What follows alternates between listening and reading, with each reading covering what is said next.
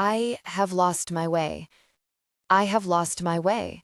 Freya stares at the words she just typed into her phone. I have lost my way. Where had that come from? Excuse me, miss, the car service driver repeats. I think I have lost my way. And Freya startles back to reality. She's in the back seat of a town car on her way to her seventh, is it eighth, doctor's appointment in the past 2 weeks, and the driver has gotten turned around outside the tunnel. She toggles over to her calendar. Park and 70th, she tells the driver, turn right on 3rd, then left on 71st. She returns her attention to the screen. I have lost my way. 18 characters. But the words have the undeniable ring of truth to them, the way Middle C does, the way few of her posts these days do. Earlier this morning, someone from Hayden's office put up a photo of her gripping a microphone, grinning. Born to Sing, the caption read, Thankful Thursday. Really, it should read TBT, because the image is not only weeks old, it's of a person who no longer exists. I have lost my way. What would happen if she posted that? What would they say if they knew? It's only when her phone makes the whooshing noise that Freya realizes she did post it. The responses start to flow in, but before she has a chance to read them, there's a text from her mother. 720 Park Ave, and a dropped pin. Because of course, her mother is monitoring the feed as vigilantly as Freya. And of course, her mother has misunderstood. Anyway, Freya hasn't lost her way. She's lost her voice. She deletes the post, hoping it was fast enough that no one screenshot it or shared it, but she knows nothing on the internet ever goes away, unlike in real life. Her mother is waiting for her when the car arrives, pacing, holding the test results from the last doctor, which she had to hightail it into the city to collect. Good, you're here, she says, opening the door before the driver has pulled to a complete stop and yanking Freya to the sidewalk before she has a chance to give him the $10 tip she's holding. I already filled out the paperwork. She says this like she did it to save time, but she fills out the paperwork at all of Freya's doctor's appointments. They're ushered straight past reception into the examination room.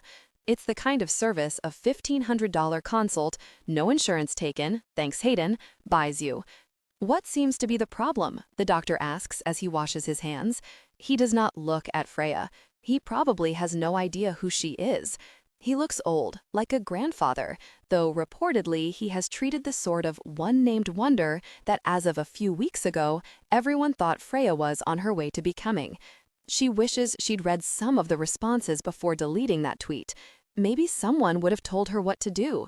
Maybe someone would have told her it didn't matter if she could sing. They'd still love her. But she knows that's nonsense. Love is conditional. Everything is. She's lost her voice, her mother says. Temporarily.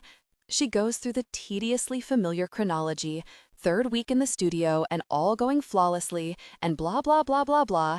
And all the while the phrase, I have lost my way, goes through Freya's head like a song on repeat, the way she and Sabrina used to loop the same track over and over again until they dissected it, uncovered all its secrets, and made them their own. It drove their mother crazy until she discovered the utility of it. The doctor palpates her neck, peers into her throat, scopes her sinuses.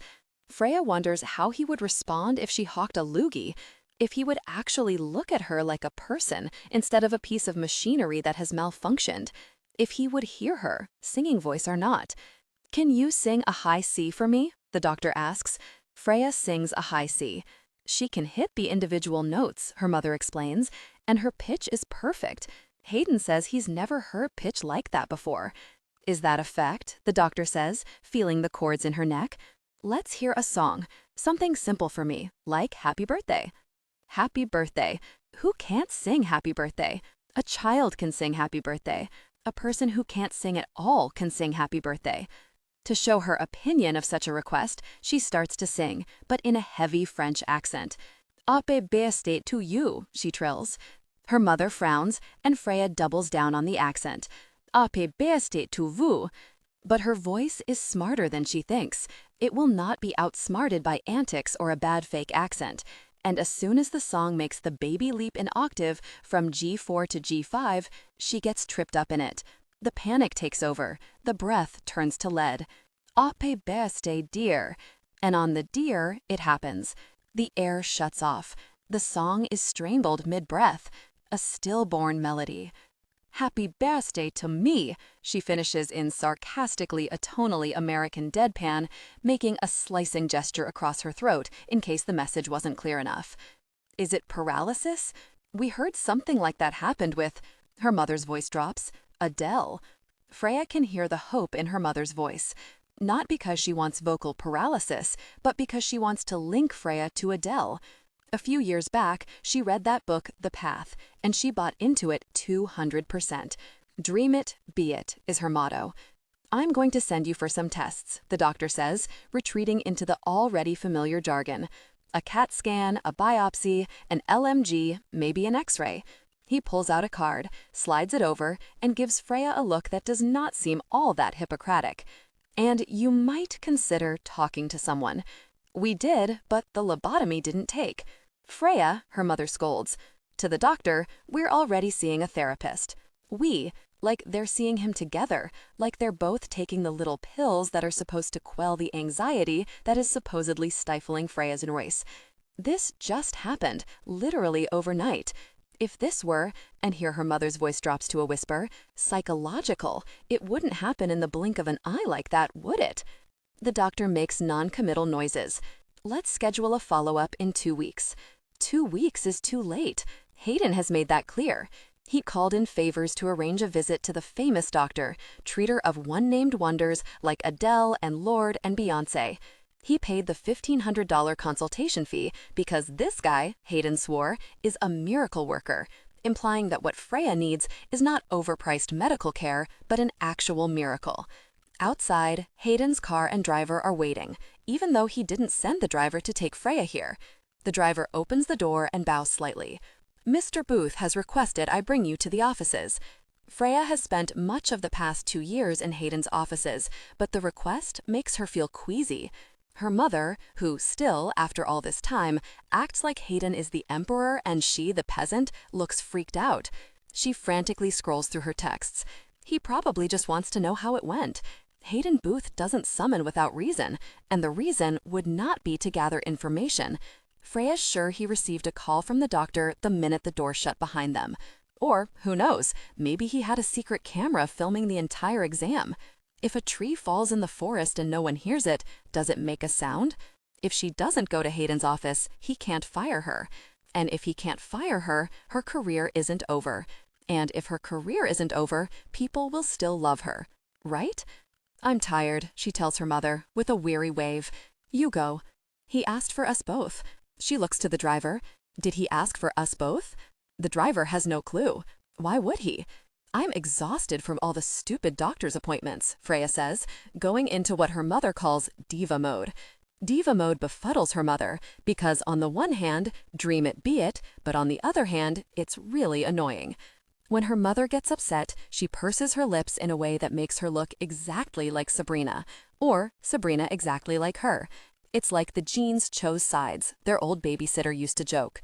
Meaning Freya took after their father, the reddish skin, the high forehead, the telltale Ethiopian eyes, whereas Sabrina looked more like their mother, the hair curly, not kinky, the skin light enough to pass, if not for white, then Puerto Rican. But then her mother reconsiders, and the prune mouth is gone. You know what? Maybe that's smarter. I'll talk to him. Remind him that you're only 19, that you've come so far, that we have so much momentum. Making them wait will only make them hungrier. We just need a bit more time. She's back on her phone. I'm ordering you an Uber. Mom, I'm quite capable of getting myself back home. Her mother continues tapping on the phone. Freya's not meant to take the subway alone anymore. Her mother has a tracker installed on Freya's phone. She exercises caution even though, like Freya's diva attitude, this too is premature. Freya is not famous. She is somewhere between buzz and celebrity on Hayden's scale. If she goes dancing at clubs or hits the kind of bar or cafe frequented by up-and-coming actor-model-singers, she's recognized. If she does an event at a shopping mall, which she no longer does, not on brand, the publicists say, she's mobbed. But on the subway, amid regular people, she is exactly nobody. But for her mother, every one of her actions is aspirational. "I'm just gonna walk a bit," Freya tells her mother. "Maybe go through the park, clear my head, see what's on sale at Barney's."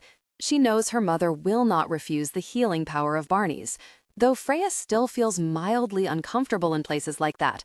She's often followed, and she is never sure if it's because she's half famous or half black. "Go find something pretty," her mother says. "Take your mind off things." "What else is on the schedule?" Freya asks, out of habit, because there's always something and her mother has it memorized. Her mother's awkward pause is painful, because the answer is nothing. Nothing is scheduled, because this time was allotted to being in the studio. Right now, she's meant to be finishing up recording. Next week, Hayden is going to some private island for a week, and then he's back in the studio with Lulia, the gap-toothed singer he discovered busking in the Berlin metro, whom Hayden made so famous that her visage smirks from a billboard in Times Square. "That could be you," Hayden once told her. "Not anymore." "Nothing," her mother says. "So I'll see you back at the apartment." Well, it's Thursday. Thursday nights, her mother and Sabrina have a standing dinner date. It usually goes unmentioned. Freya is never invited, obviously. "I can put it off if you need me," her mother says. The bitterness is awful. She can taste it. She wonders if it'll melt the enamel off her recently whitened teeth. It's also embarrassing. What should she have to be bitter about where her sister is concerned? Sabrina, who, as her mother says, has sacrificed so much. She whispers the last part the same way she whispers breather when discussing what's going on with Freya. "You're just taking a breather." Breather is code for self-immolation. "You'd better go," Freya tells her mother, before the bitterness melts away her insides, leaving only a bag of empty skin. Hayden's waiting. Her mother glances at the SUV, the driver. "I'll call you as soon as I get news." She climbs into the car. "Clear your head. Take a day for yourself. Don't think about any of this. You never know, it might be just what the doctor ordered. I bet if you can go the rest of the day without thinking about this, you'll feel better. Go shopping, go home and binge Scandal." Yes, that's exactly what Freya needs, and perhaps a glass of warm milk, and a second lobotomy. She waits for her mother to drive off before she starts walking, not south toward Barney's, but west toward the park. She pulls out her phone and looks at her Instagram feed. There's another shot of her standing outside the studio on 2nd Ave under a just blooming cherry tree. The caption reads, "Music, flowers, life, beautiful things," and the comments are full of nice things that should make her feel better. "Nothing more beautiful than us you," and "Need new vid," and "Follow back, please." A car honks, and someone yanks her back onto the curb, sneering, "Pay attention." Freya doesn't say thank you, instead walks into the park where there's no traffic and she can read the comments in peace. She toggles over to her YouTube channel. Per Hayden's instructions, she has not posted anything in months. He wanted the fans to be famished for new material so that when the album dropped and new videos, they'd be devoured. Freya was worried they'd forget her, but Hayden said there were other ways to stay in the public eye and employed a publicist whose job it was to place a series of anonymous scoops about her. Freya climbs up a hill onto a small bridge. A group of cyclists whizzes past her, blasting through the air with their shrill whistles, as if they own the park. She opens Facebook. She types Sabrina Cabete. Though she only allows herself this indulgence once a month, Freya knows there won't be anything there. Her sister's Facebook page has been all but dormant for the past 2 years. Maybe 2 or 3 posts, almost always tags. And yet, there it is, a fresh post, a few weeks old, a picture posted by someone named Alex Takashita of a man, presumably Alex Takashita, holding up a delicate hand with a small sapphire ring. The caption underneath reads, "She said yes." Even with the face cut off, Freya recognizes that hand. She said yes. It takes Freya a minute to understand what this means.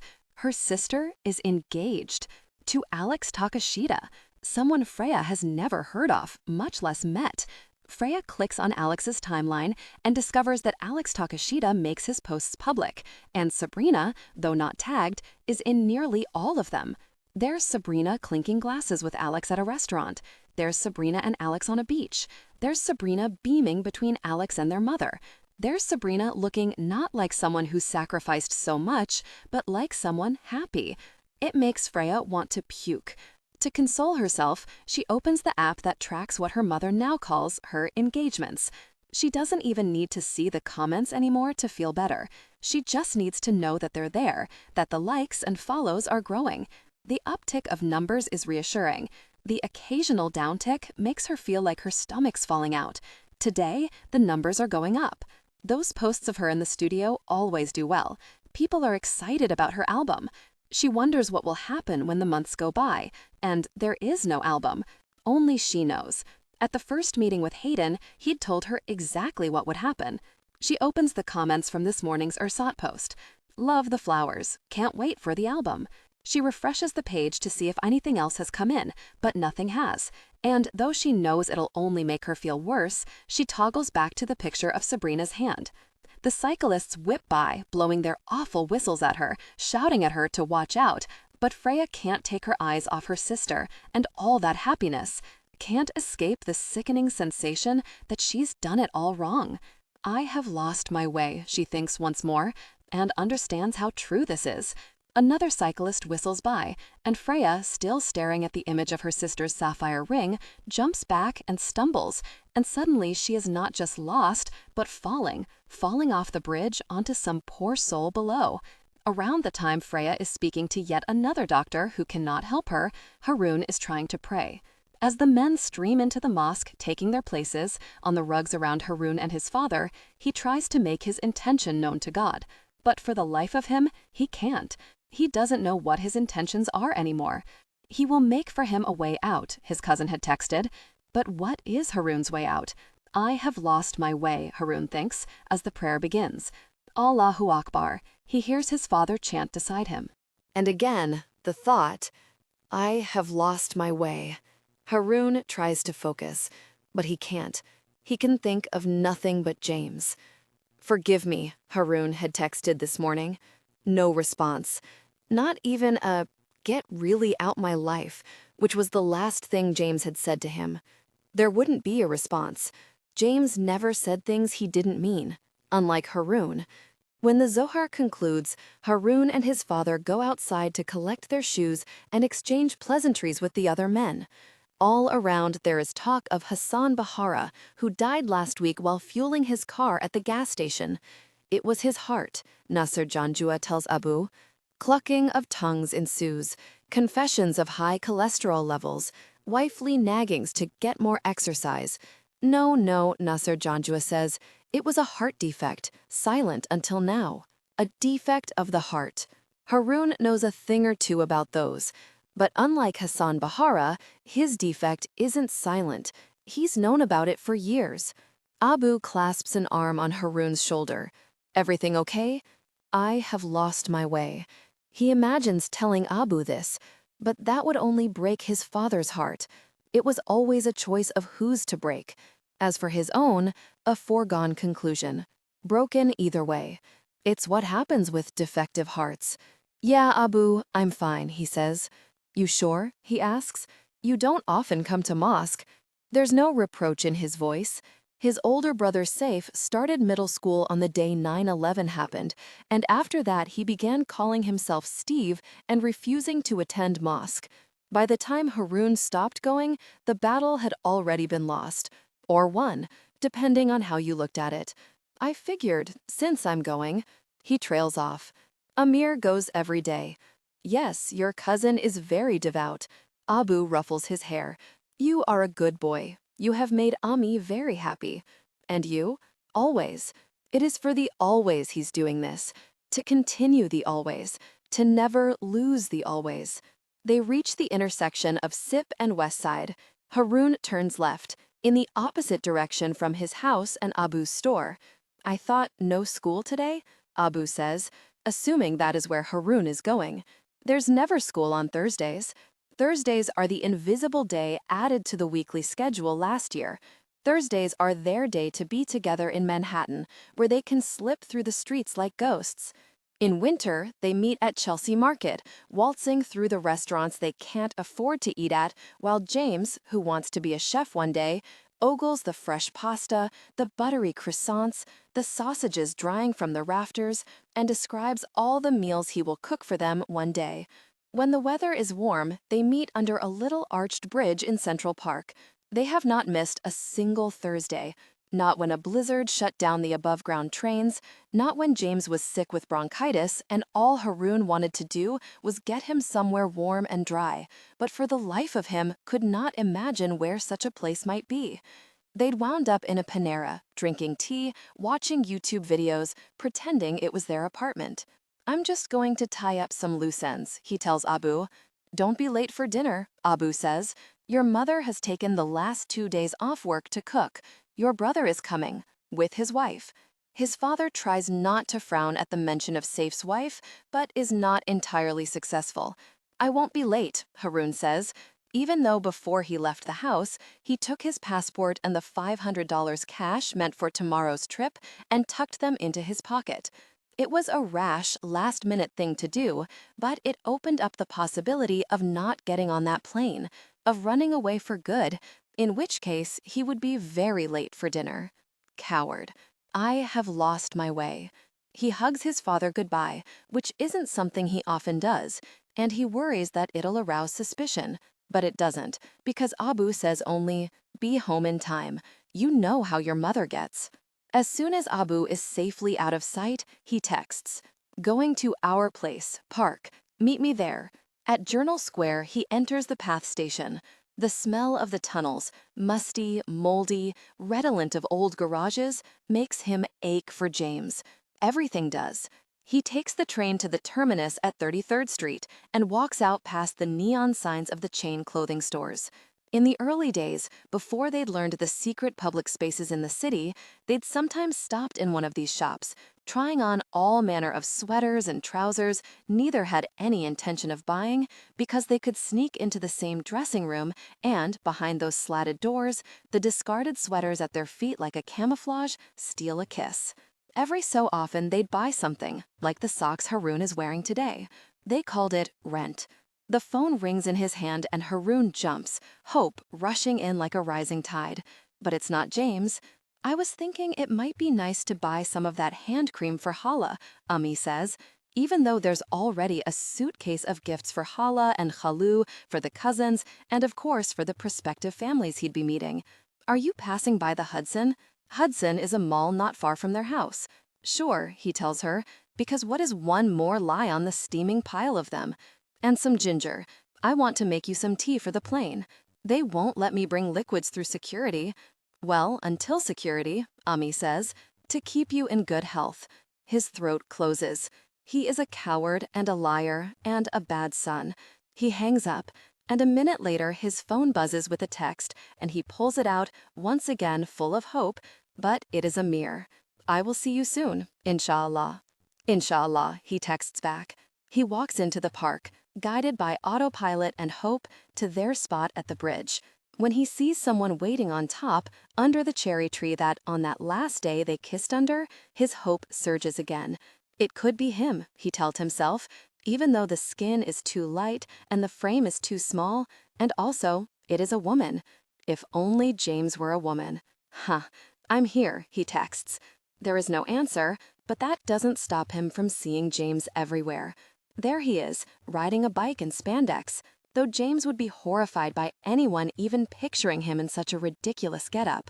There he is, pushing a baby in a jogging stroller, though James hates exercise. There he is coming toward him, through the tunnel under the bridge. None of these people are James, and for that, Haroon hates them. He hates everything and everyone in this world. If Allah made the world, why did he make Haroon wrong? If Allah is love, then why isn't James the one walking through the tunnel instead of some white boy? This is what he's thinking at the exact moment the girl who is not James falls off the side of the bridge, landing with a loud thud on the boy who is also not James. Around the time Freya is speaking to yet another doctor who can't help her, and Haroon is trying to pray, Nathaniel is emerging onto a crowded Manhattan street with no idea of where he is. "I have lost my way," he says, as people stream by him. When no one responds, he isn't that surprised. He's been invisible for a while. He's followed the directions exactly as the sign at the airport told him to, walked to the edge of the terminal, climbed on the bus bound for Manhattan. But he must have fallen asleep because he awoke to the hiss of the bus's pneumatic door and everyone else had filed out.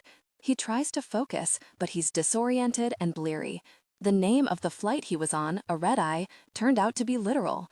The night before, as the plane sped past the quilt of a country Nathaniel never got to know, around him people snored away wearing sleep masks and neck pillows, taking pills to trick themselves into thinking they were home in bed.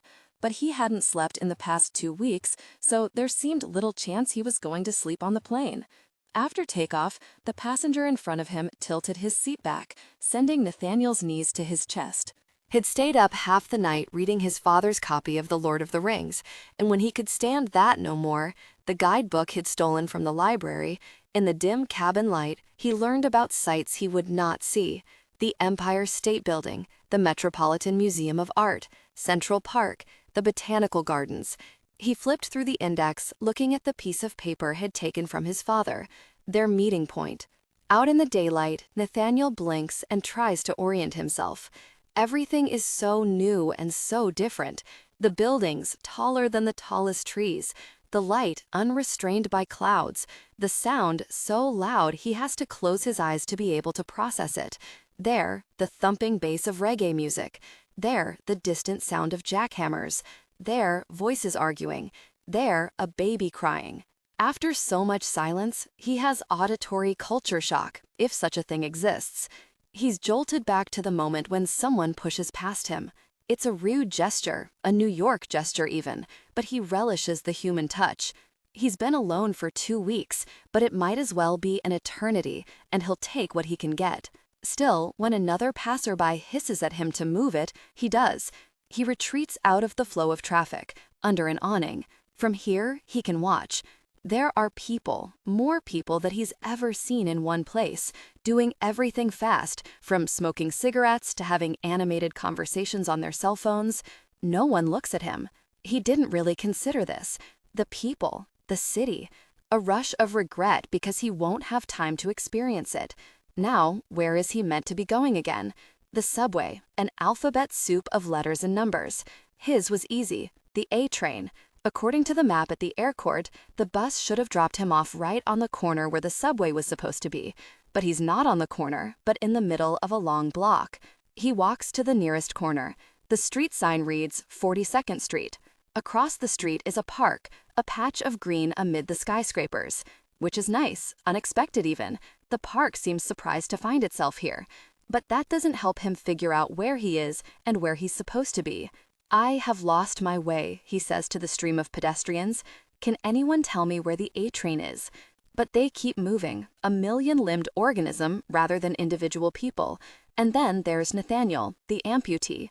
On the plane, in the guidebook, he'd read that Manhattan was a grid, avenues running north-south, streets east-west, street numbers going higher as you go north, the avenues dividing into east and west, with Fifth Avenue running down the middle like a spine. If you were lost, the book said, the landmarks could help you get your bearings. The Twin Towers to the south, the Empire State Building to the north. The Twin Towers, he knows, are gone. It's a sort of hubris to put something like that in a book as a landmark, a guidepost, to assume it will always be there. "One day we'll go to New York City," his father had promised him, scratching it onto the list on the inside wall of his closet. "One day we'll go to Mount Denali," his father had promised him. "What about the Shire?" Nathaniel had asked when he was too little to know the difference between places real and imagined. "Sure," his dad had promised, "we'll go there too." Yellow taxis pass by, looking like they did in the TV shows he and his father used to occasionally watch in between the documentaries. He could just take a taxi to his final destination. He pulls out his wallet, furtively counting the rest of his cash. The guidebook warned, "Be wary of pickpockets and scam artists." After emptying out the bank account, there had been enough money for the plane ticket, the bus fare to and from the airport, and about $120 left over. Part of him had known that going anywhere, let alone New York City, with so small a cushion was folly. But that was just the point. Remove the net. Eliminate the possibility of backtracking. Still, after so long being prudent and frugal, he can't completely shed his old ways. He decides against getting a taxi. He has no idea how much the trip will cost. He smells like country, like a rube, and maybe the driver will rip him off.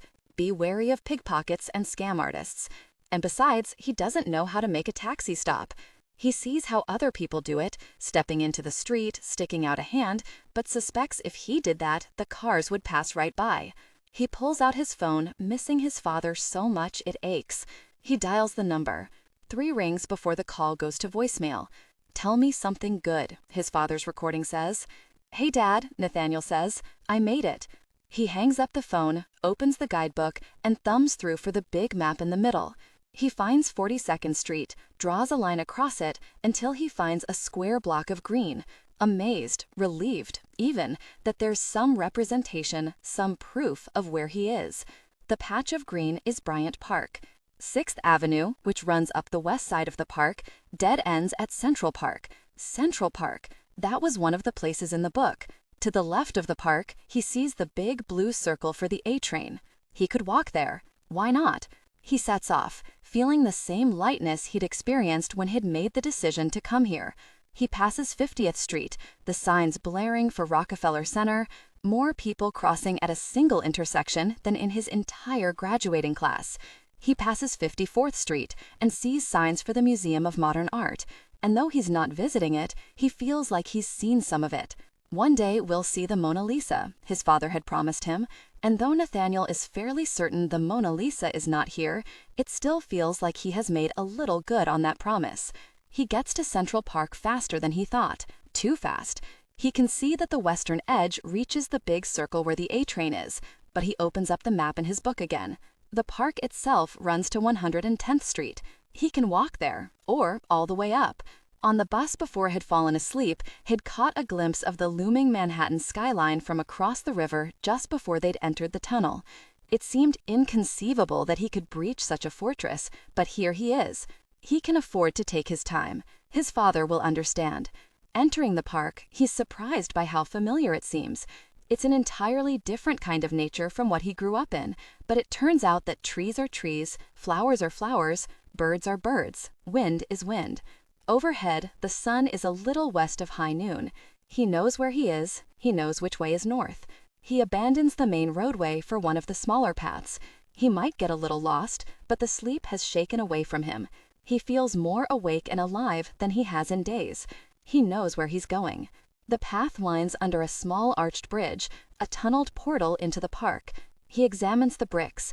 They're so old, the keystone binding the two seams is almost invisible. Under the bridge, the air is dark and musty. He holds his breath like he used to when they would drive through tunnels, his father encouraging him in the longer ones.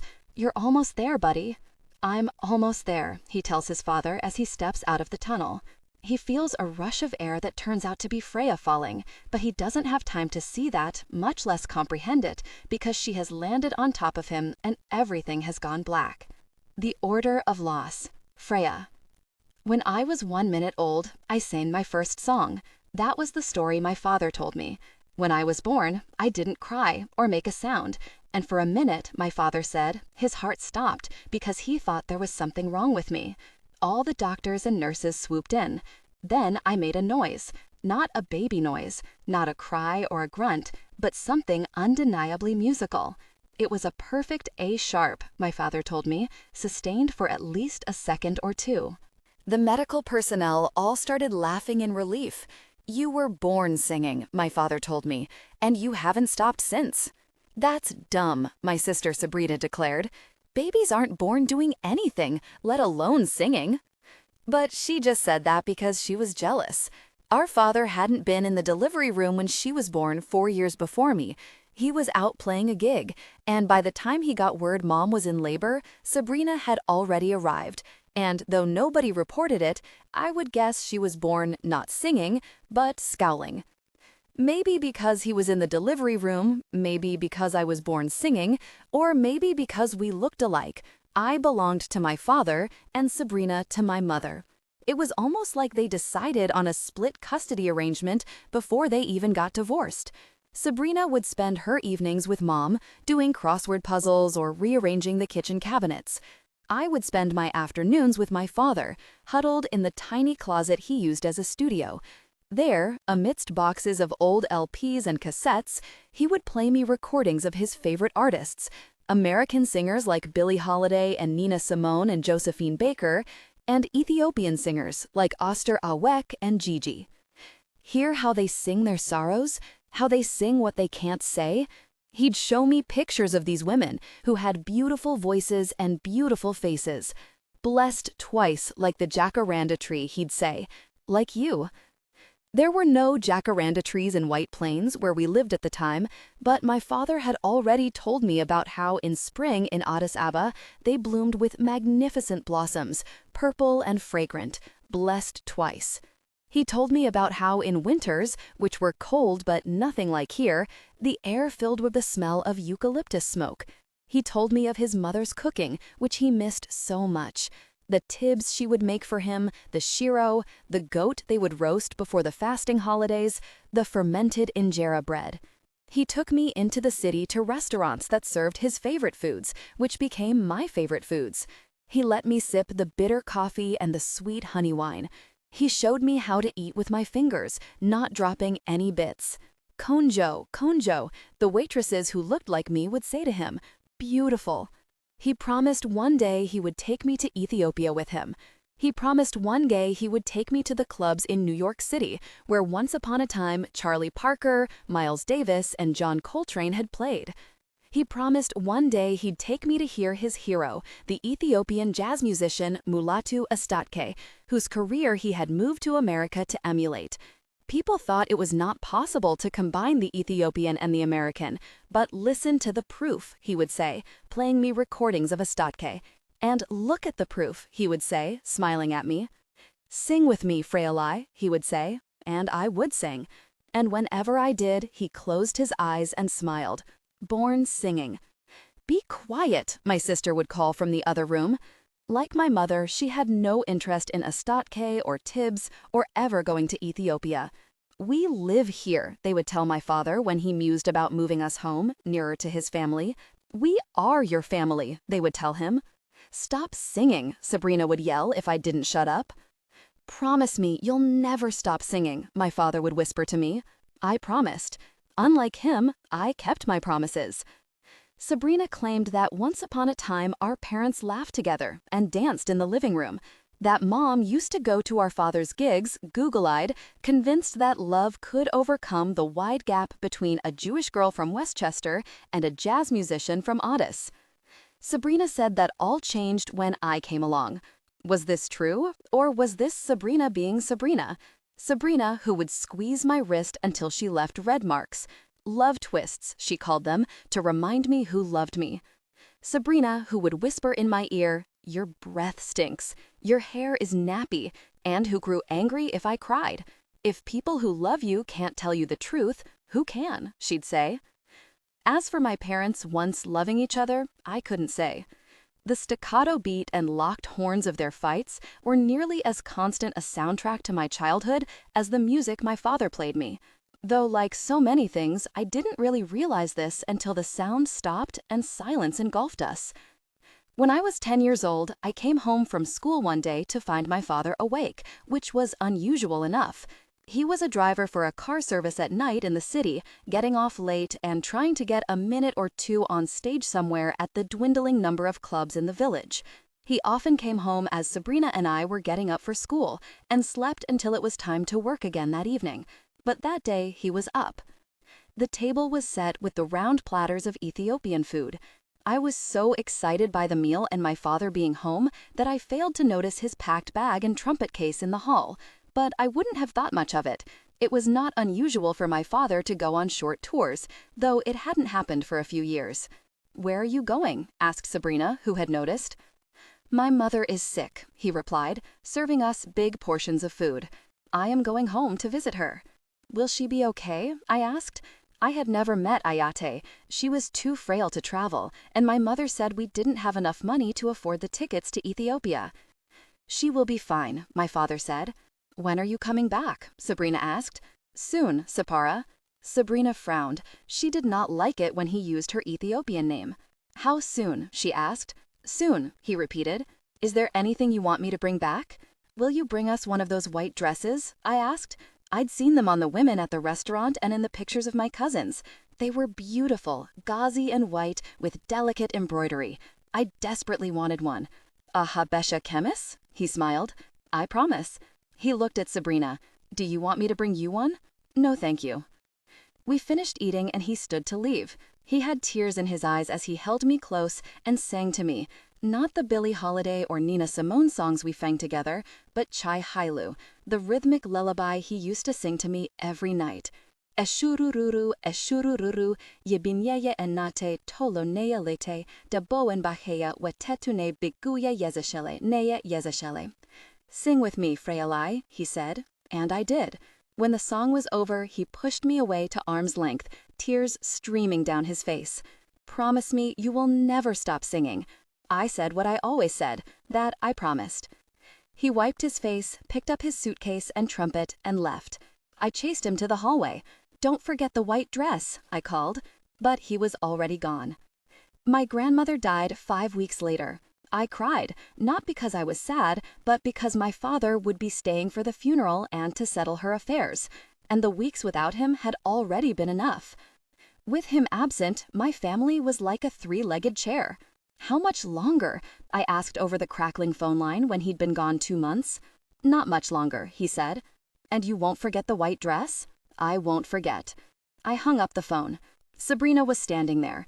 She had spoken to him for only a few moments, monosyllabic yes-no answers. It was like she didn't miss him at all. But why should she? She belonged to our mother, and our mother was still here.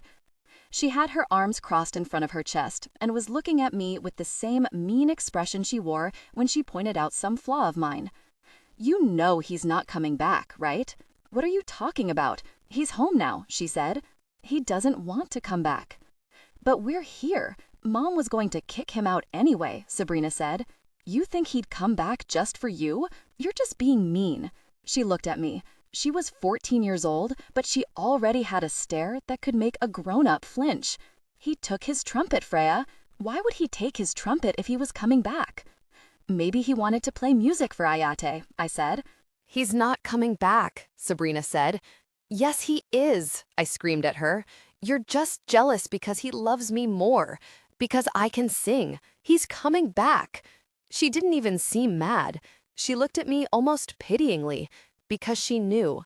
Sabrina always knew. No, he's not. A few months after that, I received a package in the mail. The stamps bore the squiggly, indecipherable writing of Amharic and showed that the package had been mailed weeks before. Inside was a white dress. It was beautiful, gauzy, embroidered with purple and gold thread. It fit me perfectly. There was a note from my father. I promised, it said, and that was when I knew Sabrina was right. I threw the dress into the trash. Then I went to my room and climbed into bed and began to cry. What's gotten into you? Mom asked when she found me there that night. It was still several weeks before she would sit me and Sabrina down in a booth at the Star Diner and solemnly announce what we already knew, that she and our father were getting divorced, that he was staying in Audis for the foreseeable future, but they'd work something out, so we could go visit. Another promise unkept. I didn't answer. I just kept crying into my pillow. I don't know what's with her, I heard my mother tell Sabrina, or how to snap her out of it. That was my father's job. He was the one who sat with me when I was sick or scared. He was the one who didn't ask for explanations when sometimes I was just so overcome with emotions I didn't know what to do. Sing what you can't say, Freya, he would say. I was still crying when I heard the door creak open. It was not my mother, who had come in several times and admonished me to cut it out. It was Sabrina. Silently, she climbed into the bed, and then my sister, who did not like to be hugged or kissed or even touched, wrapped her body around mine. Don't worry, she murmured. I'll take care of you now. But I didn't believe her. Sabrina, who delivered love pinches and scathing critiques, who hated Shiro and Tibbs and told me to be quiet when I sang, how would she take care of me? As if she heard my doubts, my sister began to sing to me. Eshururu, yebinya ena te tolo. I had never heard my sister sing, not even on holidays. I didn't know she could sing, and yet she sang the lullaby in a clear, pure voice. She sang it as if she too had been born singing. Sing with me, she said, and I did. Eshururu, eshururu, se pecheme azeya, se gagere azeya, se serame, se hereme, yenima binye werere kejerbaye. We lay together, singing, harmonizing without even trying. Our voices blended perfectly, easily, in a way that in real life we never did. We sang, and I stopped crying. I believed that as long as we sang together, I would be okay. The Order of Loss, Haroon. When I was 9, Ami announced that her sister's family from Pakistan was coming to visit. I was very excited. I'd never met Khala and Khalu or my 3 cousins. Uzna was 19, too old to be of interest, but the twins, Amir and Aisha, were my age. Aisha was loud and rebellious and made fast friends with my younger sister, Halima, sneaking off to the 7-Eleven, buying Little Debbie snack cakes and Doritos. That left me with Amir, who was small, quiet, and circumspect, the opposite of his sister. He didn't want to go to the movies or play miniature golf or even venture into Manhattan to see the sights. So we stayed around the house, playing board games or lying on our backs in the yard watching the planes take off from Newark Airport. "That's Continental Airlines, Flight 17, bound for Los Angeles," I told Amir.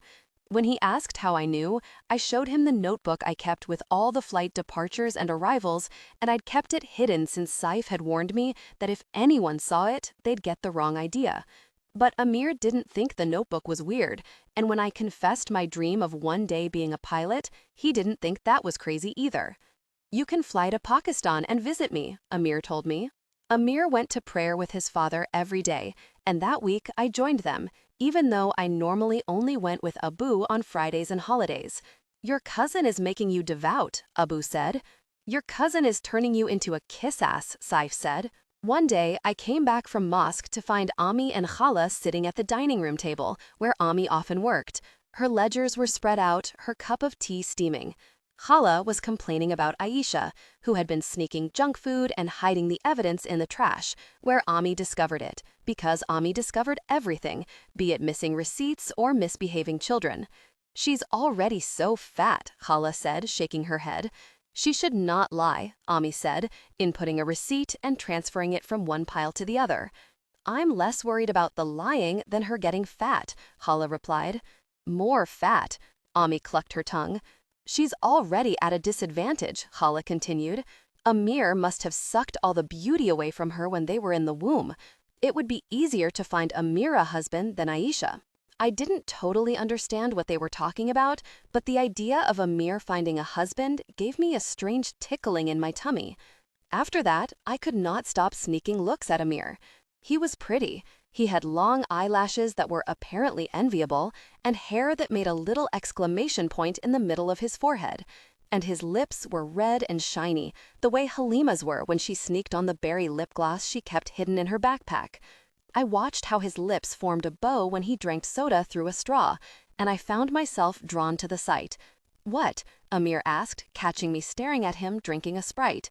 And there it was, that tickling feeling. During Asr the next day, I found myself drifting, murmuring the prayers while staring at my cousin's ear. How had I never noticed ears before? The intricacies, the folds, the delicate pearl of the lobes, which on some people, like Abu, stuck to the neck, while on others, like Amir, were unattached. I touched my own ear as if for the first time, and the tickling feeling returned. That night, we all watched a movie.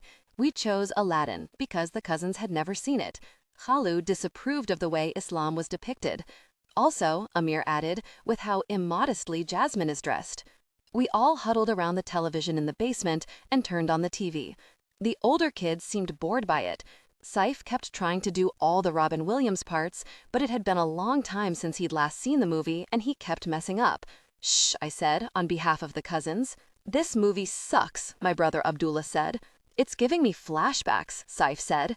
"I used to be very drawn to Jasmine." "This is not appropriate talk for the children," Uzna said primly. "They don't even know we're talking about," Saif said. "I do," I wanted to say. Only I didn't. Not entirely, though I felt certain it was tied up with Ami and Khala's conversation about Amir and with the strange tickling in my stomach. I knew Jasmine was meant to be pretty and her manner of dress sexy, and I knew she was an object of desire by the way my brother was talking. But I didn't care about Jasmine. It was Aladdin I couldn't take my eyes off of. His face was pretty, delicate, kind of like Amir's, and the scenes with Aladdin bare-chested made that tickling in my belly stronger than ever. We finished Aladdin and started watching The Little Mermaid, but the DVD was scratched, and halfway through we gave up and went to bed. We had shuffled around to accommodate everyone's sleeping arrangements. Amir and I had been relegated to a leaking blow-up mattress in the living room. We'd been sleeping there all week, and nothing had happened, save for a crick or two in my neck. That night, I dreamed of Aladdin. We were on a carpet, only not the one from the movie, but one from the mosque. I could smell the musky scent of it in the dream. Aladdin was bare-chested, and I was running my hand over his smooth skin. And he was not a cartoon. He was real. In the dream, Aladdin became Amir, and we were flying, and I was holding on to Amir as Jasmine had done to Aladdin. The mattress shifted. I opened my eyes slightly, and the tickling sensation blossomed into something stronger, a tingling over my entire body and a growing awareness. A cool breeze rustled through a gap in the window, and I opened my eyes all the way and saw that in sleep I had wrapped myself around Amir. My hand was on his chest, warm and sticky. My heart felt full. I understood in that moment that this was who I was. The mattress moved again, and Amir opened his eyes. "What?" he began to ask, in that same guilty way he'd asked earlier when he thought he was about to be chastised for drinking too much soda. He looked at my hand. "What are you doing?" I snatched my hand away. "Mosquito," I lied. He rolled over and went back to sleep, but I lay in bed rigid, afraid that if I got too close, he would know, as I suddenly knew, that there was something very wrong with me. The next night, I moved to the couch claiming Amir kicked, and after that, I rebuffed his requests to do more plane spotting. He seemed hurt, but hurt was better than disgusted. The Friday after the cousins left, Abu asked me if I wanted to go to Asr again. I liked going to mosque with him, having time alone with him. But I'd been taught that Allah could see into our hearts. He would see me. I knew I couldn't let that happen. I told Abu that I didn't want to go anymore. Abu sighed and frowned, but he didn't argue. Saif had paved the road for me. He thought I was just being rebellious. I was just being American. I let him think that. It was the first time I lied to him. Nathaniel. When I was 7 years old, my father read me The Lord of the Rings for the first time. "Don't tell your mother," he whispered. "Why is he still awake?" my mother would complain when a half hour later we were still reading, and I was more keyed up than ever, visions of orcs and elves swimming in my head. "You're supposed to be putting him to sleep." Then my father would conceal the book under the covers and wink at me. "You and me," he'd whisper after she'd left. "Like Frodo and Sam." "A fellowship," I'd reply, giggling. "A fellowship of two." He reached for a pen and scratched some note into the margin of his book before hiding it under my bed. "A fellowship of two and Mom. The two of us wandering through the forest, looking for edible mushrooms one day, ants the next. The two of us staying out all night to catch a lunar eclipse, unseen thanks to the omnipresent clouds. The two of us climbing trees, or building forts, or taking off on an impromptu road trip, never mind that there was school and we hadn't brought any extra clothes. 'Why do we need that, buddy?' Dad would say. 'We have each other. We're all we need.' When Mom announced that she was leaving, I wasn't even that sad. We had each other, after all. 'I'm so sorry, Nathaniel,' she told me, 'but I can't live with 2 children anymore.' She wanted me to move her to California, where it was sunny. Doesn't that sound nice? No, it did not. I didn't want to go to California. I wanted to stay here, in my house, with my friends and my father. We were a fellowship, after all. 'I'm not leaving you alone with that man-child,' my mother said. And when I told Dad about that, he asked Grandma Mary to come live with us. 'And if she's so mature, why's she running off on an 8-year-old lad?' Mary asked the day she moved in, dropping her flowered suitcase on the entry hall floor and extracting a pair of rubber gloves from her pocketbook, as if anticipating, correctly, the pile of dirty dishes in the sink. "Never you mind," she told me as she scrubbed 3-day-old scrambled egg off a plate. "I brung up your father, and I'll bring up you." She glanced at my father, who was on the sofa in his pajamas reading the funny pages. "Bring up both of you, it seems." Dad winked at me, and I knew what he was thinking without him saying it. It was just us. A fellowship of 2. Once Grandma Mary moved in, she took over what had been my parents' bedroom, and Dad moved into the spare bed in my room.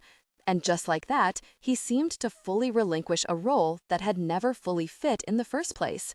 No more father and son, now we were truly a fellowship. We would stay up late in the night, talking about anything and everything. Was there intelligent life out there? Dad was sure of it. And could it be that we weren't really living, but were part of some video games someone else was playing? Dad thought it was a possibility. We talked about the places we might go one day. Dad wanted to see the hidden temples of Angkor Wat. I wanted to go to New York City because I'd started staying up to watch SNL and wanted to see it filmed. Done and done, Dad promised, adding the places to our list. "We'll do it all. We'll see the world, together," I said. "A fellowship of 2, I said. It went on like this for years. I lived my life, went to school, and played soccer in the fall, baseball in the spring. I was getting pretty good as a pitcher and a first baseman, and the coach said I might get into a traveling league. Grandma Mary did the grocery shopping and cleaning and took care of me and Dad. Dad still worked as an IT guy, but he didn't have a steady job anymore. He was what he called a freelancer. Mom called it something else, but after a few years, she remarried and had another kid, and stopped complaining about how much Dad worked, stopped asking me if I wanted to come live with her in California. Grandma Mary was a creature of habit. She wore the same smocked apron every day. She went to the same Mass every Sunday. She smelled of Nivea and Palmolive, and she always coughed. So no one noticed at first when the coughing got worse, more hacking and wet. And no one noticed the blood-speckled tissues that Grandma Mary coughed into because she flushed them down the toilet. When she caught a cold that turned into pneumonia, a chest x-ray revealed lung cancer. Stage 4, the doctors said. I had a teammate named Tyler whose uncle had recently died of colon cancer. He was the one who told me what stage 4 meant. Dad refused to believe it. He insisted Mary would be okay. "Not with stage 4 she won't," Tyler said. "My dad's going to figure it out," I told Tyler, because that's what Dad had insisted. He spent hours on the internet, ordering healing crystals one day and shark fin powder the next. At one point, he was all set to charge airplane tickets to Israel, where some new stem cell treatment was being offered, only to be stymied when the charge was declined. "She's going to beat this," he insisted. Meanwhile, Mary grew sicker. She underwent 2 rounds of chemotherapy and then put a stop to it. "How can I take care of you two if I'm running for the toilet every 5 minutes?" she asked. One day, I came home from baseball practice to find Grandma Mary collapsed on the floor. Dad sat beside her, legs crossed, holding her hand, tears streaming down his face. "Is she dead?" I asked. I don't know," Dad replied. I rushed to her, put a finger on her neck, as I'd seen done on TV, and felt a pulse there. I was only 11 years old, but I stayed calm, like I already knew what to do, like I'd been preparing for this moment. When the paramedics arrived, one of them asked, "How long has she been unresponsive?" I looked at Dad, who was sitting in that same place on the floor, even though he was in the paramedics' way. "How long? I don't know," Dad replied, swaying back and forth. Mary stayed in the hospital for 3 weeks. The doctors said she probably wouldn't leave. "Like hell she won't," Dad said, and he insisted on bringing her home. What she needs is to be out of this institution, away from all those poisons they're pumping into her. Mary was in no place to make such a decision. Dad was the official adult. The doctors had no choice but to listen to him. But it was me who met with the hospice coordinator. Who filled out all the paperwork? Who got Dad to sign on the dotted line? Who arranged for a hospital bed to be delivered to our house and for the hospice nurse to visit? The hospice nurse was named Hector. He came nearly every day that whole summer Mary lay dying, at first just for an hour or so to adjust her pain meds and make sure she was comfortable. "Where's your father?" he would ask me on the days when Dad was absent. "Oh, at work," I would lie. I didn't know where Dad was. Out on a walk, playing pool, hunting for the cure for cancer out in the woods. As Grandma Mary grew sicker, Hector stayed longer and longer, all afternoon, even toward the end when all she did was sleep. Sometimes he lingered in the kitchen with me, once frying me what looked like a green banana but turned out to be something called a plantain, and which was delicious. Other times, he sat with Mary, rubbing lotion onto her hands, combing her hair, talking to her, singing to her. "Can she hear you?" I asked him once. "I believe she can." He beckoned me closer. I didn't like to be in the sick room. It smelled sour, like slightly off milk, and Mary made a terrible rattling sound as she labored for breath. But with Hector, I didn't feel so scared. I stood by his side as he ministered to my grandmother. The look on his face was serene, even happy. I didn't understand. "Isn't it sad watching so many people die?" I asked. "We all die," Hector said, rubbing Mary's wrists. "It's the only sure thing in life, and the one thing we have in common with everything else on the planet." He let go of her hand and put it in mine. I could feel her pulse, rabbity and weak. "I think it's an honor to be with people as they leave the world," he told me. "An honor?" "An honor," he replied. "And a calling. You know, I was about your age when I realized I wanted to do this." "Really?" "Maybe not so concretely, but yes. I was with my own grandmother when she was dying. This was back home in Washington Heights, in New York City. She had barely spoken in weeks, but right before she passed, she sat up and came alive, carrying on a 2-hour conversation with someone in the room, in Spanish. And I didn't really speak Spanish, so I knew she wasn't talking to me. Who was she talking to? Only she knew for sure, but I felt certain it was my grandfather. He'd been dead for 20 years. I never even met him. But at that moment, I knew he was in the room with her, there to escort her to what was next. Chills went up my spine. "I've seen this happen more times than I can count," Hector continued. "The dying speaking to the dead leading the dying to what's next." "What is next?" I asked. He smiled. "That I don't know. And unfortunately, none of us finds out until it's our turn, and then we're in no position to report back." 2 weeks later, Grandma Mary died quietly. If someone came to escort her to what was next, they did so silently. "It's just us," my father said when they took Mary's body away. Only for the first time, it felt less like a promise than a threat. "It's all good.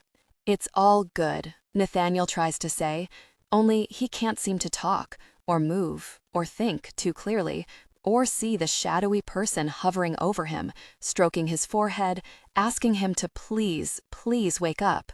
The stroking feels nice, though. Everything else, not so nice. "Can you hear me?" the voice asks. "Can you move?" It's a beautiful voice. Even in his current state, he can hear this. If a voice could emit a scent, this one would smell like dates. Grandma Mary used to buy dried dates. They ate them and spat the pits into the yard, hoping a date tree would grow. But dates grow in the desert, and he lives in the forest. Lived in the forest. There's breath against his neck, whispery and warm. The breath says, "Open your eyes. Wake up. Please," the breath says. It's the please that does it. There's something so raw, so plaintive in it. How can he not obey? He opens his eyes. A pair of eyes stare back at him. They are maybe the loveliest eyes he's ever seen, and the saddest, so sad they could be his eyes, except they are brown and his eyes green. "What's your name?" the stroker whispers into his ear. And that voice, it sends a shiver down his spine, not because it's beautiful, smelling of dates, but because it's familiar, and it can't be familiar, because he doesn't know a soul in... Where is he? It doesn't matter. He doesn't know a soul in the world with a voice like that. "What's your name?" the voice repeats. His name. He knows his name. It's just there, on the highest shelf in the back of the closet. He's got to reach for it. It's Nathaniel, the voice says. "Nathaniel Haley. Is that you?" "Yes, that's him, Nathaniel Haley." How does she know? "From Washington State." "Yes," he wants to shout. "From a house on the edge of a forest that's been swallowed up." How does she know? And you just arrived here, today. Yes, yes, yes. But how does she know? "Welcome to New York," she says. Pro tip, don't leave your wallet in your pocket. Any old person can get it. His wallet. He tries to summon it. He sees a billfold, a picture. "Can you sit up?" the stroker asks. Nathaniel doesn't want to sit up, but there are those fingertips and that voice calling, "Nathaniel, Nathaniel, come back." And that voice, so familiar it's like an itch, and so beautiful it's like a song. He can heave himself up to see the voice. For one lovely moment, it's worth the effort to be face to face with that face. Until the pain is on a delay, and it catches up with him. It always catches up with you, he knows, and his head is symphonic with it, his stomach undulating with feedback. It undoes him. He is afloat, not of this world. He needs an anchor, and he finds it in the stroker's beautiful, sad eyes. A small rivulet of blood, or two of them, because everything is gobbled, drips down her temple and onto her cheek. It looks like a teardrop, and for a second, Nathaniel thinks she is crying for him. Only Nathaniel knows that can't be. Tears are not blood-colored, and no one cries for him. Still, he is riveted by the trail the bloody tear tracks down her cheek. It is the prettiest of flowers, the loveliest of scars. He reaches out to touch her cheek, and though everything is tilted and blurry and double, he does not miss. And though she is beautiful and a stranger, she does not recoil. No, Freya does not recoil, but her insides undulate too. "No one touches me like that anymore," she thinks, which is a strange thing to think because these days she's touched all the time by stylists and trainers, by her mother, by a series of doctors, by Hayden and the XX from the label who let their hands linger on her shoulders, her legs, her waist, just a moment longer than is comfortable. All these people who are there for her, to help her, their touch feels dead. But this stranger's touch just made her heart trip. What the, really? The blood from her cheek is on Nathaniel's finger. He does not know what to do with it. Wipe it? Lick it? Transfuse it? "Hey, you," the stroker calls. "You think you might give us a hand over here?" The you in question approaches and begins to snap right in front of Nathaniel's eyes. This is extremely unpleasant. "I'm not sure that's necessary," she says. He's awake. The snapping continues. "Are you okay?" the snapper asks. "You're doing okay, aren't you?" People used to ask Nathaniel that sometimes.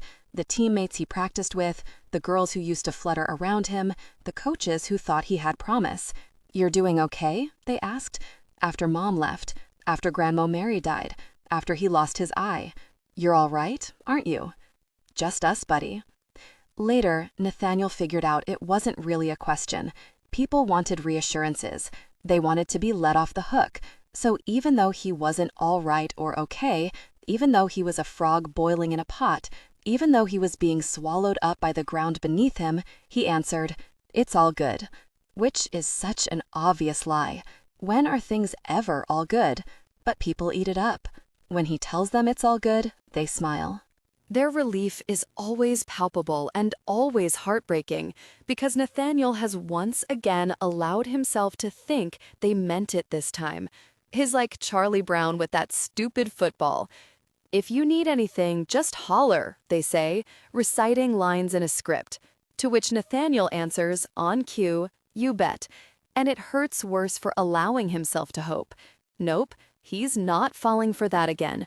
He's not winding up flat on his back. He's already flat on his back. He starts to stand up.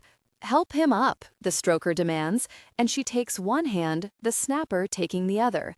"Give me your hand, Nat," his dad used to say as he taught him to climb trees, higher and higher, above the canopy, where he claimed you could see all the way to Canada. His mom would get so angry. I don't know who's the bigger child. He's steadier now. He's fine. Not fine, not really, but upright. He just needs a moment here to gather his wits, to gain his bearings, to have his hands held by two strangers before they let go. "Are you okay?" the snapper asks again. It's all, he begins to tell them, to release them of culpability. And before he can finish the sentence, before he can say the word good, he throws up, right onto the stroker's feet.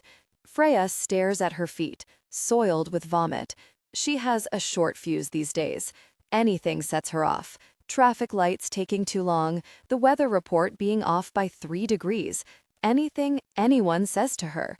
Some random stranger just puked on her feet, and she feels like crying, but not because she's annoyed or grossed out. What? The really? That Haroon is a coward is not up for debate. When he saw the girl fall from the bridge onto the boy below, what was his first impulse? Was it to run to their aid? To call an ambulance? To get help? No, it was to flee. Again, to restate, his cowardice is not up for debate. The reason Haroon wanted to run, initially, was that he had this terrible feeling that the accident was his fault. Moments before, he had been essentially cursing both of those people for not being James. Even if he had not asked for it in so many words, he had asked for it in intention, which is, he knows, what God listens to. People lie all the time about what they want, but intentions are pure. So at first, he had stood by and tried to think of the appropriate prayer to say when you accidentally ask God to do something bad to other people. Asalu Allah al-Azim Rabbil al-Azim, an yashfika was all he came up with, asking Allah to cure them. He's given up asking that for himself. But he would like the record to show, when he saw the heap of bodies, imagining them both dead, or at the very least gravely injured by his thoughts, he snapped himself out of his fugue state and walked closer, planning to do the right thing, administer CPR, call 911, say the correct prayer. But at that particular point, the bodies disentangled, and the young female portion of the heap sat up. He was close enough to see her face. The sharp cheekbones, the prominent oval eyes, the regal neck. And then she'd asked him for her help, with that voice. One day, we'll meet her, James used to say, as they huddled around his phone, watching one of her videos. We'll tell her how we're her first, biggest fans. She'll be famous, bigger than Beyoncé, but we'll be best friends. She'll sing at our wedding. Statements like that took Haroon's breath away. It seemed daring enough for him to imagine a future with James, let alone things like a wedding, let alone a wedding where James's favorite singer, whom they'd never met, would sing. Now, as he watches her throw away her shoes and rinse her feet with a bottle of Poland Spring, he has 3 thoughts. The first is, it can't be her. There is simply no way. Not this person, in this park, on this day. He is conjuring her as a way to bring back James. His second thought, James, whose last words to me were, "Get really out my life." His third thought, if it is her, James will have to forgive me. The young man he's holding heaves against Haroon, and Haroon turns his glance away from her to him. Him, he now sees, is very good-looking, the kind of pretty white boy James called a confection. I'm all good, the confection keeps saying, even as he sways like a green tree in a strong gale. She, he can't bring himself to even think her name, returns, barefoot, and takes hold of her half of the swaying tree of a confection. Haroon can't look at her face, so he stares at her feet, which are still wet. "Thanks for your help," she says, in that husky voice of hers. Says Haroon. "It's all good," the swaying tree of a confection says. It doesn't look all good to Haroon. Aside from the swaying, there's the eyes. 2 different colors. Can a fall do that? Is there someone we can call? She asks. James, thinks Haroon. But no, this isn't about him. He turns to the swaying tree, who is squinting as if someone just asked him the square root of 17,432. "Dad?" Nathaniel says at last. "Dad. So your father's here?" she asks. Nathaniel sways and nods. "Do you have a way to contact him?" Haroon sees the phone on the path, alongside the other spilled contents of his backpack. He scrambles to pick it up. "Perhaps you can call?" The swaying tree opens the phone, one of those ancient flip numbers, and presses a button.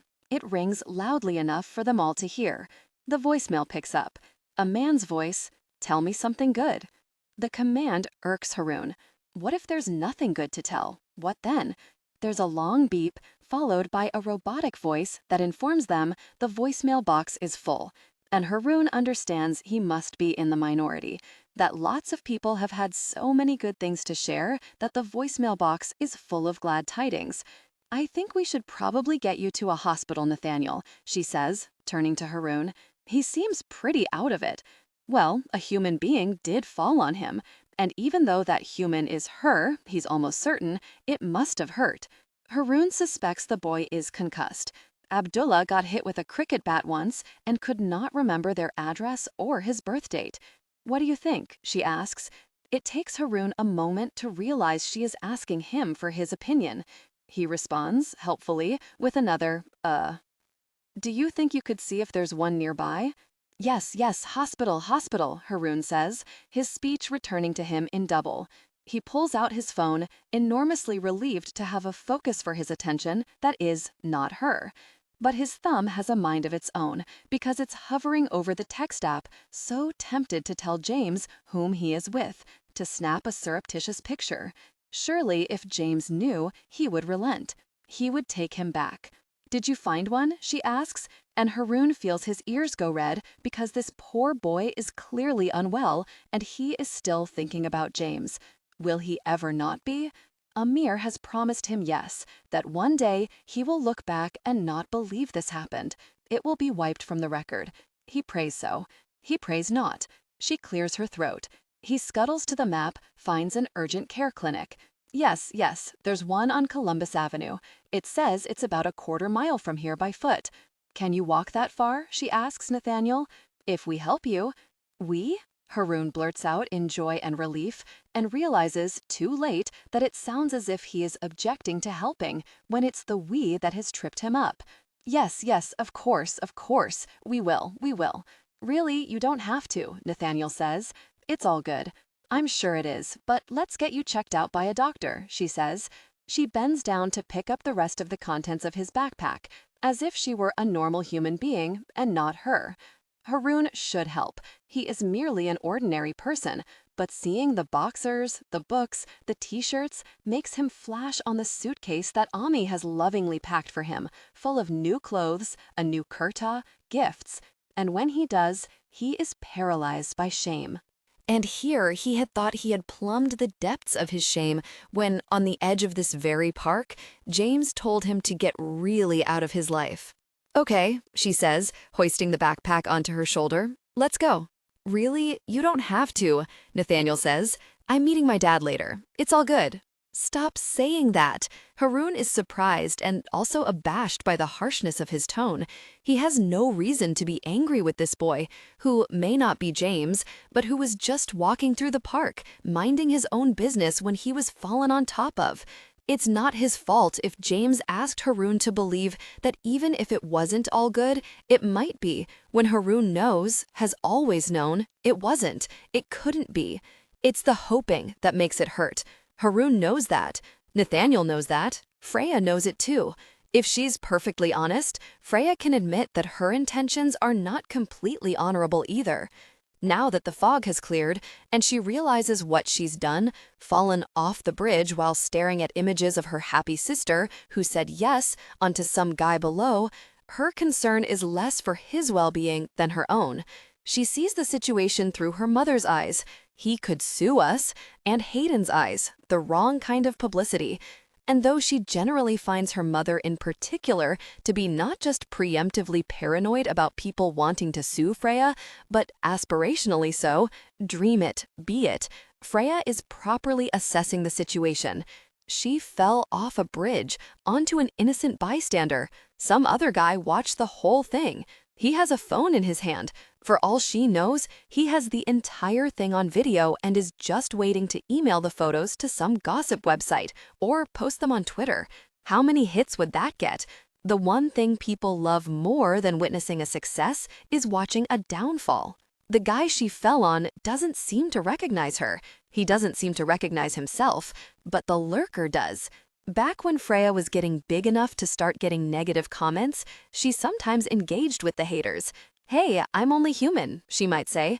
Or, that hurt. And it was crazy because sometimes they backed down. It's been a while since she's done that.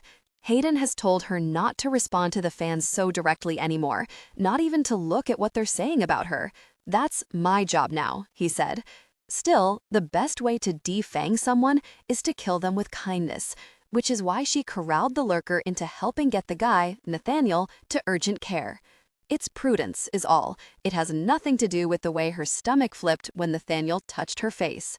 By the time they reach the urgent care clinic, Freya's feet are black and her mood even darker. She realizes she has just roped herself into something stupid, yoked herself to these two people who could do her harm. She should have called the publicist, but she's not sure she'll take her calls anymore. What seems to be the issue? The receptionist at the urgent care asks. We were in the park, the lurker explains, and she fell off a bridge on him and knocked him out. She can picture how this would all play out in the court of social media. On her phone, navel-gazing, typical. Used to like her, but she got too full of herself. Truth, such a difficult person. You know she threw her sister under a... The receptionist, with the bored expression of someone who has heard this particular story a dozen times today alone, hands them a clipboard with a sheaf of paperwork. Fill this out, and I'll need the insurance card. Freya turns to Nathaniel, who has not said more than 2 words aside from emptily reassuring them that it was all good, and she wonders if he's brain damaged. He was a brilliant mathematician, they would say, on the verge of curing cancer, until she fell on him. Another life ruined. Hate that difficult person. Insurance card, the receptionist repeats. Otherwise, I need payment up front for the appointment. Do you have an insurance card? Freya asks him, but the question does not seem to register at all. Can I see your wallet? He hands it to her, and she rifles through. There's the driver's license, a bit of cash, the boarding pass, some business card, and, tucked into the torn lining, a creased photo strip. She peers at the picture of what is almost certainly a much younger Nathaniel and an older man who previews what Nathaniel might look like in another 10 years. Maybe his father?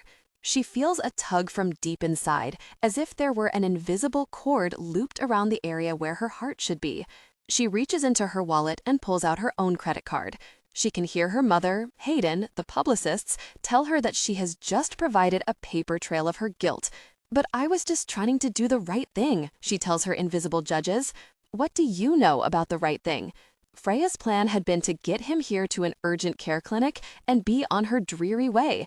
But now, hearing the invisible critics corner her, you paid for him because you were responsible. She cannot get away so easily. Sighing heavily, she leads Nathaniel to the seats and hands him the forms. The lurker is still there. Maybe she can get him to leave his phone lying around so she can delete whatever pictures he took before they wind up a headline in the Post, Diva ditches KO'd pedestrian. Who's she kidding? She can't sing, and if she can't sing, there won't be fame, let alone celebrity, or even buzz. And certainly no gossip items in the Post. The fans will disappear. And then...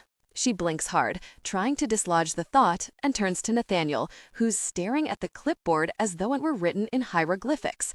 At this rate, they're going to be here all day. She snatches the clipboard away from him. How about I fill that out for you, she says, trying her best not to let her impatience seep through. He nods. The name she knows, Nathaniel Haley. Address, date of birth. I don't have one, he says, and Freya thinks that he really is addled. He's still holding his wallet, so she takes it back and removes his driver's license, copying the pertinent info from there. 6'2", brown hair, green eyes, 19 years old.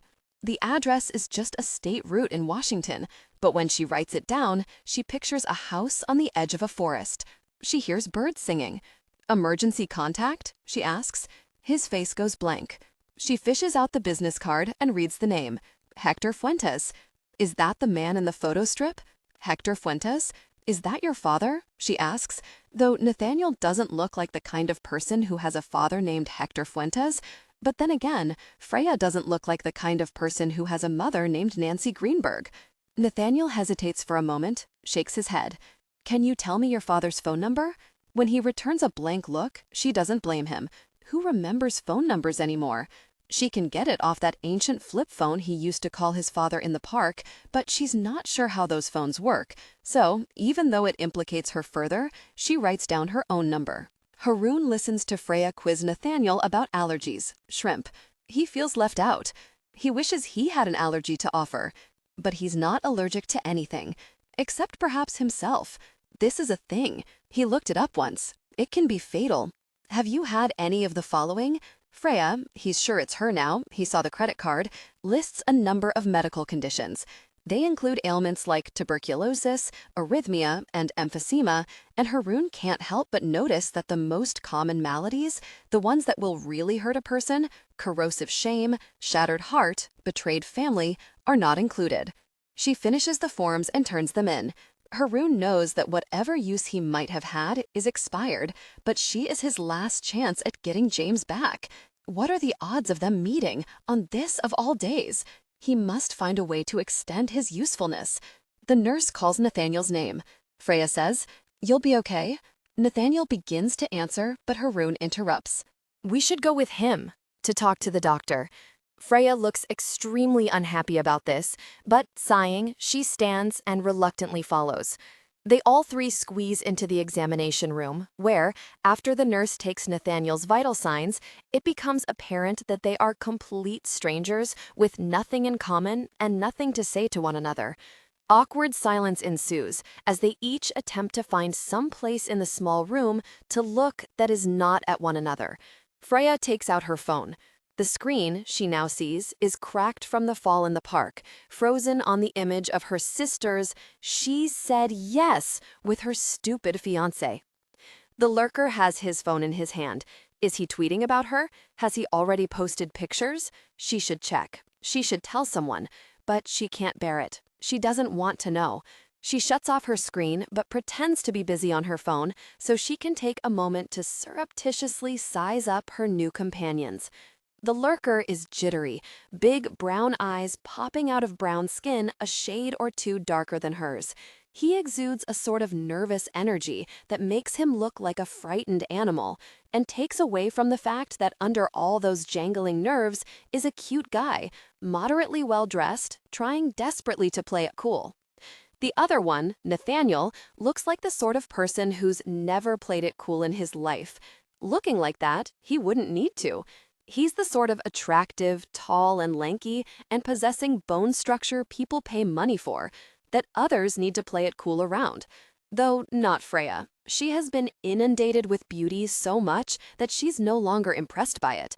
She would be unimpressed by Nathaniel, too, were it not for the mismatched eyes, one green, one grayish. They mar his perfection. They make him breathtaking. "You're pretty enough," Hayden told her once, "but it's your voice that makes you distinctive." It follows that without a voice, she is indistinctive. She is nobody. There's a hard knock at the door as the doctor comes in. Freya scopes him out straight away. Young and toothily handsome, but with a smug smile that wrecks everything. "What seems to be the problem?" he asks. It's the same opening the doctor used earlier that day. Why do they ask that? Can't they just read the forms? Only this time, there is no Freya's mother to step into the mall with the explanation, and Nathaniel remains mute. "We were in the park," Freya begins, "and I sort of fell off a bridge, onto Nathaniel." "You fell off a bridge? Did you faint?" "No," Freya says. She wonders if she should have said she did faint, because this would make her seem less culpable. Not her fault, they would tweet. She fell after fainting. Poor thing. Lost her voice, you know. "I just lost my balance."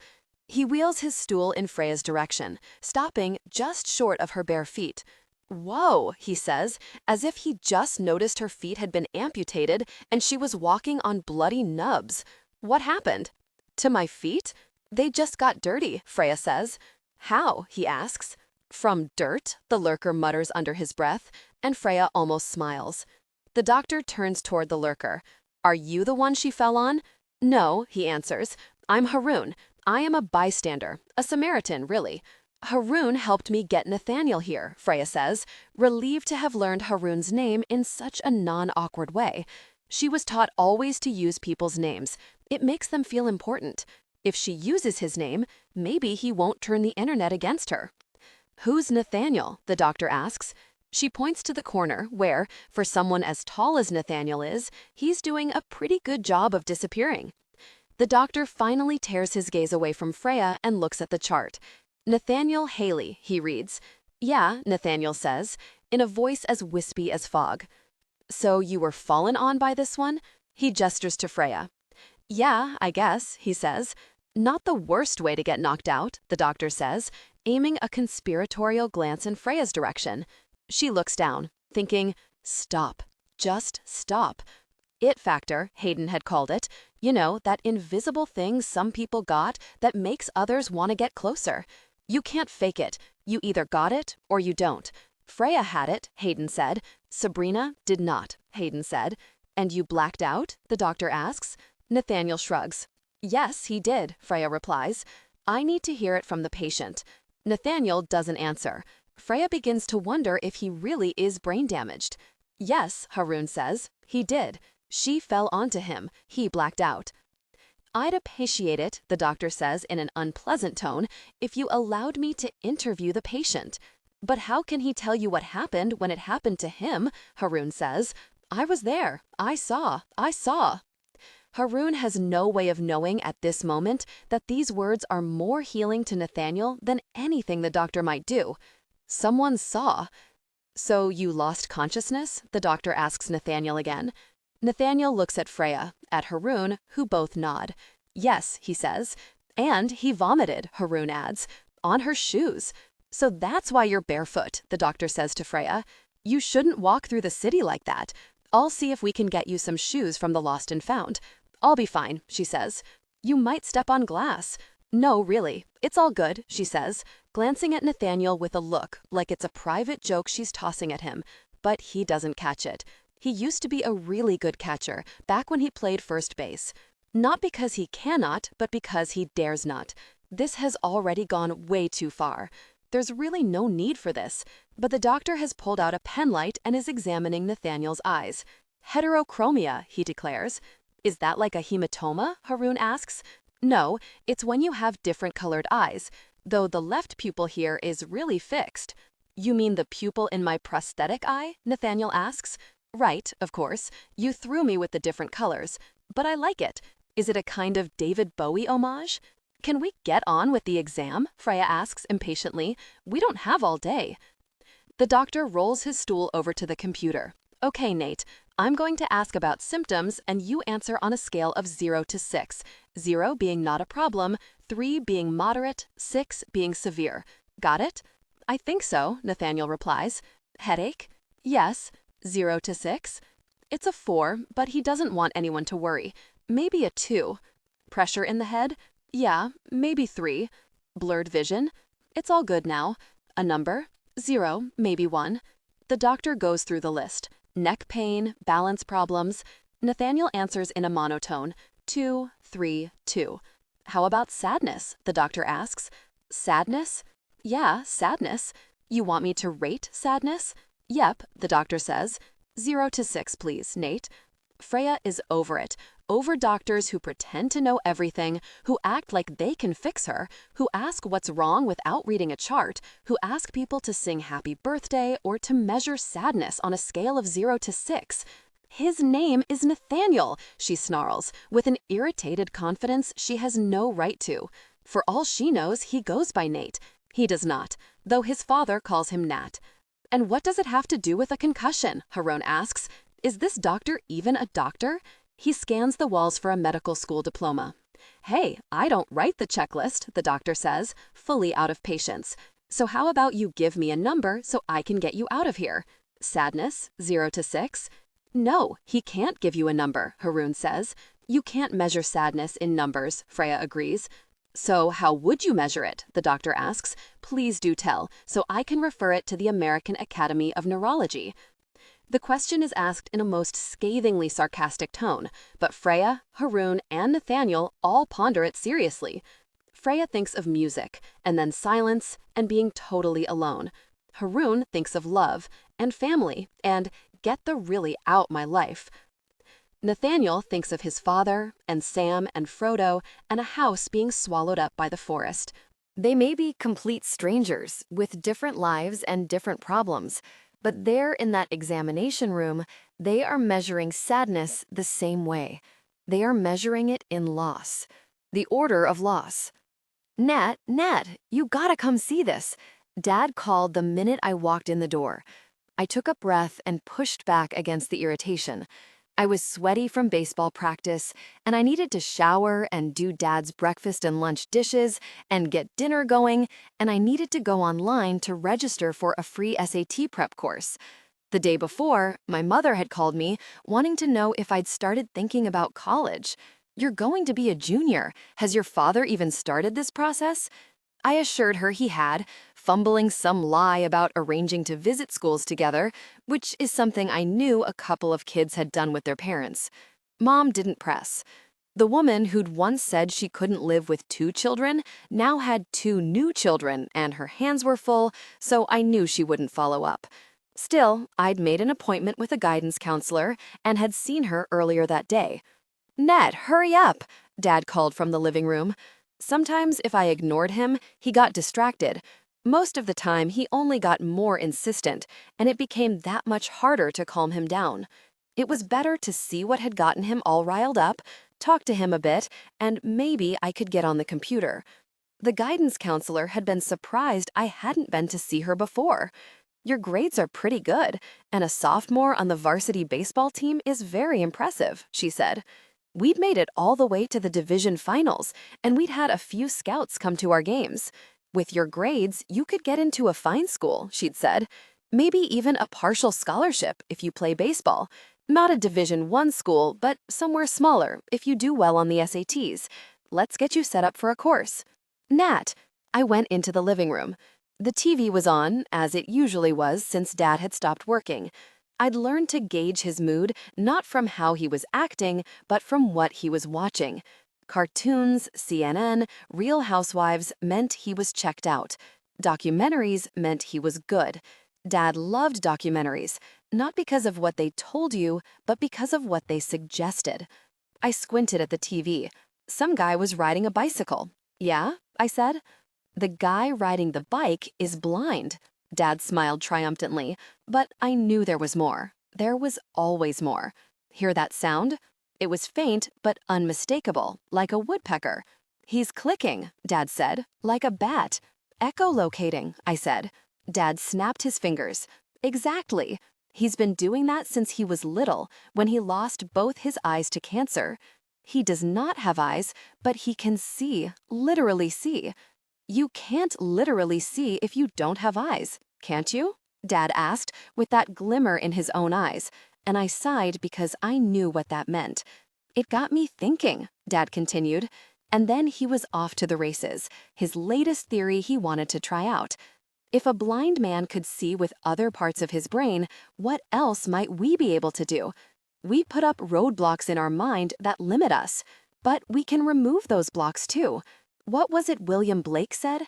If the doors of perception were cleansed, everything would appear to man as it is, infinite. His speech started to pick up speed, as it did when he really went on a tear. Soon he would be breathless, the thoughts coming too fast for him to keep up.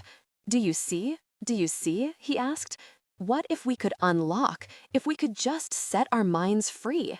He stopped to knock himself on his temple, not softly to make a point, but with intensity, like he wanted to punch his brain.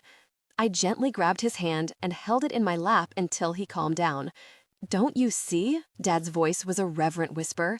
"What it means is that the only limitation on how we live our lives is up here."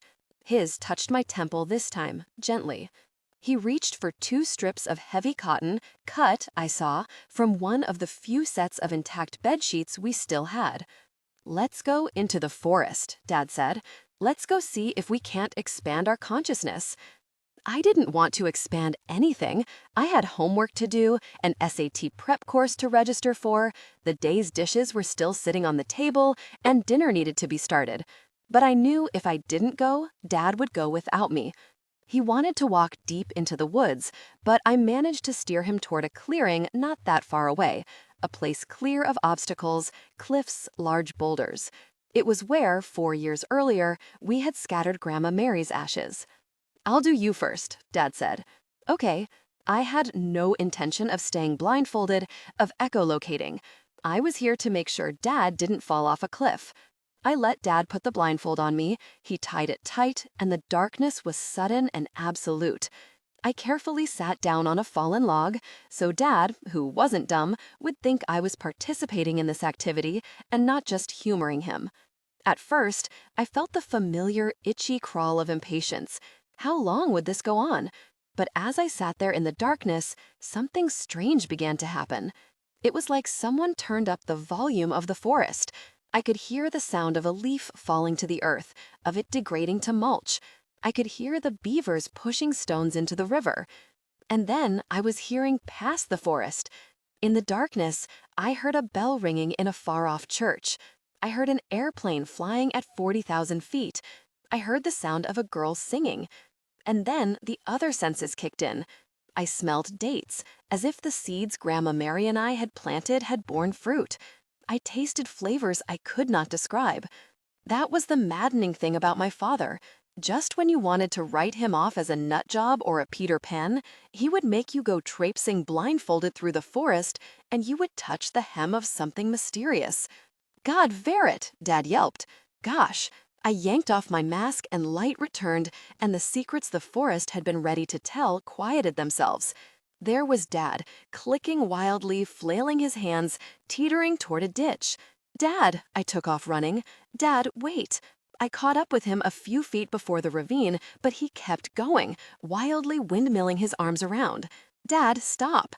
I reached out to yank him back, but he jerked forward, snapping a green tree branch that ricocheted back with the force of a whip. I didn't feel pain. It was only when I felt the blood, warm and trickling down my cheek, that I knew something had happened. "Dad," I called, "I think I'm hurt." He didn't turn around. "You're fine," he said. The blood was running into my mouth now, the vision in my left eye going murky. I'm bleeding. If a blind man can see, you can handle a little blood. It was more than a little, but I knew when he was too far gone. "Put some leaves on it," Dad said. "Who knows, maybe they'll have antibacterial properties, like the tree frog." He'd watched a documentary about that years ago. "Dad, you can't discover things if you don't take risks. You'll be fine." "Dad, imagine if Frodo and Sam gave up every time they hit a hiccup. Imagine that." I knew better than to argue with him when he got like this. My choice was either to go back home and take care of it, or to wait out here with him. I waited out there in the woods for at least another hour, as my father expanded his consciousness and I bled into soggy leaves. By the time we got back to the house, my eye had swollen shut. I went into the bathroom and cleaned up the cut as best I could. When I came out, Dad was in the kitchen, cleaning up the dishes and running the garbage disposal, something he never did. "That was life-changing, wasn't it?" he said. He glanced at me, finally noticing the wound. "You should put some ice on that." Except there was no ice in the freezer, and it was late and I had to start dinner. So I put a washcloth on it, figuring it would get better. It had stopped hurting and was beginning to itch. I stayed home from school the next day because I'd slept badly, and I looked awful. The eye was puffy and swollen shut. I briefly thought about going to the doctor, except we didn't have a doctor, aside from the one Dad went to at the free clinic in town to get his meds. I thought of going to the ER, but worried about how much it would cost, and what would happen if it got back to Mom. I was getting too old for custody battles, but I couldn't be too careful. Dad stayed locked in his room, scribbling in his notebooks. He would be like this until the fever broke, and then he'd be on to the next documentary, about serial killers, about mountain gorillas, about salt, about suicide tourism, that would click an idea in his brain and send him running again. When I woke up the following morning, my eye was on fire, an ooze of bloody pus trickling down my cheek. I went to the nurse's office at school and was immediately sent to the ER, and it was there that the doctors said the entire socket was infected, and the eyeball itself had been deprived of blood for so long, the tissue was probably dead. The eyeball would likely have to be removed. The surgery was delayed because we needed parental consent, and Dad was not answering his phone. I made up a story about how he was a writer and turned off his phone when he was working. It wasn't that far from the truth. "What about your mother?" they asked me. My mother could not find out about this. I'd see to that, just as I'd made sure she'd never found out about the week we'd gone without electricity or the time Dad had left me in the forest all night. "Don't tell your mother." "My mom's dead," I told the doctors. They eventually got hold of Dad, and I was rushed into surgery. I woke up alone, in a dark room, and knew my eye was gone. As I lay there, groggy, my head throbbing, I wanted someone to wrap their arms around me, to kiss my forehead, to tell me things would be okay. But nobody did. Tentatively, I touched the gauze packing around my eye and realized, with equal parts terror and relief, this secret would be impossible to conceal from my mother, because she would see, and she would know, and if she knew, she wouldn't let me stay here, would she? My father came into the room, and when he saw me awake, he began to weep. "Oh, Nat, oh, buddy," he said, "look at you." At the sight of my father doubled over, sobbing, I understood that I would not tell my mother. The decision had already been made long ago. And with that, the lie I'd told the doctors about her being dead suddenly became true. To keep this secret from her, I'd have to keep myself from her. The realization sent a bolt of fury through me, shaking off the remaining sedation. In that terrible, tiny moment, I didn't just hate my father, I wished he were dead. But the moment passed, leaving me exhausted and hungover with shame. I didn't hate my father. I loved him, and he loved me. He had begun sobbing convulsively, like he'd heard my horrible thoughts. I knew if I didn't calm him down, it would only get worse. So I told him what I'd already learned people wanted to hear. "It's all good." "But you lost your eye," he said. "It couldn't be saved," the doctors had told me. So I saved the only thing I still could. Or I tried to. Maybe I had to lose the eye to gain sight, I told him. The look on his face, it was so hopeful, it was painful. "Really? You really think so?" I didn't think so. I didn't believe half of what my dad said anymore, but I couldn't write him off completely, because he was occasionally right, and because he was Dad, and we were a fellowship of two. "Really," I told him. The Order of Loss, Freya. The first video really was an accident. People didn't believe that. They thought it was part of the concocted narrative, but it was the one detail of all of this that Hayden didn't invent. It just happened. Sabrina had been right. 2 years later, our father was still gone. The promises to come back, to have us visit him, turned out to be made of smoke.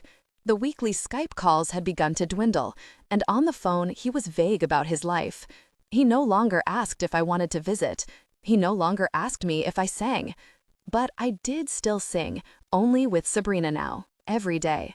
After school, Sabrina made the snacks, grilled cheese sandwiches with sliced tomatoes, and helped me with my homework.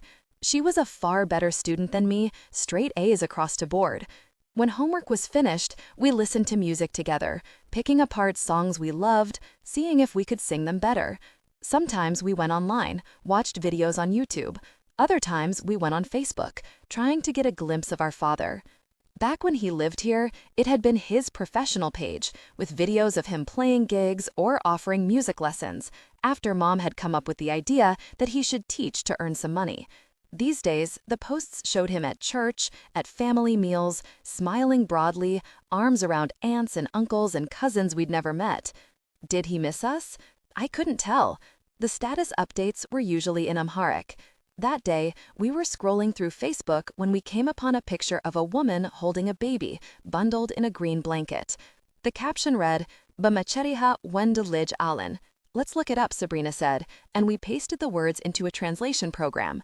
I thought it would say something about a new nephew, a new cousin for me, but the translator spat out, "Finally, we have a son." And suddenly, I understood why the phone calls had dwindled. I began to cry, something I did often, which irritated Sabrina, who never cried. But this time, she patted me on the shoulder. "I'm sorry," she said.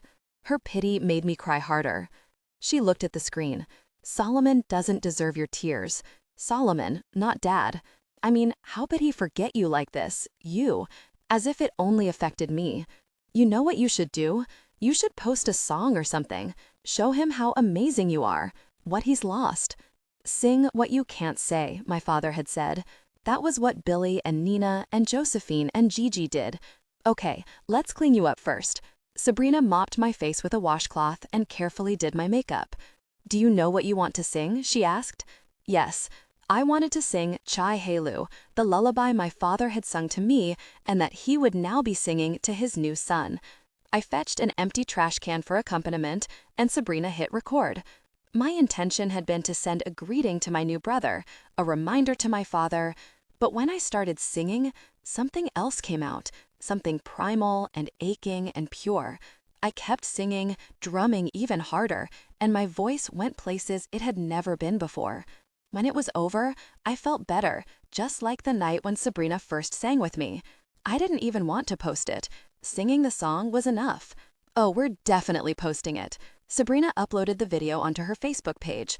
Huh, Sabrina said the next day when we checked on the post. She'd tagged our father, so the video had shown on his page, but he must have untagged himself because it was no longer there. But on her own page, we saw that the video had been shared 67 times. It had garnered more than 100 comments, some from Sabrina's friends, but others from people I didn't know. I was devastated that my father had untagged himself. Why would he do that? Was he embarrassed about us? Ashamed that he'd left us? Did he not like the video? The only thing that eased my pain was all the comments. Later, when Mom came home and Sabrina was helping her with dinner, I read them all, twice over.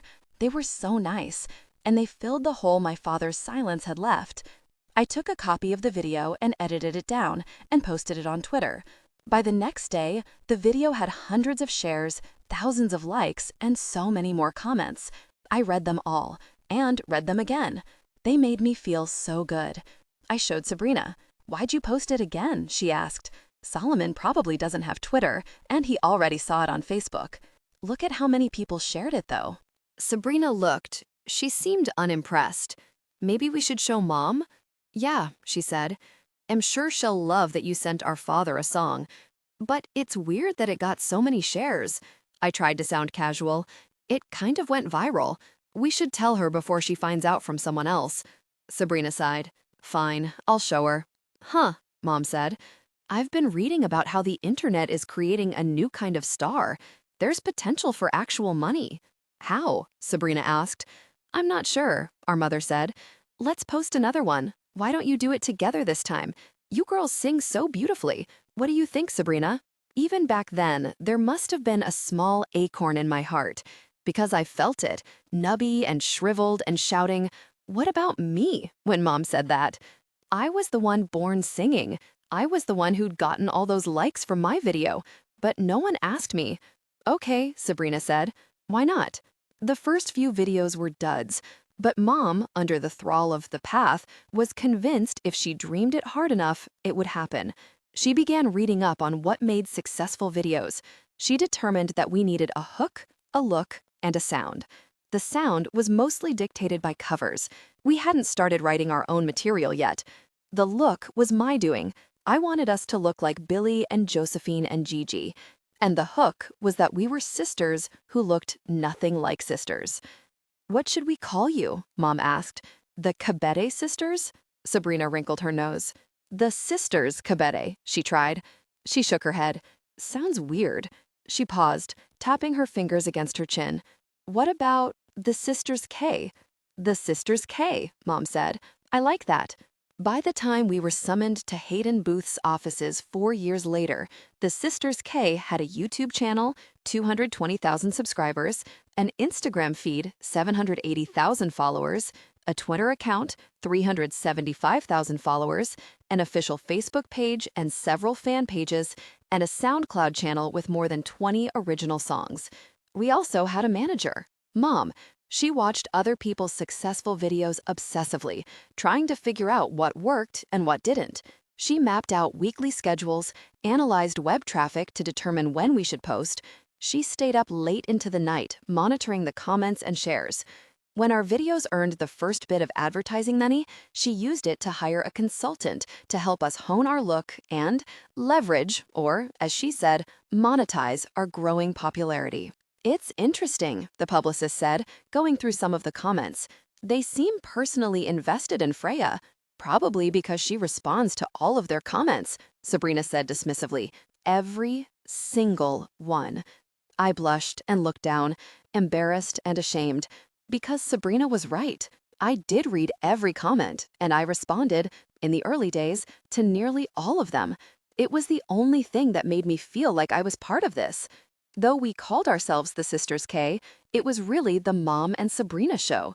Sabrina and I might have sung together, and we sometimes wrote songs together, but she and Mom discussed every aspect of the business, and she went to Mom with every new song we wrote. They conspired, they plotted, and our family went back to being a three-legged chair. The comments, however, were all mine. When I started replying to fans, they began addressing me directly. While Mom and Sabrina sat in front of one computer analyzing engagements, talking about me, I could quietly open my phone and really engage, knowing someone would be there for me. Actually, the publicist told us, that's a really smart strategy. It makes the fans feel like they're a part of your success. Those kinds of super fans are the ones that'll take you from a novelty act to the next level. Wonderful, Mom said. Freya, keep doing what you're doing. Sabrina and I will keep up on our end. We began to earn more advertising money from our videos. Mom went from full-time to part-time at her job as a hospital administrator.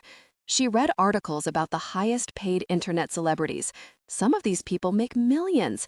She was convinced we could make some good money from this, enough to get out of debt, pay for college, and, who knew, maybe even get a little rich.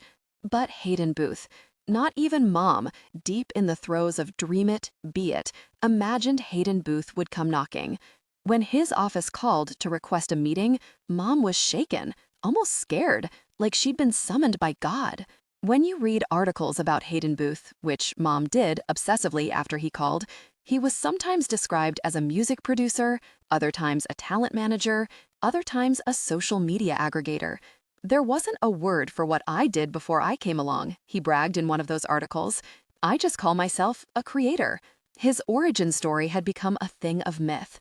10 years ago, he'd been a scrappy club kid from London, broke and backpacking through Berlin, when he saw this girl busking on the U-Bahn. He'd listened to her sing and play guitar and seen her entire trajectory right away. It was like a vision. He didn't know how, but he knew she could be huge, and he could be the one to get her there. When she finished singing, he approached her, not even knowing if she spoke English, and said, "I'm going to make you famous."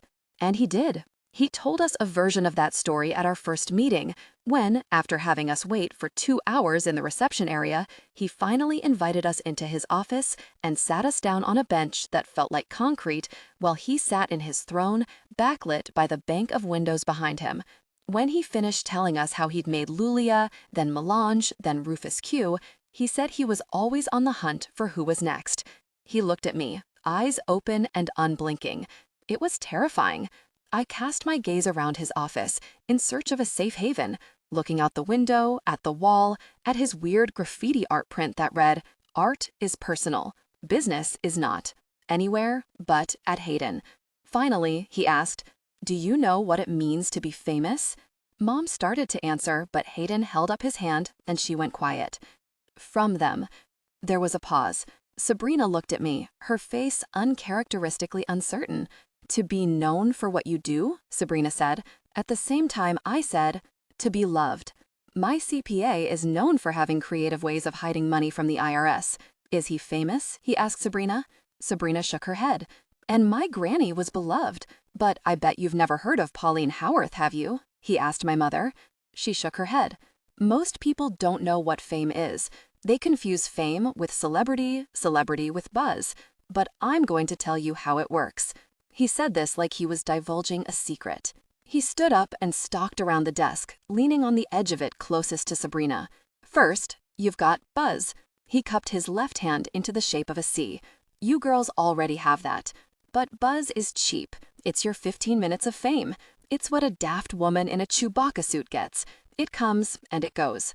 Unless," here he cupped his other hand into a C, "buzz sustains enough to become celebrity, which lasts a bit longer, but it's still built on quicksand. Now, if celebrity can be translated into commodity, you're onto something. You can dine out on that. Sports stars, B-list actors, reality TV stars, second-rate musicians get this far. An endless loop of buzz, celebrity, commodity. Here, he joined his two hands together, so they made a circle, the fingers not quite touching. You can ride that train pretty far, make a living that way, but it's still not fame. He paused. His fingers began to flutter, like wings of a bird wanting to take flight. Mom here has done a bang-up job getting you girls this far. You two might even make some good money for a while, get some decent endorsements and revenue, but I promise you this, it won't last more than a few months, or, if you're really lucky, years. But sooner or later, probably sooner, people will be on to the next shiny thing, and it won't be you. When that happens, your fans will forget you, your numbers will drop, and you'll go back to being like everyone else. So how do we keep that from happening? Mom asked. That brings us to fame, Hayden said, ignoring her. Sometimes, if you're talented, if you have that something extra, and if you're surrounded by the right people, you stand a shot at breaking out of that loop. Out of celebrity, which is ephemeral. Here, he exploded his hands wide open, his bird fingers soaring to the heavens, and into fame, which is eternal. Hayden's phone began to ring, rattling on the desk. The screen flashed Lulia, as if the universe wanted to confirm what Hayden had said. Fame, Hayden continued. That's what I do. I create fame, but only under the right circumstances, with the right artists, those who are talented enough and hungry enough. Here he stopped to look at me. The question is, are you hungry enough? I had no idea if I was hungry enough, what that even meant, what he was promising, but I had understood one thing. Your numbers will drop, your fans will forget you. I knew what that meant. Are you hungry enough? Hayden repeated. Mom and Sabrina spoke as one, answering, as they always did, for me. We are, they said. The order of loss, Haroon. I found James because of a dollar bill and lost him because of a 50, which is oversimplifying, but how else do you explain something as inexplicable as love? Yo, you dropped this? I looked up. There was James, holding up a crumpled dollar bill. I don't think so, I stammered. It was my first week at the community college, and though the campus was small and in the city where I'd spent all my life, I was lost. Clutching my schedule and map, I was trying to find the building my statistics class would be held in. I looked up from my printed schedule and saw his face for the first time. Everything about him seemed to suggest warmth, the glow of his dark skin, the goatee that made him look like he wore a permanent smile, the brown eyes twinkling like he was in on the best joke. Where you need to be, he asked me, and I had the strangest thought. Right here is where I need to be. James grabbed the schedule. You're at Newkirk. You need Building G, on the other side of Bergen. Let me show you, he said, and took me by my elbow, which subsequently caught fire. I paid no attention in statistics that day. I just rubbed my still tingling elbow and thought of the boy with the laughing eyes whose name I did not even catch and whom I would likely never see again. So when I came out of the building and saw him leaning against the bike racks, my first thought was that it was a miracle. Then I remembered it couldn't possibly be that. But when he asked me if I wanted to grab a coffee, it did seem like some sort of divine intervention. We talked for 2 hours straight, pausing only to breathe. James told me he was in his second year of school, studying food management in hopes of becoming a chef. He watched cooking shows obsessively and could take any 5 ingredients and turn them into something delicious. He was an only child, raised by his mom until one weekend she dropped him off with his father and never came back. He'd recently moved out of his father's house and was now crashing with a cousin in the Heights while he figured things out. I told James that I was studying business and accounting in hopes of one day taking over, or, if Ami had anything to say about it, expanding my parents' auto supply business. I told him how Abu had gotten a green card from the lottery when he was 19, arriving at JFK with 1 suitcase. For 10 years, he worked 3 jobs, sometimes 20-hour days, sending money home each month and saving what he could until he had enough to buy a business. Only then did he go back home to find a wife. I told him about Ami, moving to a strange land to live with a husband she barely knew, arriving in winter and feeling assaulted by the cold. She had cried every day and hadn't left the house until she saw the first crocus, at which point she'd walked to Abu's store and asked him to give her something to do. He taught her to do his accounting, and now she does it for so many businesses she had to turn down work. Abu sometimes joked that it was a good thing they were married, otherwise she'd have no time for his books. At 6, Ami texted, wanting to know where I was. James and I exchanged phone numbers, and the rest of the week we kept up the conversation via texts. "Who you texting?" Halima asked. The lie flew out automatically. "Jabir." "Is that a new friend from school?" Ami asked. "Yes," I said. That night, I changed James's name in my contacts to Jabir and started deleting his texts at the end of each day. We met for coffee again, at my suggestion, away from campus, in one of those expensive cafes on the walking mall. "You seeing anyone?" James asked me casually. "Not at the moment," I said. "Not at the moment?" he repeated, a teasing drawl, as if he already knew the truth. "I've never seen anyone," I admitted. "I've never done anything with anyone."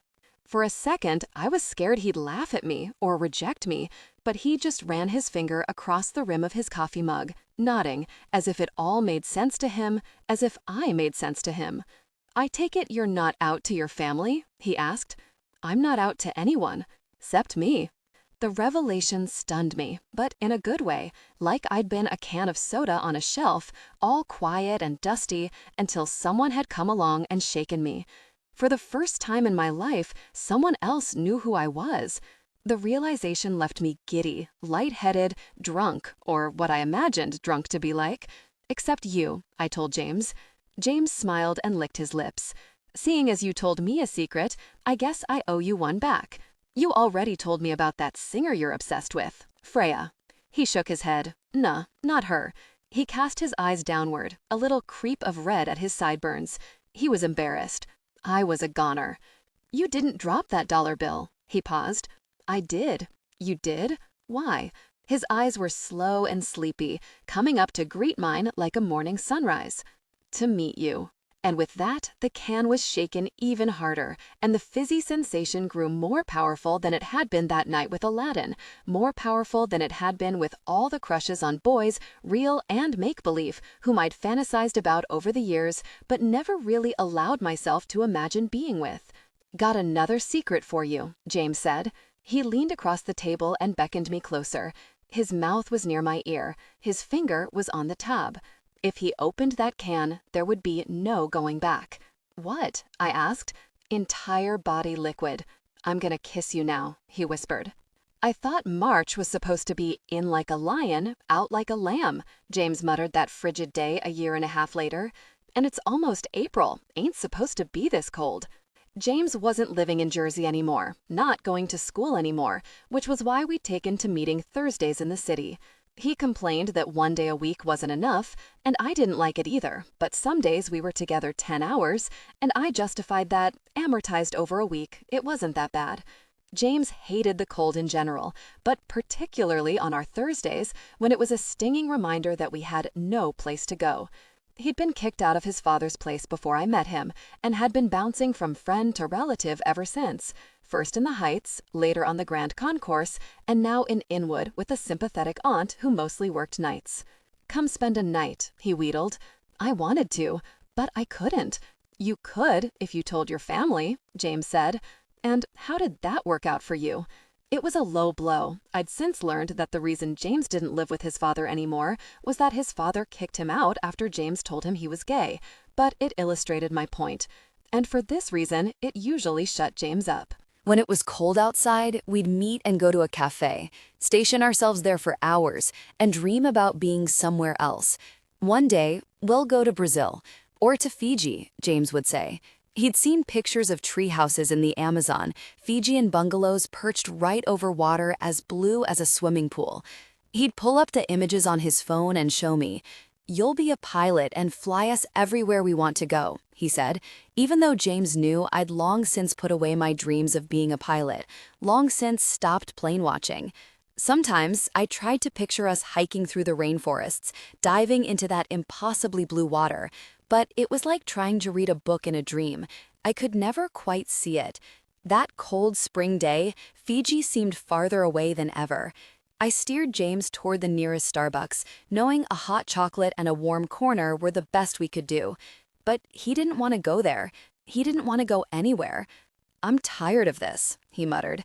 Tired of this was a fist to the gut. Tired of this really meant tired of me. "Is it because I'm black?" James asked. "Christian? Can't do nothing about black, but I could convert. I had an uncle who was Nation of Islam for a while." It took me a moment to understand what he was saying, that he thought his not being a Muslim was the deal breaker with my family. That wouldn't help. "At least I'm willing to try," he said.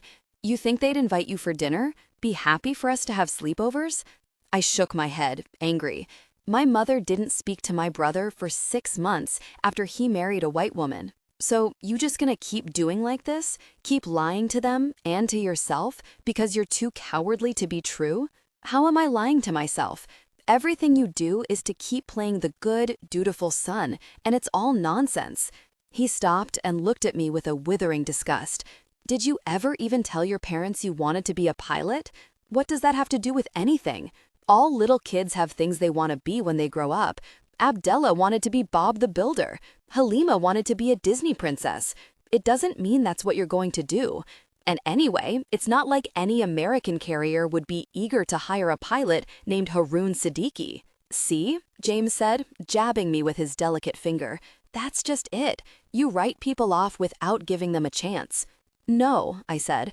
"I live in reality." James grunted and walked ahead of me. He abruptly stopped, which I thought meant he was ready to make up. He never could stay angry long. But he stooped down and picked something up. It was a $50 bill.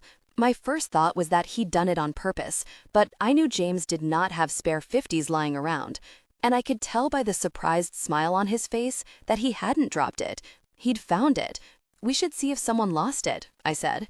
"And let someone else take it?" He shook his head.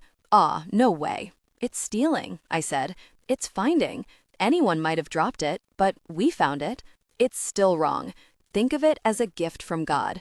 "You don't believe in God," I said. "Nah, boo. You're the one who don't believe in God." "Why would you say that?" "Because you got no faith." I didn't know what to do with that. "Got any cash on you?" he asked. I had 20 and some change. James started tapping away on his phone. Between us, we got almost 90. There's gotta be some inexpensive hotel that rents rooms for that much. He tapped some more on his phone, and then his face broke out into that wide-toothed smile. "Place near Penn Station. Says it's only 93 a night." "We don't have 93. "Close, though. Come on." We walked to the hotel, the wind, gritty and mean, pushing back against us. The hotel clerk told us the room was actually 125 a night, plus tax, but if we paid cash and left by the end of his shift and didn't use the towels, we could have it for 80. We rode the elevator to the 9th floor.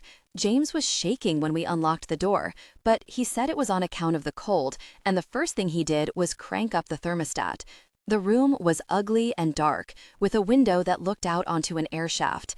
When I imagined us being someplace together, it didn't look like this, or like the tropical waters in Fiji. It looked like my house, my bed. That was my running away fantasy, to be able to sleep like spoons in my bed at home, with James, not hiding. But that seemed so much farther away than the Fijian bungalow. We sat on opposite ends of the bed. We'd wanted this for so long, a place to be together, and now we had it and didn't know what to do. They had shared intimate moments, in hidden corners of Central Park, in the empty ladies' lounge on the top floor of one of the city's old failing department stores. They had found ways to be close. But those encounters were, by necessity, always fast and furtive, with both of them ready to make a break for it. In truth, I was that way with James, always ready to make a break for it. But here, in this room, with the thermostat cranked, we could take our time. Tentatively, we started to kiss, giggling nervously. We kicked off our shoes. We kissed some more, a little steadier, and peeled off our shirts. We went slow, even though it was agonizing, because for once, we could. By taking our time, I saw things I'd never seen. A rigid scar on his left shoulder. The way the skin of his belly was a different color from the rest of him, more like my tone than his. His feet, the toes all the same length. My mom used to call them my ballerina feet, he said when I commented on them. You never talk about your mom. Nothing to say. Did you love her? What kind of question is that? Course I loved her. He paused to bite his thumbnail. And I know she loved me, but sometimes that ain't enough. You always tell me that love is all you need, I said. Maybe I should start living in reality too, he replied. I got that bad feeling again. I love you, I told him. You know that, right? But not enough to do something about it. Not enough to risk anything. I told my pops. I didn't think about the consequences. That's not fair, I replied. You told your father before we met. And, I might remind you, he kicked you out. I might remind you, he mimicked, like I could forget. And I told my pops knowing that one day I'd meet someone like you, and when it happened, I'd be ready. The heater ticked off. The room went cold. I knew what he meant, or what he thought he meant. He told his father to make a place for me. But all I heard in that someone like you was someone other than me. Nothing's gonna change if you're not willing to change it, he said. And if you aren't, we're gonna keep hiding out, paying off clerks for 5 hours in a hotel. 4 hours now, I said. And this was your idea. Fine. You want intimacy? At that moment, I wanted the chill in the room to go away. I wanted the distance between us to shrink. I wanted to buy a few more minutes of borrowed time. So I told him yes, I did want intimacy. Passion peaked. They came together intimately, deeply connected. Maybe all of those. After, we fell asleep curled into each other, like spoons. I woke up, my phone lighting up with calls. It was Ami. It was after 6. I was meant to be home. I left James in that hotel room, ran to the path, and ran home. I tried to imagine what it would be like to tell my parents. But it was like the Fijian bungalow. It existed somewhere out there in the world, but nowhere I could ever get to. I got home late, concocting some lie to Ami about losing track of time while studying for a big exam, and braced myself, as I did every Thursday, for the moment when Ami would see through my lie with that radar of hers that allowed her to find a missing $5 in her clients' books, to sniff out any remotely fishy business in their ledgers. But it never happened. She believed me, because, unlike the people whose books she did, she trusted me. I pushed the food around my plate, making another excuse about how we'd had pizza during the study session. She frowned but took my plate, and I ran to the shower to refresh myself. In my bedroom, I checked my phone, but there was no text from James. I was logging onto the computer to see if he'd sent me a Facebook message when Abu popped his head in. I quickly minimized the screen. "Everything okay?" he asked. For the millionth time, I tried to imagine what it would be like to tell him. I am in love, I could say. His name is James. Can I ask you something? You can ask me anything. Why did Ami get so angry when Seiss married Lisa? That woman does not always make it so easy. I know, but Ami was angry before she even met her. Abu sighed and came to sit down on the edge of Abdullah's bed. You must understand, Beta, he told me. Your mother left her family behind to move to America, and sometimes she feels like America is making strangers of her children. He paused and smiled. Why? Have you met a girl? I am in love. His name is James. No, I said, for once telling the truth. Facebook pinged with a message, and my heart surged with the thought of talking to James. I should get back to my work. The message was not from James, but from my cousin Amir.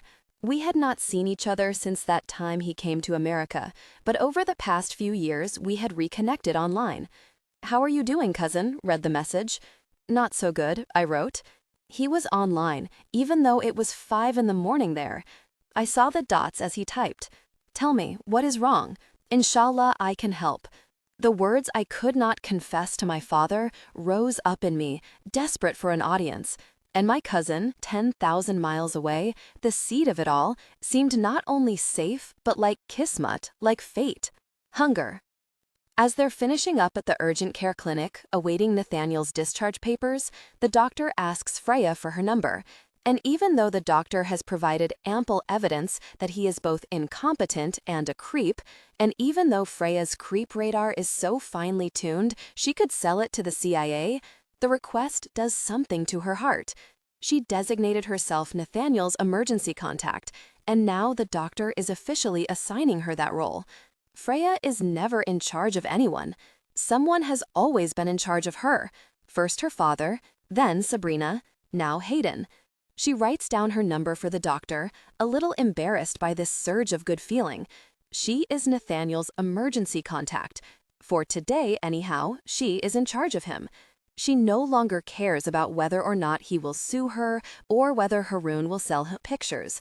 She is someone's person.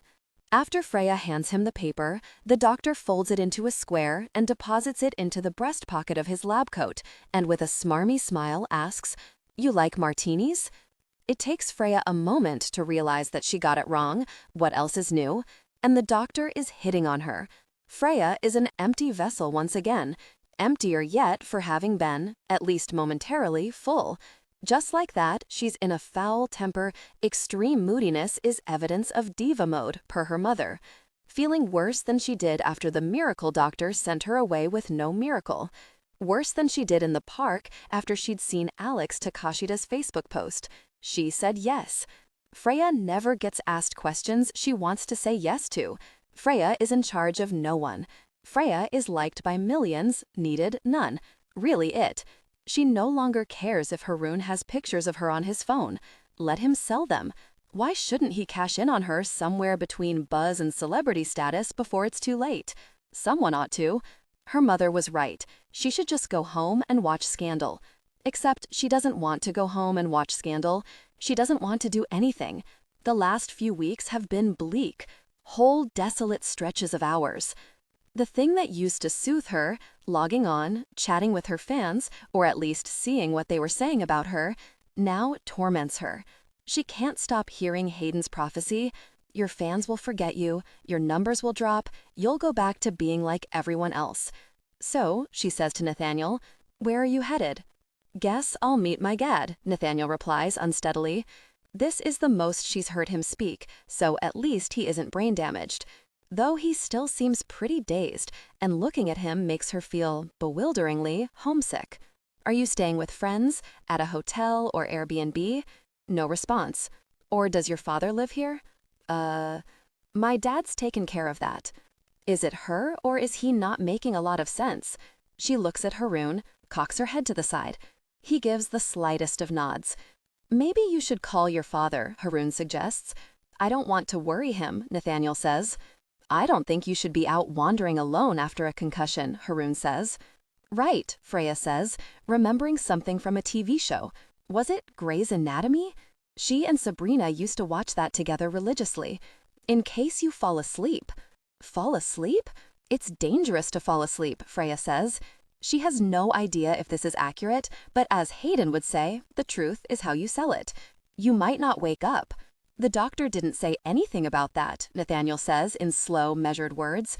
He wasn't even sure it was a concussion. The doctor was incompetent, Haroon says. When my brother Abdullah was concussed, he was told not to go to sleep without supervision in case he had a subdural hematoma. If you get those, you die. Haroon turns to Nathaniel. You wouldn't want that to happen, would you? When Nathaniel doesn't answer, Freya answers for him. No, she says, you wouldn't. Now that Nathaniel's head is clearing, he's more confused than ever. He understands what happened to him. The girl, Freya, fell onto him, and the other guy, Haroon, saw it go down. But what he doesn't understand is what they're still doing here. He gets why they didn't leave him in the park, though he wouldn't have been surprised or even all that disappointed if they had. And he understands why they took him to a doctor, and even paid for the doctor. They felt guilty and obligated. But whatever debt there was has been paid. They're free to go. He's told them it's all good so many times. And yet they're still here, which unnerves him, almost as much as the questions they continue to fire at him. Because after warning him about his imminent death, which made him almost laugh, they started quizzing him about his plans, asking for specifics, wheres, whens, addresses, things for which Nathaniel has not prepared. Maybe we should wait until you talk to your father, Freya says. Nathaniel is not by nature a deceptive person, but he's learned a few tricks over the years to throw people off the trail, to protect his father, to protect himself. Nathaniel pulls out his phone. Oh, look, he left me a message. I didn't hear the phone ring, says Haroon. The ringer's off. They don't make it easy, these two. Nathaniel excuses himself and puts on a big show of listening to the voicemail and calling his father back, and talking to dead air. Yeah, he says to his father, saying how great it is to be in New York City. Me too, he replies when his dad says he's looking forward to seeing him. After a minute or two of this, he hangs up and returns to the others. So, Haroon says. He says we can meet earlier, Nathaniel says. Now? Haroon asks. Nathaniel nods. Maybe we should escort him up there, Haroon says to Freya. Hand him off. It's getting worse and worse. Why are they so persistent? Well, not now, Nathaniel says. In a few hours. He's busy. Busy? Did you not tell him you were concussed? Haroon demands. He seems affronted by Nathaniel's father's perceived neglect, and Nathaniel feels that age-old instinct to protect his father flare up. I didn't tell him, he says.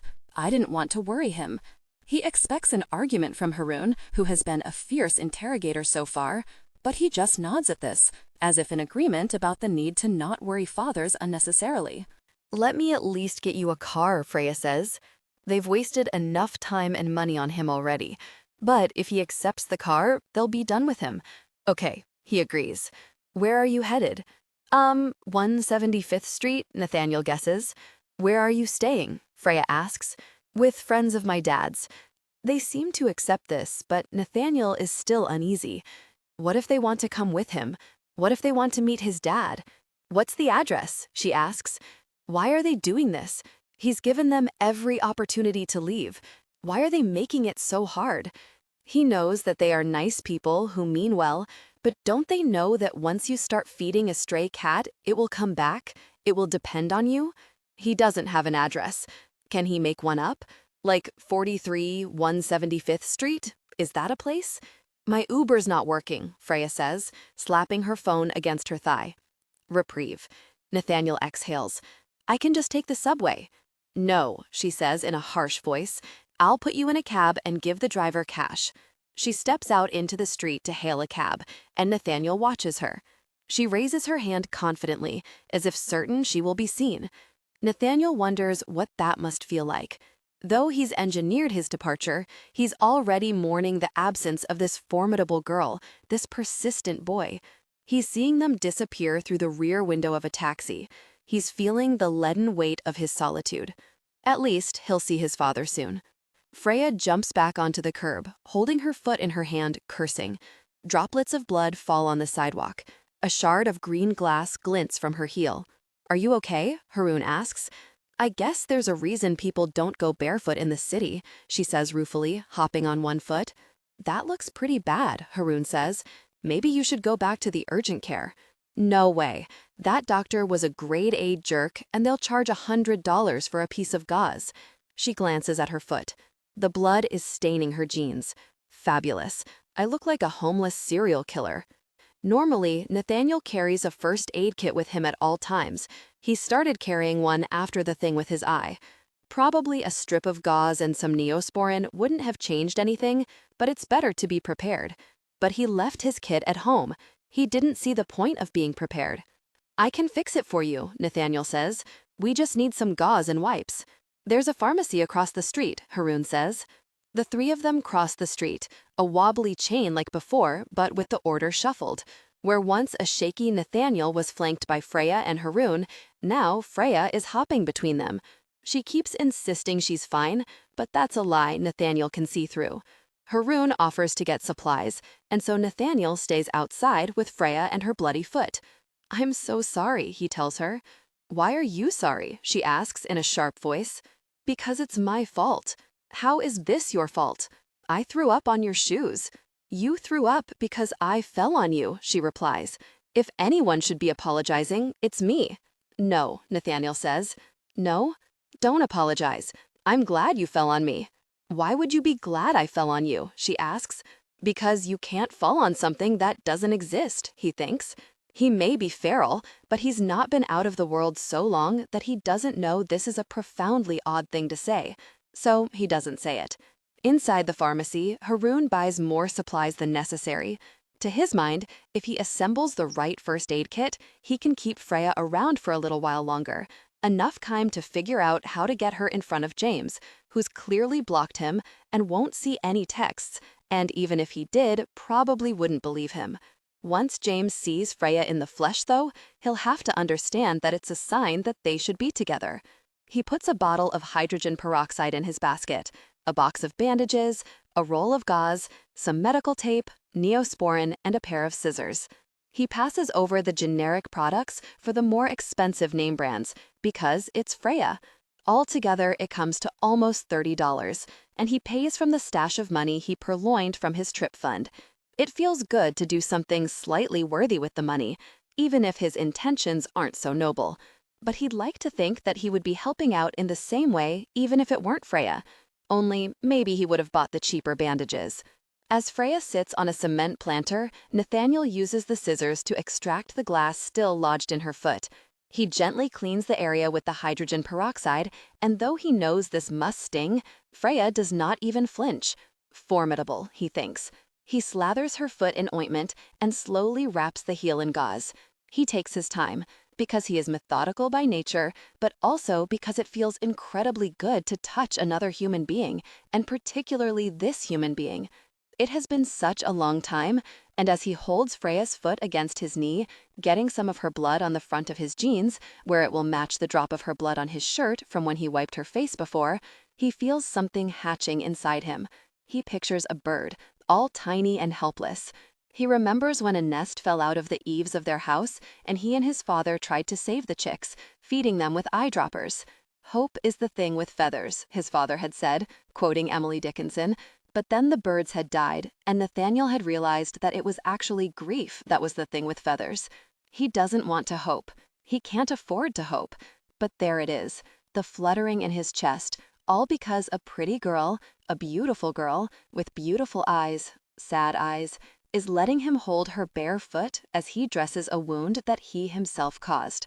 He doesn't want to hope, but he doesn't want to let go just yet. Is there some middle ground, a space where he can allow himself this bit of human kindness without getting too attached? It's so easy to get attached.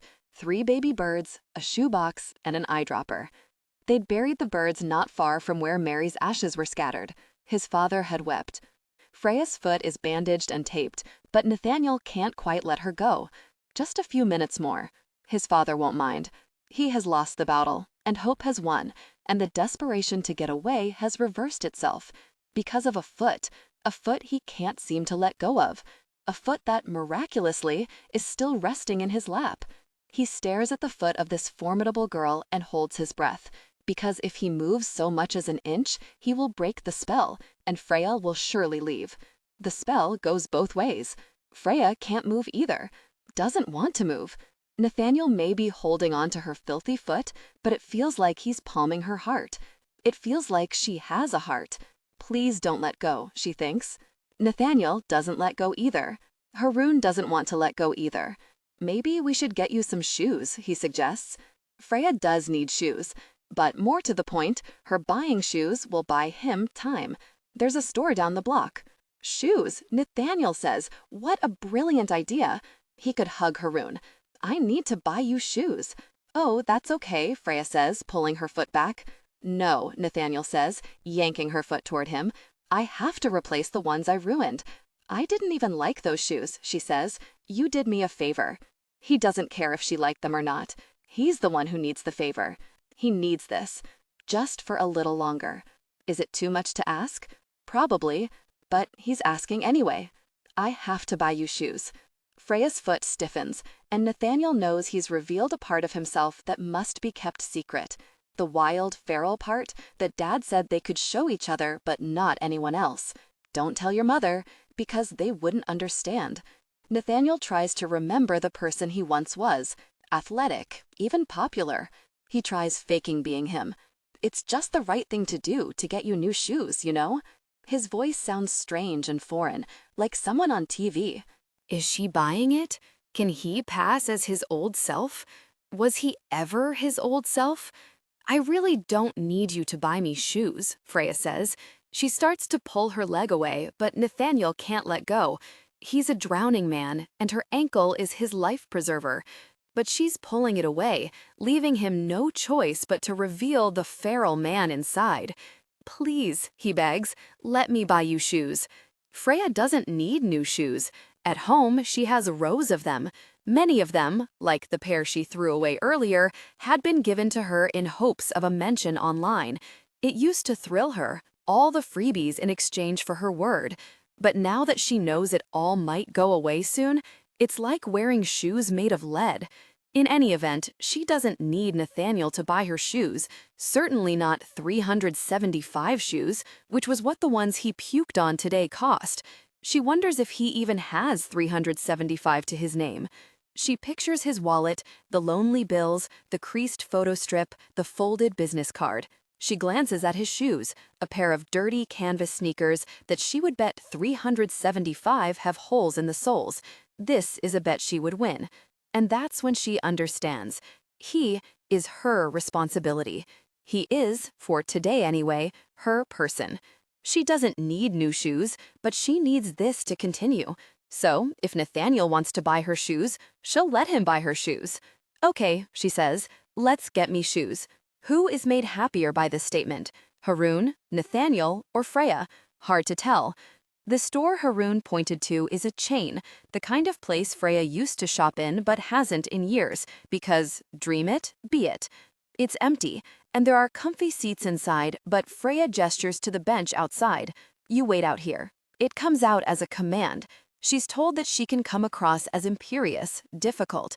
She's read people sniping about this.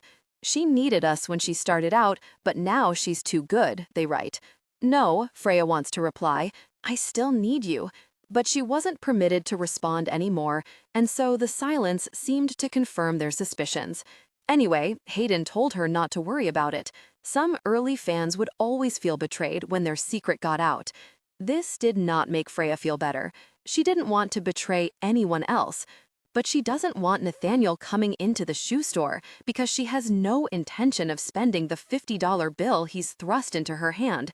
So she softens her voice and says, "Girls and shoes can take a while." It's the first time Freya sees Nathaniel smile. "Take all the time you need," he says, and he looks like he means it, which must be a first among the ranks of young men.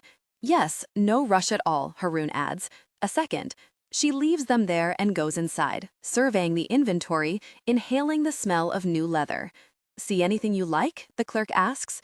Before Freya goes out for an event, she and her mother consult a series of photographs a stylist has shot for them, different outfit combinations for different occasions.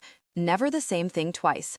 Sometimes she likes the clothes, sometimes she doesn't, but she always feels as though she's playing dress-up.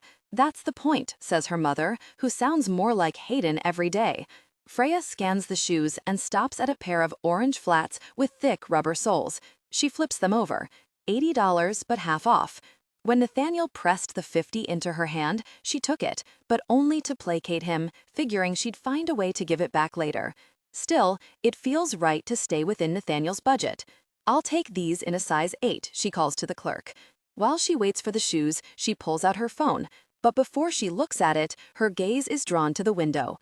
Outside, Haroon and Nathaniel sit side by side, hands folded into their laps, like obedient children waiting for their mother.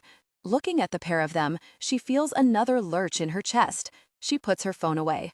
The clerk brings the shoes and Freya slips them on. They fit perfectly. Freya pays with her credit card and returns to the boys. "I'm famished," Freya announces when she returns to the boys, even though she's not remotely hungry. "Where should we eat?" She uses her imperious voice in the hope that it makes it sound like lunch has been on the books for weeks. She's trying to hide the fact that if these two strangers say no, Freya, who has millions of friends, won't have a single soul to keep her company today. She looks at Haroon. He's been her ally so far today. Will he come along? "There's a diner nearby," he says, and Freya wants to hug him. "I've been there before. It's not too expensive. Not that you—" He stumbles and reddens. "The food's good, and they don't care if you stay a while." "Perfect," Freya says. Haroon stands up. Nathaniel remains seated. "Are you coming?" Freya asks. Part of being a good vocalist is making your voice project feelings you don't necessarily possess. So Freya makes her voice sound authoritative, even though she is sit at the prospect that Nathaniel will say no and her whole flimsy plan will collapse and they'll go their separate ways, leaving Freya all alone. Unless you're not hungry, Haroon says when Nathaniel doesn't answer. Freya wants to smack him for even giving Nathaniel the opening of an out. Doesn't he see how hard she's trying? How much she needs this?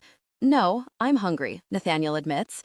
Nathaniel is not hungry. He is ravenous. He hasn't eaten a hot meal in more than 2 weeks. More than that, he hasn't shared a meal with another person in 2 weeks. But that's not the kind of thing you say, not out loud. Not when the going is, at least temporarily, good. Nathaniel is hungry. Freya is ridiculously relieved. Cool, she says, toning down her enthusiasm now that agreement has been reached. Let's go eat. The waiter at the diner is a crabby old Greek whose rudeness never waiters, whether you order a cup of tea or a steak dinner, which James did one time for them to share, a mistake in retrospect. It had the consistency of rope, who administers a fisheye, whether you eat and go within a half hour or stay for hours. For this reason, it was one of their favorite spots. James would flirt with the waiter, even though it never made a dent. Still, he was determined. I can win anyone over, he said, giving Haroon a look to show just which anyone he was referring to. There's no reason to think he might be here, even though it's a Thursday. James probably didn't come downtown today. Why would he? But if he had, if he were here, Haroon imagines it, walking in with Freya, delivering James this gift. He would not be able to refuse it. They would kiss. The crabby waiter would finally smile. James isn't here. The waiter is frowning. The place is mostly empty. One old guy who's always at the counter, a booth full of girls, the table in the corner, the one they sat up because it was next to the bathroom and seemed the least desirable and, therefore, the least objectionable to commandeer for whole afternoons of ordering only soup, is empty. They sit down in a booth. The cranky waiter delivers the menus with a long-suffering sigh and slaps down 3 waters, sloshing them all over the Manhattan map placemats. The menu is a species typical of New York diners, which is to say pages and pages long, with laminated pictures of food that are always much more appetizing than the real-life offerings. Haroon normally gets the soup. There is only so wrong you can go with soup. Also, a bowl of soup costs $5, and the cranky waiter is oddly generous with the crackers. Nathaniel stares at the smudged pictures of omelets and burgers and skyscraper sandwiches with deep concentration. Freya, who claimed to be so hungry, hasn't even looked at the menu. Order, the waiter asks, tapping his pen against the pad as if he has dozens of other places to be, dozens of other tables to service. I'll have the minestrone soup, Haroon says. Cup or bowl? Cup. The waiter grunts. You? He asks Nathaniel.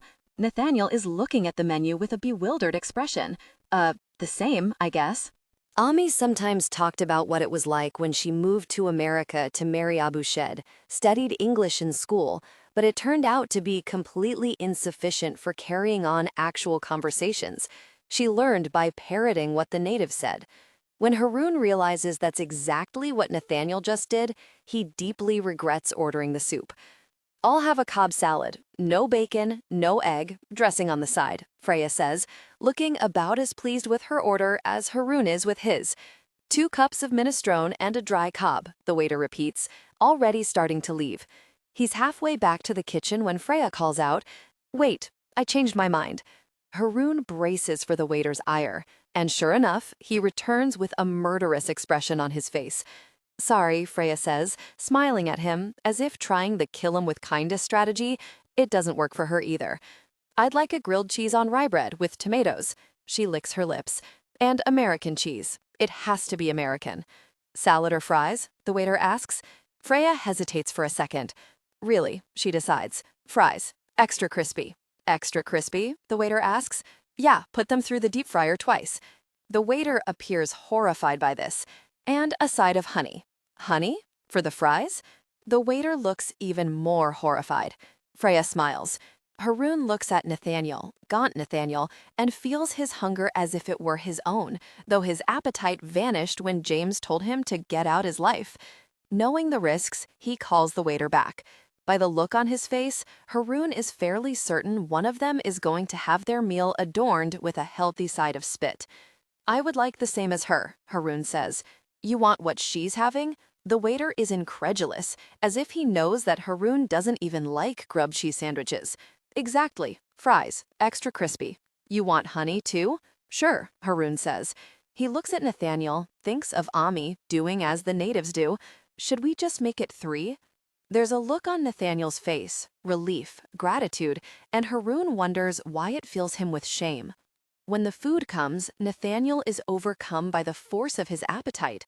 His last meal was 6 bags of airplane pretzels stolen off the cart and hastily eaten in the tiny lavatory.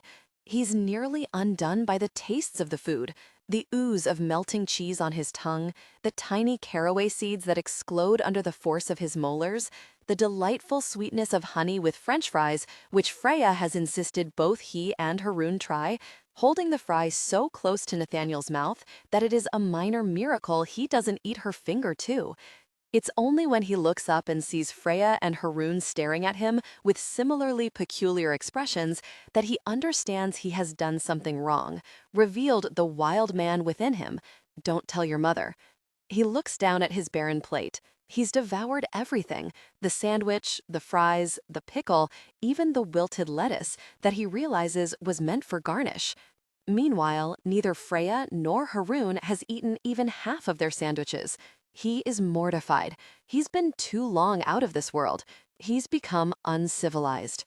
Just us, buddy. Wordlessly, Haroon takes half of his sandwich and puts it on Nathaniel's plate. Freya does the same. Nathaniel protests, but they cut him off.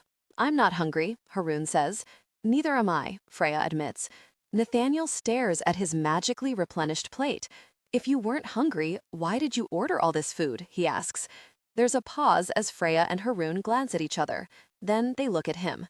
Because you were, they say. Nathaniel excuses himself to use the bathroom. There, in a stall no bigger than the one on the airplane where he consumed his last meal, he pinches the skin above his nose to keep the tears from coming. Then he pulls out his phone and calls his father. When he comes out, something is different. For one, a cluster of girls surrounds the table. But the thing that's really changed is Freya. He doesn't know how to explain it, only that she looks like a different person.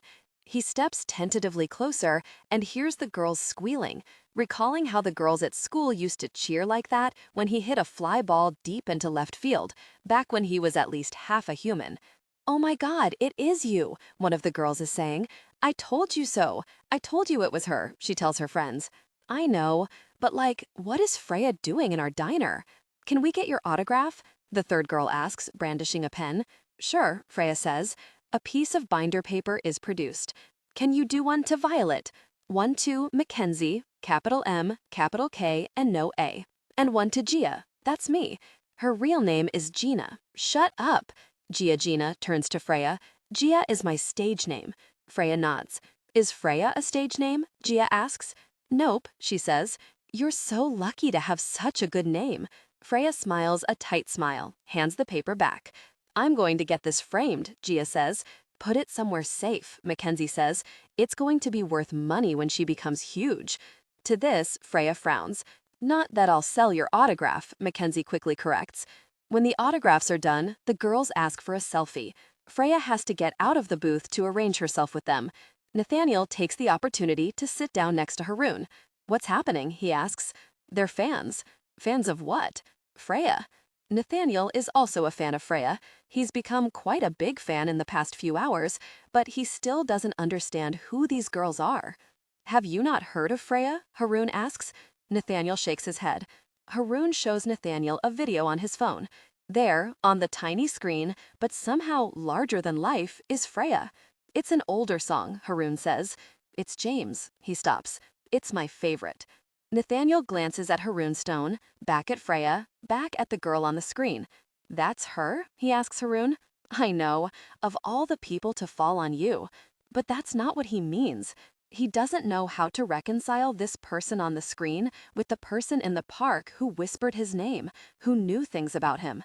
According to Haroon, though, Freya is apparently some sort of singer, known, beloved. He only half hears this because he's fixated on the person on the screen. How is she the same person he's been with all afternoon? And why does this song sound familiar? Where would he have heard it? As if the on-screen Freya has registered his disbelief, she stops playing piano and turns toward the camera. As she taps out a beat on the piano bench, singing without accompaniment, she once again becomes the Freya Nathaniel recognizes. In a warm, husky voice that sounds like the one that whispered into Nathaniel's ear before, she sings, "If you can't see, turn to me. I see well enough for the both of us." Everything around him goes quiet, and for a second, Nathaniel is back in the forest, blindfolded, and when he returns to the diner, he is certain that this song was written for him. Obviously, it wasn't. He's never met Freya before, and why would she, or anyone, write a song for him? But for that one fleeting second, he's as sure of this as he is of anything in his life. The girls, having procured their autographs and photographs, begin to depart.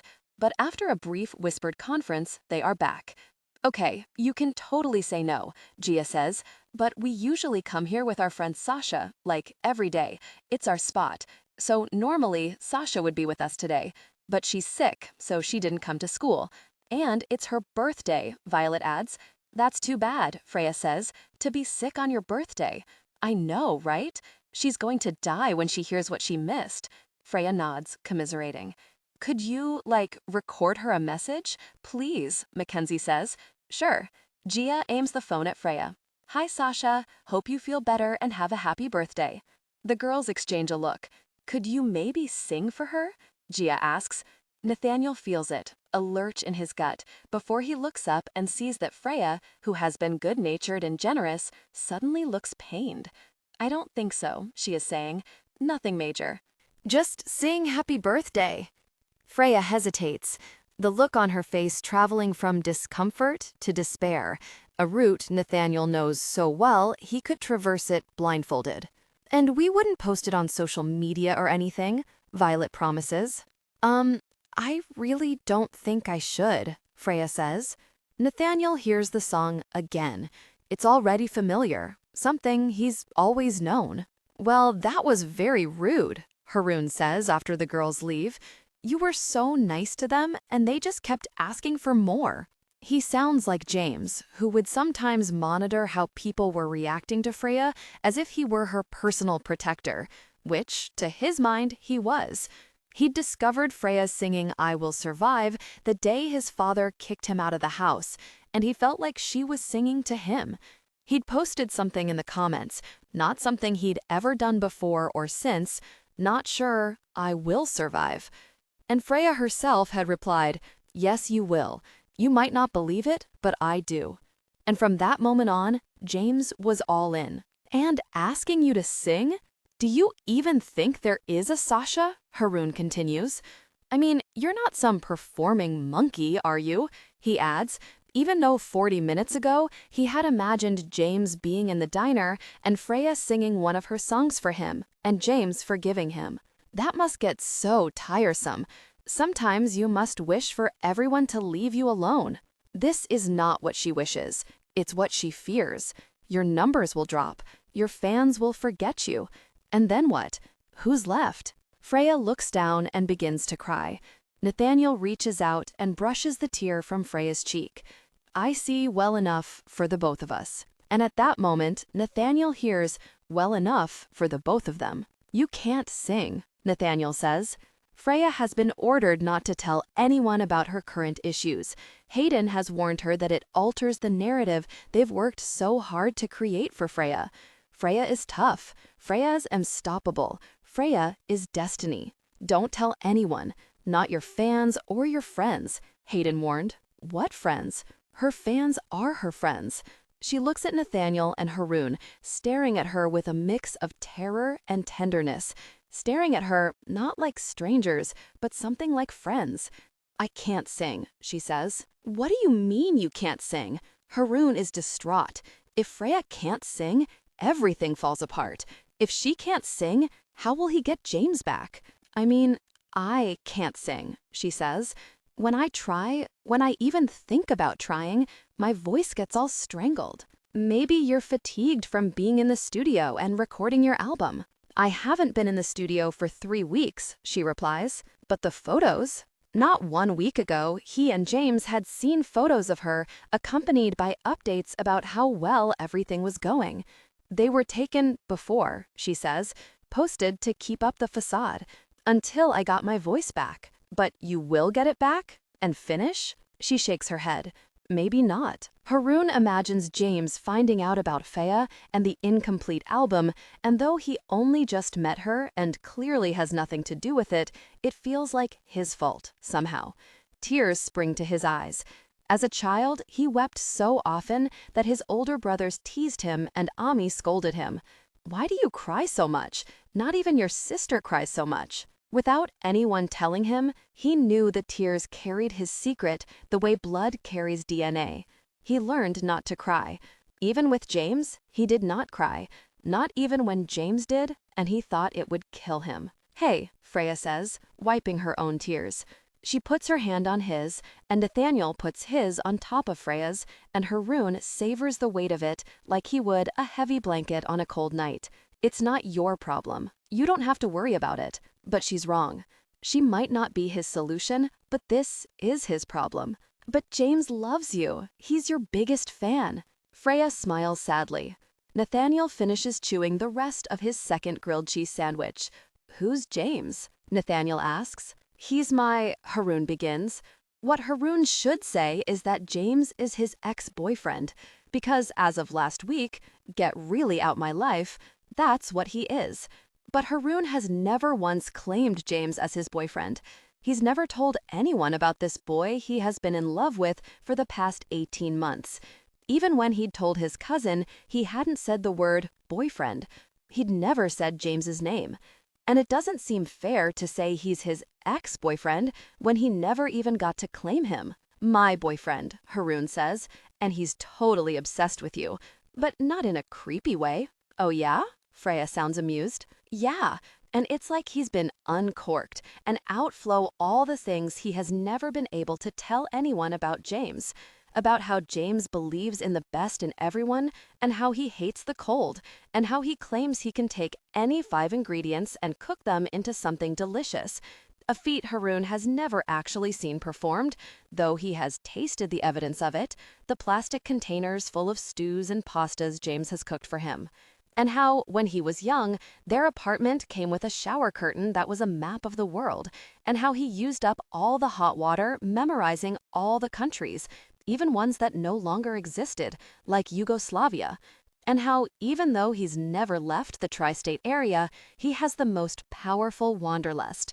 How on the cold days, he and Haroon pretend they're traveling to the faraway places. And he tells Freya about James's devotion to her, careful to temper his fandom the way James himself once had. There's something you should know about me, he told Haroon. And Haroon had steeled himself for some kind of deal breaker. I have a boyfriend, I am a space alien. But instead, James had confessed that he had a kind of strange obsession with a singer. He told Haroon how he had come across the Sisters K covering I Will Survive the very day his father kicked him out of the house and felt as though Freya were singing directly to him. And he wrote to her, and she replied. There have been thousands of comments, but Freya remembers that one. She remembers writing back to that boy. She remembers reading his note and thinking of the night she realized her father wasn't coming back, thinking she wouldn't survive. She had, and so would he. She looks at Haroon, at Nathaniel. Unlike her mother, or Hayden, she does not believe in anything resembling destiny. But at that moment, it's hard not to believe that the 3 of them were meant to meet. The order of loss. Freya. Hayden hadn't called us back for 6 months. Mom tried to remain positive. Because she now read everything about him, she knew he was in the studio with Melange and after that on tour with Lulia. When he's working with an artist, he's completely immersed, Mom declared. When it's your turn to be in the studio with him, you'll be glad about that. Not gonna happen, Sabrina said with her usual certainty. I nodded and pretended to agree. But though my sister was usually right, I could sense unfinished business. I kept hearing his question, "Are you hungry enough?" He'd asked me this question. I hadn't answered. But at some point, whether it was to Hayden or someone else, I knew I'd have to. We went back to doing what we'd been doing. Weekly video drops of new songs, daily photo posts. Mom storyboarded things out weeks in advance. Our numbers continued to climb. If Mom's optimism wavered, she didn't let it show. "He'll call," she said. When finally his office did call, requesting a second meeting for the very next day, Mom was triumphant, as if Hayden had been on the verge of discarding us, but she'd mentally dreamed us back into contention. "He asked for much more this time," she said, reading through the notes she'd taken. "He wants analytics across platforms, accounting of all endorsement offers, licensing. Oh, and he wants to hear something new from you, an original song, not yet posted. We don't have anything ready. We can't just pull a brand new song out of our asses." "What about The Space Between?" Mom asked. That was a song we'd been working on. Mom went back to her notes. Let's see. His assistant says he wants to hear something unique and... Mom shuffled through her notes to get the words exactly right. All his own. All his own. A warning right there. "I guess we'll have to do The Space Between," Sabrina said, sounding defeated. "He might have given us more time." "Actually," I began, "I have something else." "No, you don't," Sabrina snapped. That was Sabrina through and through. If she didn't see it, it didn't exist. Mom looked at me. When I didn't say anything, she said, "If you've got something in the works, let's hear it." "Yes," Sabrina said scathingly, "let's hear it." "Actually, you already have," I told Sabrina. "What? Little White Dress? The one you called a pathetic piece of sentimental crap?" I pulled out my phone and opened the audio file. Sabrina's normally impassive face flashed with so many emotions at once: anger and disgust and hurt. "You recorded that without me?" "Not the whole thing," I stammered. "Just some vocal and percussion of the chorus and the bridge. Because I thought..." She cut me off with a flick of her hand. "There's nothing that will make me change my mind about that song." I was used to Sabrina's strong opinions and her veto power, but something about her high-handedness pissed me off. And that was before she said, "Look, I'm the only one who'll be honest with you. And the truth is, you're a weak songwriter. Your stuff is so sentimental, so young, it makes you sound like an amateur." "I'm 17, and last time I checked, we were both amateurs. Isn't the idea for us to take it to the next level?" "Well, not with that song we won't." "Why are you acting so jealous?" she interrupted. She barked out a laugh. "Jealous of you?" "Controlling was what I was going to say. But jealous worked too. Let's just take a beat." Mom turned to Sabrina. "Can we at least hear it?" Even when it was my song, it was still the two of them. It would always be the two of them. Sabrina slumped back without raising any more objections. She glared as if daring me to touch my finger to the play button. I hit play. "All that I said I wanted was a little white dress. All that I said I needed was a little white dress. Oh, do you remember we used to sing ishururu, ishururu, ishururu, hush-a-bye, hush-a-bye, hush-a-bye." There were two more verses, but with Sabrina glowering, I couldn't bear to play them. I turned off the recording. "You get the idea," I told Mom. Mom looked astonished, as if she didn't quite recognize the song or the person singing. "Well," she said, "it's certainly different." "It's not arranged, but I was going for a more stripped-down sound," I said. "Maybe just percussion and some piano." "It is unique," Mom said, "with the Ethiopian melodies in there. I imagine Hayden hasn't heard anything like that." She was warming to the song, I could tell. So could Sabrina. She put her foot down. "I'm not singing that." "Honey," Mom said, "let's be professional about this." Professional? How is airing Freya's daddy issues in front of Hayden Booth professional? "What are you talking about?" I yelled. "It's been 7 years," she said, tapping her chest. "Get over it." "You get over it," I shouted. "Maybe I will. Maybe I'm tired of taking care of you."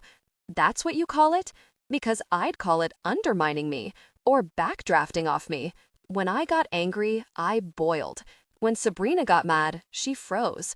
It was one of the millions of things that differentiated us. But at that moment, the weather changed. Sabrina blazed with a fury that set the whole room on fire before it sucked in on itself and her face went blank. Her voice went icy. "If you sing that song," she told me, "you sing it alone."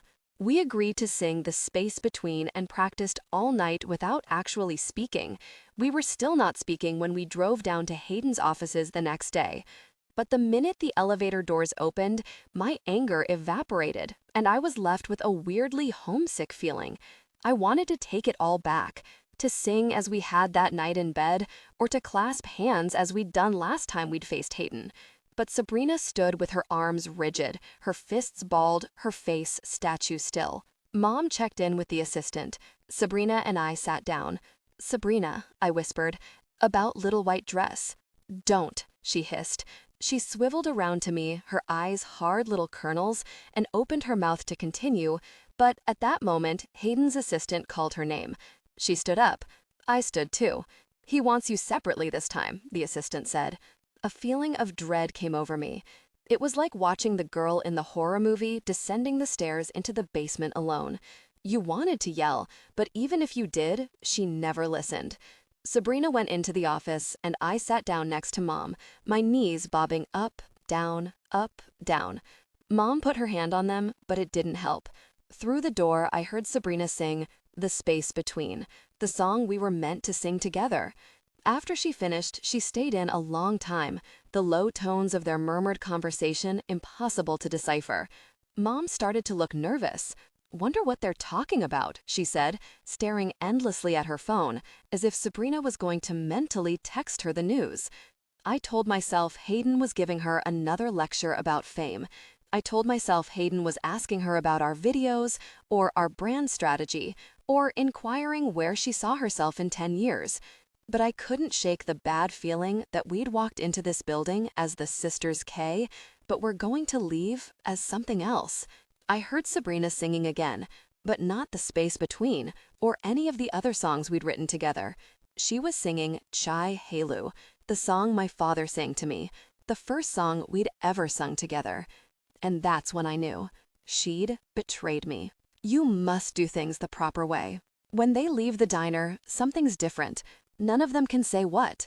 But Nathaniel knows he's heard Freya's song before, even though he's never watched a YouTube music video in his life. And Freya remembers Haroon's boyfriend, even though she gets hundreds of thousands of comments. And Haroon is here today, with Freya, even though she is Freya. As they walk aimlessly, Nathaniel asks shy questions about what happened to Freya's voice. She has asked herself the same questions, but she still can't explain the loss. She tells Nathaniel and Haroon about the day before it all went sideways, how she'd sung hard, too hard, pushed herself past her boundaries, so when she came in the next morning unable to sing, everyone thought it was strain.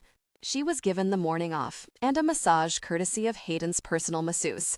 But that afternoon, it was even worse, and the next day, worse yet. And she knew it wasn't a strain, that she would feel. This was an absence. This was the thing she'd always done, always known how to do, vacating her, like a soul leaving a body after death. Don't overthink it, her mother advised her, but that assumed Freya had ever thought about how to sing in the first place.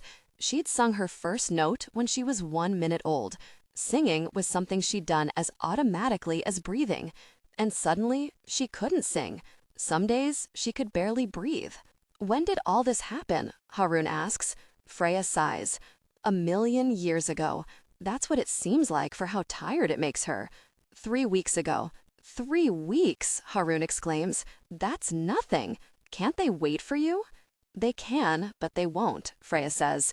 After the doctor this morning, Hayden called me to his office. I'm pretty sure it was to let me go, which is why I didn't go.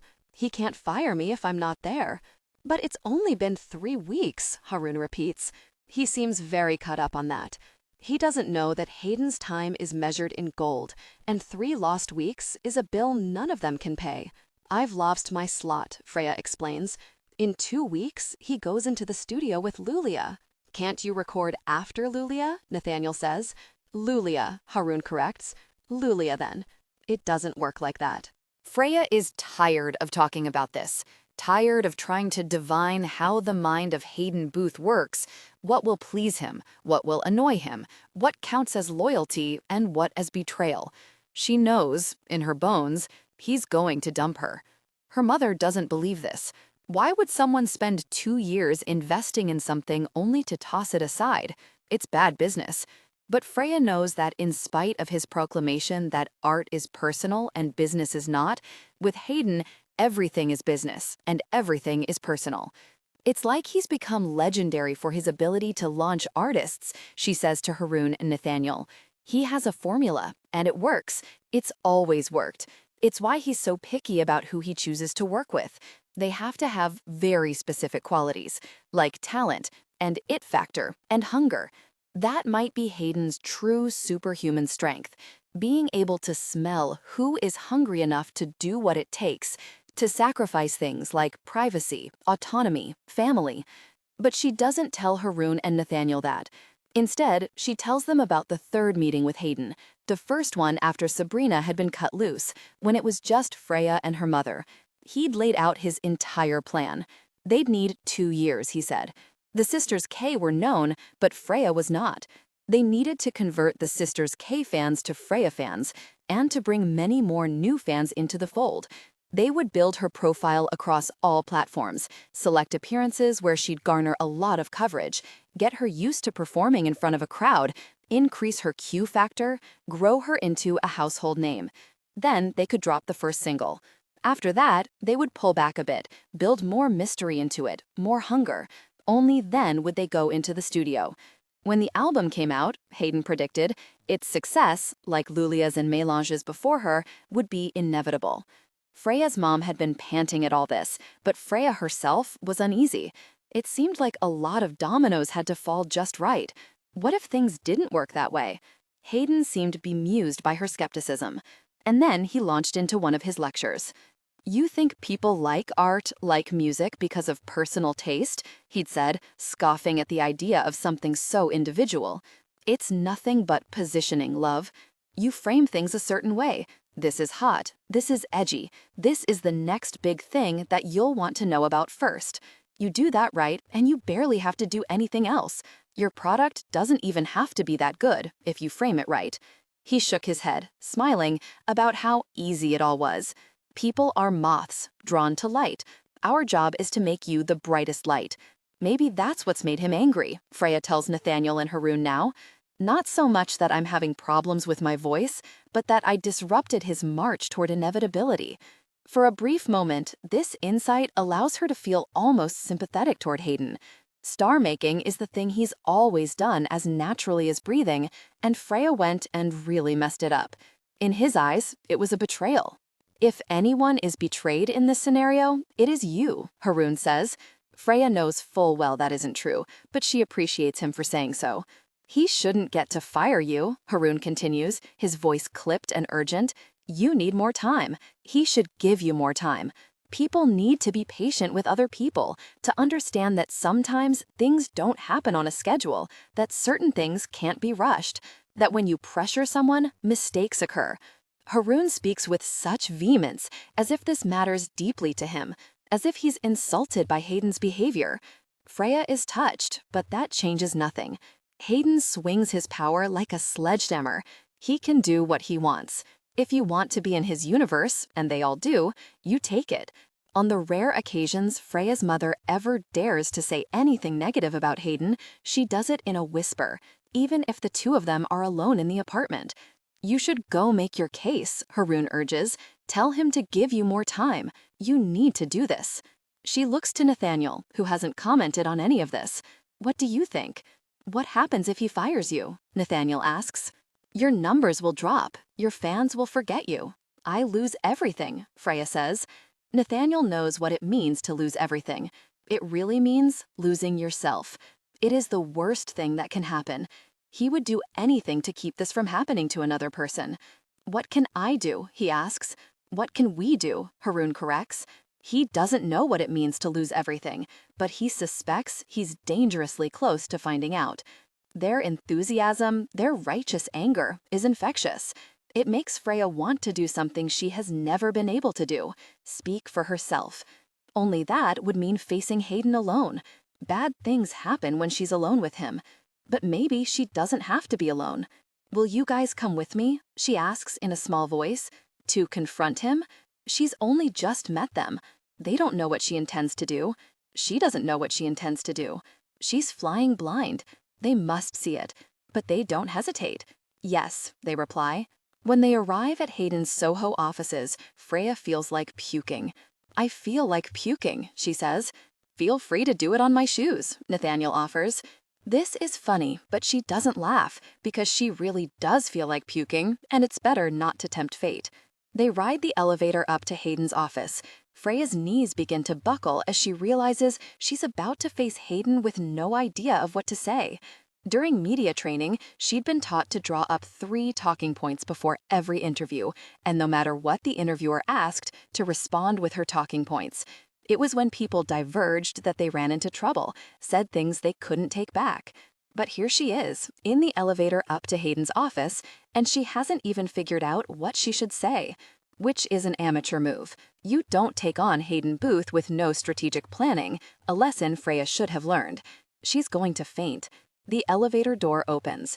Freya has a sudden body memory of the first time she and Sabrina came here, how when the doors had opened, they'd reached for each other's hand. She can still feel Sabrina's grip, is certain that if she looks down, the half-moons of her sister's nails will be there. She looks. They aren't. This was a dumb idea. There's nothing she can do or say that will change anything. But then Nathaniel puts his hand on the small of her back, and Haroon makes an "after you" gesture, holding the elevator door open, and she is whisked into Hayden's lobby. And before she can change her mind, the elevator door closes behind her. The lobby is full of enormous framed photos of Hayden, that crooked grin of his as he mugs for the camera, with, well, everyone who matters in the world of pop music. Seeing them, Haroon gasps, which is precisely the point. One of Hayden's interchangeable assistants, intimidatingly beautiful, headset attached like a cyborg, looks up from the desk. "Freya," the assistant says coolly, "we were expecting you earlier." "I wasn't available earlier," Freya says, attempting to recreate the Freya of the narrative, the one who's tough as nails, as ruthless as the man who discovered her. Just ask Sabrina. The Freya who is not intimidated by an assistant. Is Hayden in? "He's not available," the assistant says. "Is he here?" "No." "Is he gone for the day?" "It's after 5, but Hayden often stayed late at the office." "No, but it'll be a while." "Well, we'll wait," announces. Freya wants to tell Haroon they could be here for hours. Hayden enjoys making people wait almost as much as he hates waiting. But Haroon's already sat down on the leather couch. Nathaniel has sat down next to him. They've left a square between them for her. Freya sits and stares at Hayden's office door. Gunmetal gray with a bright, shiny knob. He could be in there. He could be punishing her, or really messing with her, or being Hayden. The first time, he'd made them wait 2 hours. The assistants had offered no explanation, no apology, not even water. "Would you like some water?" the assistant asks, and Freya feels momentarily better that, if nothing else, she is now, still, a person who is offered water upon arrival. Only the stupid assistant isn't even asking her. She's asking Nathaniel. "Sure," Nathaniel says. "Still or sparkling?"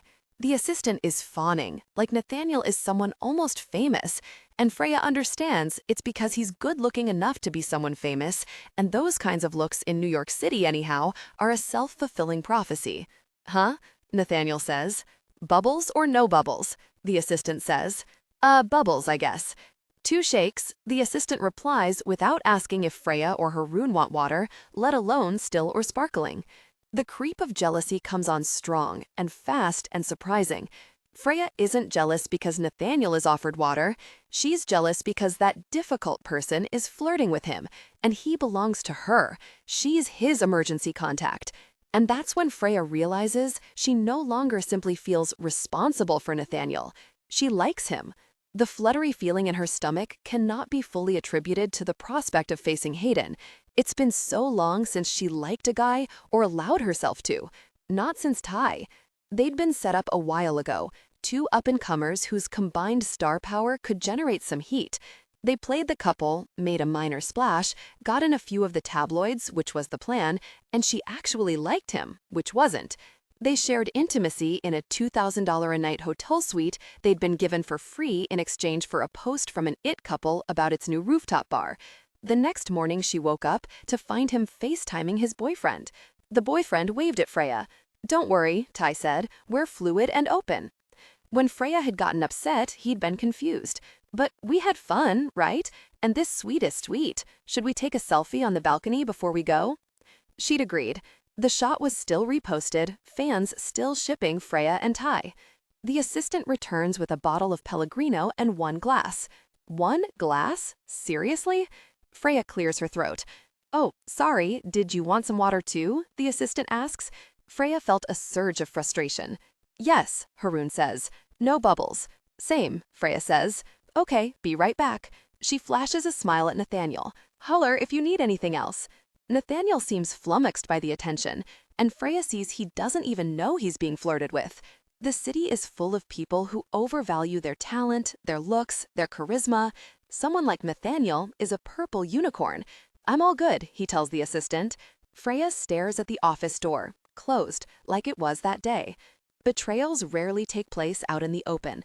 She's been in there so many times, she can draw the landscape in her mind. His desk, marble, heavy, expensive, and cold.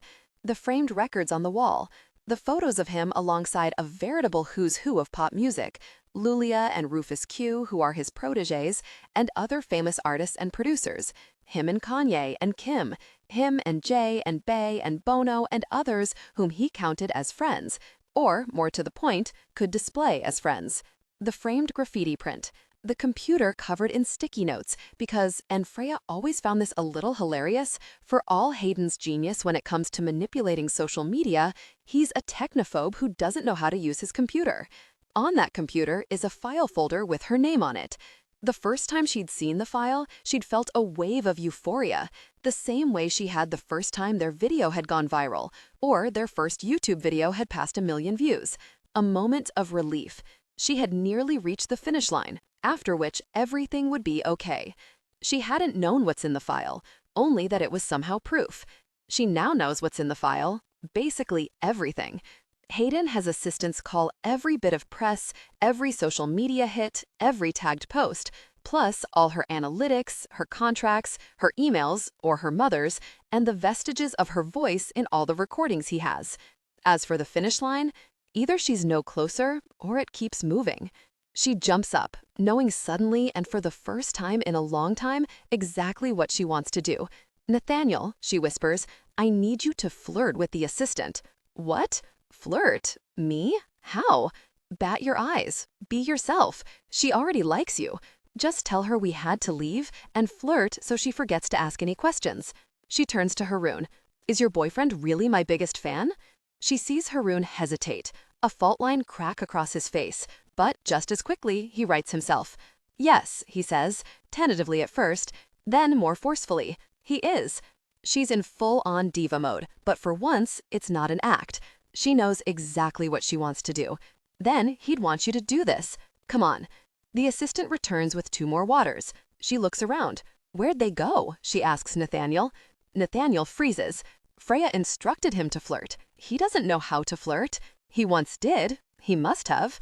He remembers girls, girlfriends, but that was such a long time ago, before he'd turned feral. But he will flirt, because Freya told him to, and if she told him to do a handstand and quack like a duck, he'd do that too.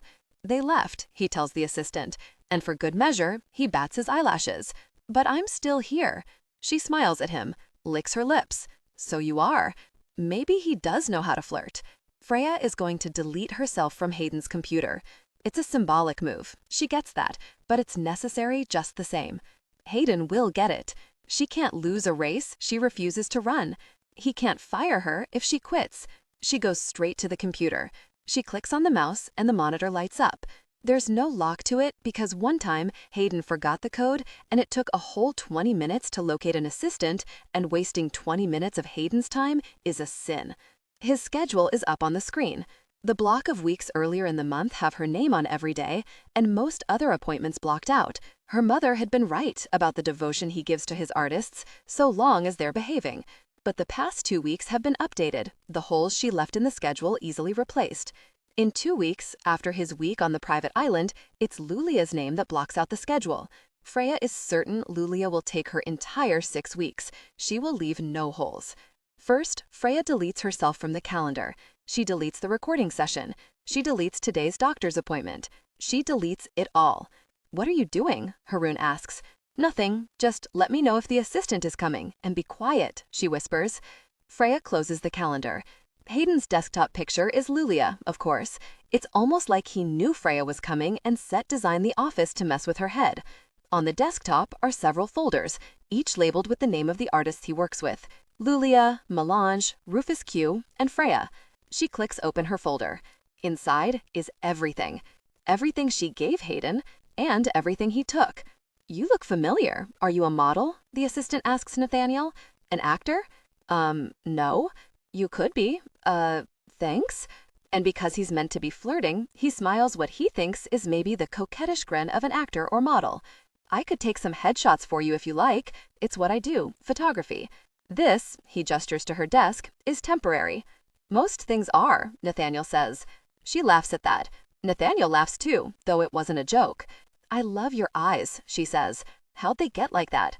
Nathaniel has never told anyone the story before, but for a moment, he imagines what it would be like to explain what really happened. Not just how he lost his eye, but why.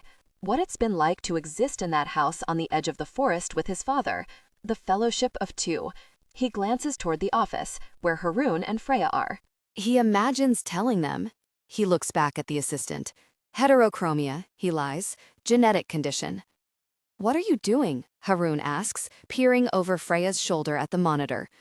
"I'm erasing myself before he can erase me." "You're what?" "I'm deleting all my files, except for one." "Which one?" He looks at the screen as Freya scrolls through hundreds of files. PDFs, JPEGs, videos. A master. What's a master? The original recordings, before a song is mixed. Why do you want them? Not them, just one. Why? Because it belongs to me. She keeps scrolling until she finds it. littlewhitedress.ptx. Bingo. "Do you know the best way to transfer a file and completely erase it?" she asks Haroon. "Yes, but isn't that stealing?" "Technically, it's more like hacking. If it's yours, why can't you just ask for it back?" "It doesn't work like that. Hayden owns the masters. He owns the copyrights. He owns everything. This was the deal they'd signed." She remembers sitting in that big conference room. Freya, her mother, Hayden, the team of lawyers. They were the label's lawyers, Hayden's lawyers. "Shouldn't we have a lawyer?" Freya had asked her mother.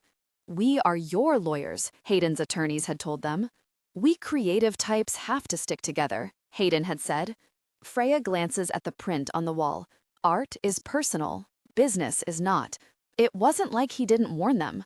The rest of the songs he can have, use for whatever he wants, sell them for scrap, repurpose them for the next shiny girl.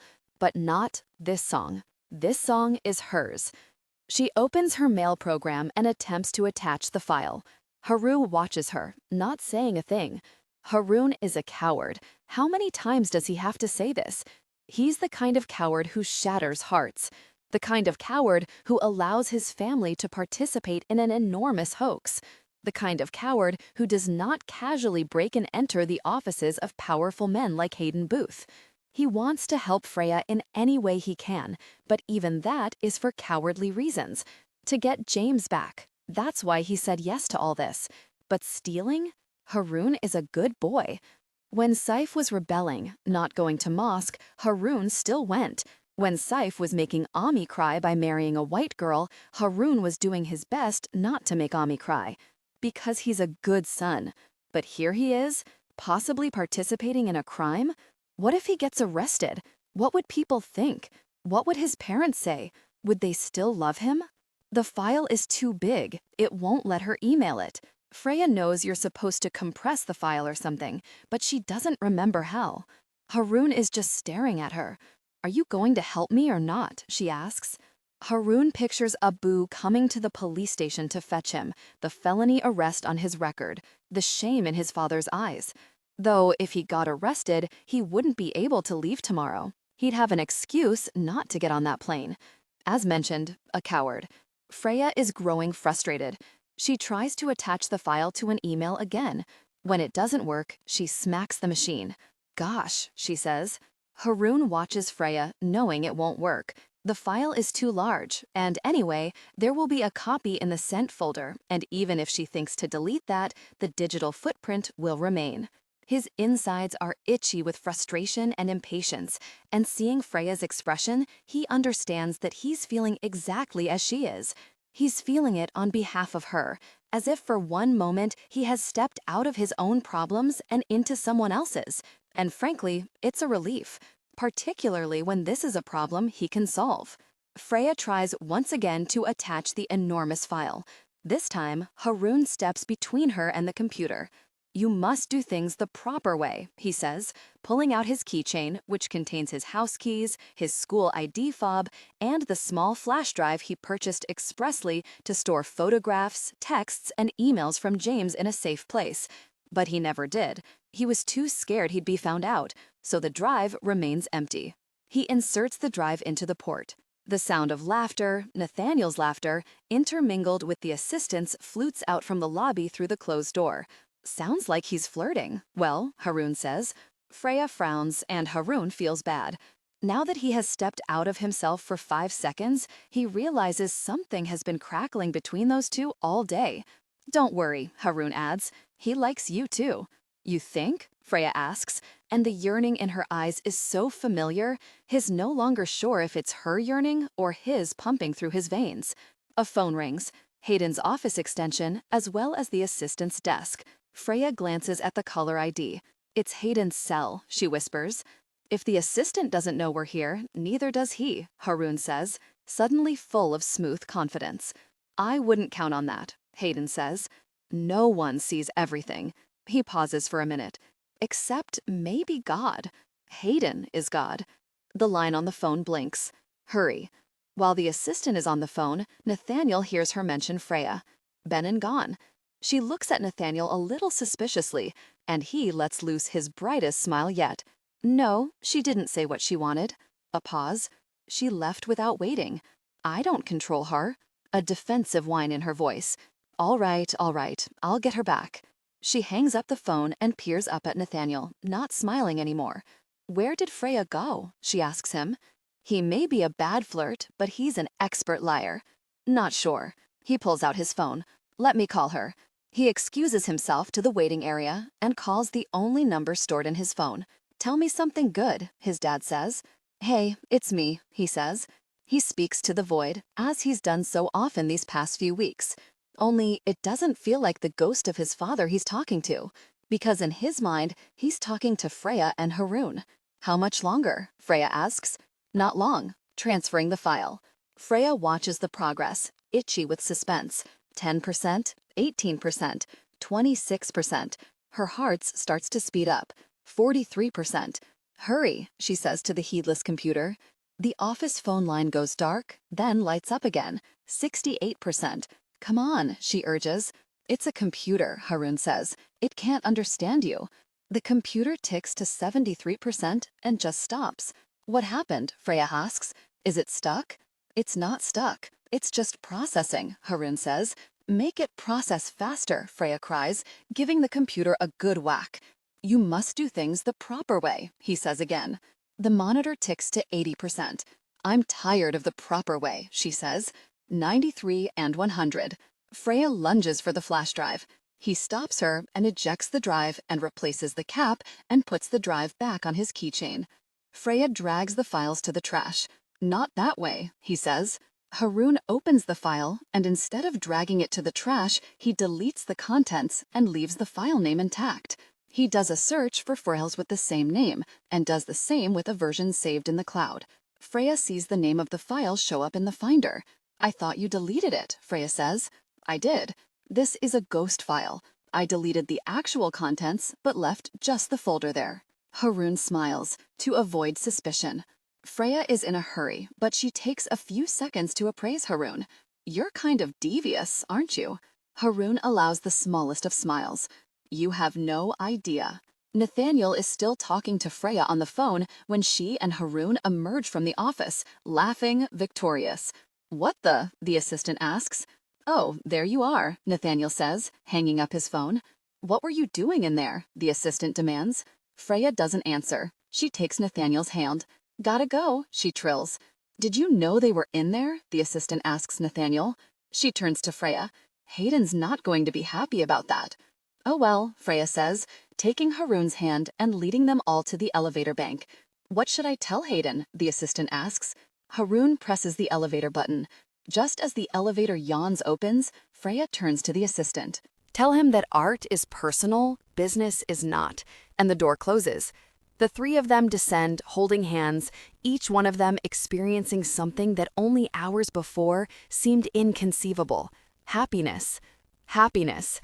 They keep running until they're several blocks from Hayden's office, not because they think they're being pursued, but because even with a possible concussion and a cut-up heel, it feels ridiculously good to be sprinting down the street, holding hands, a chain of three, laughing as they send irritated pedestrians skittering out of their way like pigeons. They cut right through a parkish, if you can call a handful of benches and a baseball diamond a park, when Nathaniel suddenly skids to a halt, nose twitching like he smells the pickup softball game. The teams are warming up, he can tell. The pitcher lets loose a drop ball, and the batter pops a wide foul, the ball sailing in their direction. On instinct, Nathaniel's left arm shoots up, his mind's eye seeing the catch before it happens. The smack of the leather against his palm sounds like a kiss. It's only when he looks down that he realizes he caught a foul in someone else's game. Sorry, he calls, staring at the ball in his hand in wonder, unable to believe he caught it. But he did, and the pitcher is waiting, so, sense memory taking over once again, he throws it with aim so perfect the pitcher only needs to lift his glove to complete the catch. Thanks, the pitcher calls, jogging over to where the three of them stand. You play? He asks Nathaniel. Used to. Cool, cool. See those guys over there? He gestures with his chin to a group of players standing on the edge of the field. They're older, dressed in impeccably crisp pinstripe jerseys, as opposed to the teams playing, 20-somethings wearing street clothes. They're from the Lawyers' League. They're vulturing us because we're down a few and you're not supposed to hold the field without a full roster. But we have a full roster, just a bunch of our guys are late. He sticks out his right hand and taps his chest with his gloved hand. I'm Finney, by the way. Nathaniel shakes and introduces himself. Freya and Haroon. How many are you down? 3 on our side, all stuck on the same stalled subway. Really MTA. Finney shakes his head. We're playing with a couple of guys down in the outfield, but they're breathing down our necks. He glances at Nathaniel, Haroon, and Freya. There are 3 of you. You want to step in until my players can get here? Nathaniel has not played ball, has not wanted to play ball, since that day, nearly 4 years ago, when his coach invited him for a game of catch. But today, he wants to play. Yeah, Nathaniel says emphatically. No, Freya and Haroon say equally emphatically. Nathaniel doesn't want to be pushy, but man, he wants in on the game. His hand is still tingling from that catch. And you shouldn't be playing either, Haroon adds. The doctor said no excessive physical activity. I feel fine, Nathaniel says. Better than I have in ages. And you both said the doctor was incompetent. So you play, Haroon says. Not if you don't. I don't play softball. I play cricket, Haroon says. What position? Nathaniel asks. Wicketkeeper. Not so different from catcher, right? Nathaniel turns to Finney. You need a catcher? Well, take what we can get. We play for beers, so the stakes are incredibly low. Also, you get beer whether you win or lose. How do you know about cricket? Haroon asks Nathaniel. Americans never know about cricket. I watched a documentary about a team from Afghanistan. You've seen Out of the Ashes? Haroon asks. I loved that movie. Nathaniel nods. And also the one about the West Indian team. My father went through a cricket obsession, called it the only gentleman's sport. Haroon's father has said the same thing. He often said that cricket taught the rules of civility. Without that, society comes apart. Haroon tried to teach James the rules once on a particularly nasty February day, But James wasn't having any part of it, not even after Haroon showed him photos of Shahid Afridi, not even after he showed him pictures of a young Imran Khan. Haroon does not want to play softball, but Nathaniel knows about cricket. He imagines Nathaniel's father and his own having a conversation about this over tea. The problem is, I don't actually know how to play beyond what I learned in elementary school, Haroon admits. No worries, we'll plug you in as catcher, Finney says. Just catch the ball and throw it to me. Haroon stands the chance of being humiliated or laughed at or making a total hash of it. But Nathaniel hasn't asked for one thing this whole day, and it felt so good to do something for Freya before. Cowardice and selfishness get so very tiresome. Look, we really don't care if you do anything, Finney says. We just need bodies on the field till our guys arrive. Haroon turns to Freya. It's all or nothing. He's not sure when it became that, but it has. Oh no, Freya says. Don't look at me. I don't play sports. I play music. Played music. I'm not doing it if you don't, Nathaniel says. We'll stick you in center field, Finney tells Nathaniel. You in right field, he tells Freya. He'll cover for you. But I don't have a, what's it called, glove? We've got gear. But I'm left-handed, Freya says, the softball version of a Hail Mary pass. Don't I need a different glove? We've got left-handed gloves. Nathaniel, Haroon, and Finney all look at Freya, a triple whammy of puppy dog eyes. That's not fair, Freya says, to put that much pressure on me. But she's smiling. I did just commit a crime for you, Haroon says. And I flirted with that awful assistant for you, Nathaniel says. And hey, I just met you, but you'd be doing me a solid, Finney says. So the assistant was awful, was she? Freya asks Nathaniel, utterly embarrassed by how much this snipe pleases her. Wasn't her fault, Nathaniel says. She just wasn't you. And that does it. Freya's a goner. She'd go skydiving if he asked, and she's terrified of heights. Moments later, she's unrecognizable in someone's battered lefty glove and someone else's baseball cap. Standing in right field, she wonders, how did I get here? Only she's not thinking about the ball field specifically, but here with Haroon and Nathaniel. Also, the ball field. She's never played softball in her life. How did I get here? She asks herself again. But the answer doesn't matter. What matters is that she did. As Haroon squats behind home plate, his phone buzzes with a text. The dinner in his honor is not due to start for a while yet, but Ami always gets nervous if you're not at least a half hour early. He can picture his family sitting around the dining room table, the extra leaf added to make room for all the dishes Ami has been preparing. Ami will pace. She won't stop until they're all seated and eating. The longer his absence goes, the faster she will pace. She will check the clock over the mantel. She will wring her hands. Fikr nahi karo, Abu will tell her. Don't worry, the trains are late, the traffic is heavy, children lose track of themselves. It will go on like this until too much time passes for these excuses to be believable, and even Abu's face will begin to furrow with worry. We're a full roster now, Finney is telling the glaring lawyers in pinstripes, so step the hell off. This field is ours until 7. Haroon's phone buzzes again. Finney lopes back to the pitcher's mound. You ready? He calls to Haroon. No. Finney grins. Batter up. You know I have no idea what I'm doing, Freya tells Nathaniel from the safe recesses of the outfield. I got you covered, Nathaniel says. Freya knows he's talking about baseball, but she feels warm all over. I'm holding you to that. Nathaniel's having a blast. He can't remember the last time he's had such fun. The smell of the grass, the soil, the particular sound a ball makes connecting with a bat. It brings something back to life. It doesn't even matter that they're getting their asses handed to them. The opposing team has quite a go, filling up the bases, scoring a couple of runs before they can even manage a single out. When a burly woman steps up to the plate, Nathaniel sees the hit before it happens with the same inexplicable clarity he had earlier when he'd heard Freya's song and known that it was, somehow, meant for him.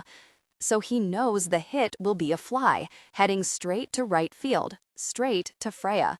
Before the bat connects with the ball, he's already moving toward Freya, who, when she sees the ball sailing toward her, crouches a bit and tentatively reaches her left ungloved hand to catch it. Nathaniel knows it'll bruise the hell out of her if she catches it, and smash her in the face if she doesn't. He comes up behind her. "I got it," he calls, and loops an arm around her shoulder, easily catching the ball and sending it to the third baseman in time to tag the runner. "Nice one," Finney calls. "Yeah, nice one," Freya says. "Anytime," Nathaniel replies. A blast. A total blast. How long since he's swung a bat, caught a pop fly, had butterflies in his stomach because of a girl? When he came back to school with his eye patch, his teammates treated him politely but coolly. They didn't make jokes around him anymore, didn't invite him to hang out on Friday nights. He went to every practice, sat on the bench. When he got fitted with his temporary prosthetic eye, which became permanent by default, his coach invited him to the field, just the two of them, for a game of catch. Nathaniel caught the first few tosses easily, but then the coach threw a few higher and to the left. Nathaniel reached up with his glove to where he thought the ball should be, but came back with an empty glove. This happened again and again. The doctors had warned that his depth perception would be off, that certain things, like descending stairs, would be difficult, and other things, like watching 3D movies, would be impossible. But over time, his good eye would learn to compensate. He told the coach this. He promised to practice round the clock. "I'm losing most of my strongest guys this year," the coach said. "This might be our last shot at the championship for a while." He looked at Nathaniel, not saying any more. He didn't have to. Nathaniel realized what he was expected to do. "It's all good," Nathaniel told his coach. He said the same thing to his teammates when he announced he was quitting. He tried not to take it personally when they all believed him so eagerly. Now he steals glances at Freya the way he once stole bases. He's skilled enough at this that she doesn't notice. But when Finney yells, "Look alive, outfield," just as a ground ball streaks past the second baseman, he realizes he hasn't been paying attention to the game at all. The ball is skidding directly toward Freya, too late for Nathaniel to intercept. But Freya scoops up the ball in her gloved hand this time. "I did it," she cries, turning to Nathaniel. "Now what?" "Throw it to me," he calls, jogging toward her. She does an underhand toss, which he easily catches. Then he pivots, throwing the ball past Finney all the way to Haroon. Two runners have crossed home, and the third is making a start for it, and Finney is expecting Nathaniel to throw the ball back to him. But Nathaniel knows that today they all have a sort of magic on their side, so he beams the ball toward Haroon, certain that he'll make the catch, which, backlit by the setting sun, he does. "Out!" yells the umpire. "Did we do it?" Freya asks. "We did it," Nathaniel says. Freya whoops and does a little victory dance. "Go, Haroon!"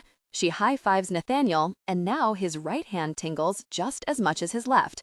"Ha," Finney calls. "Suck it." "Suck what?" the other team captain says. "We're up by 4.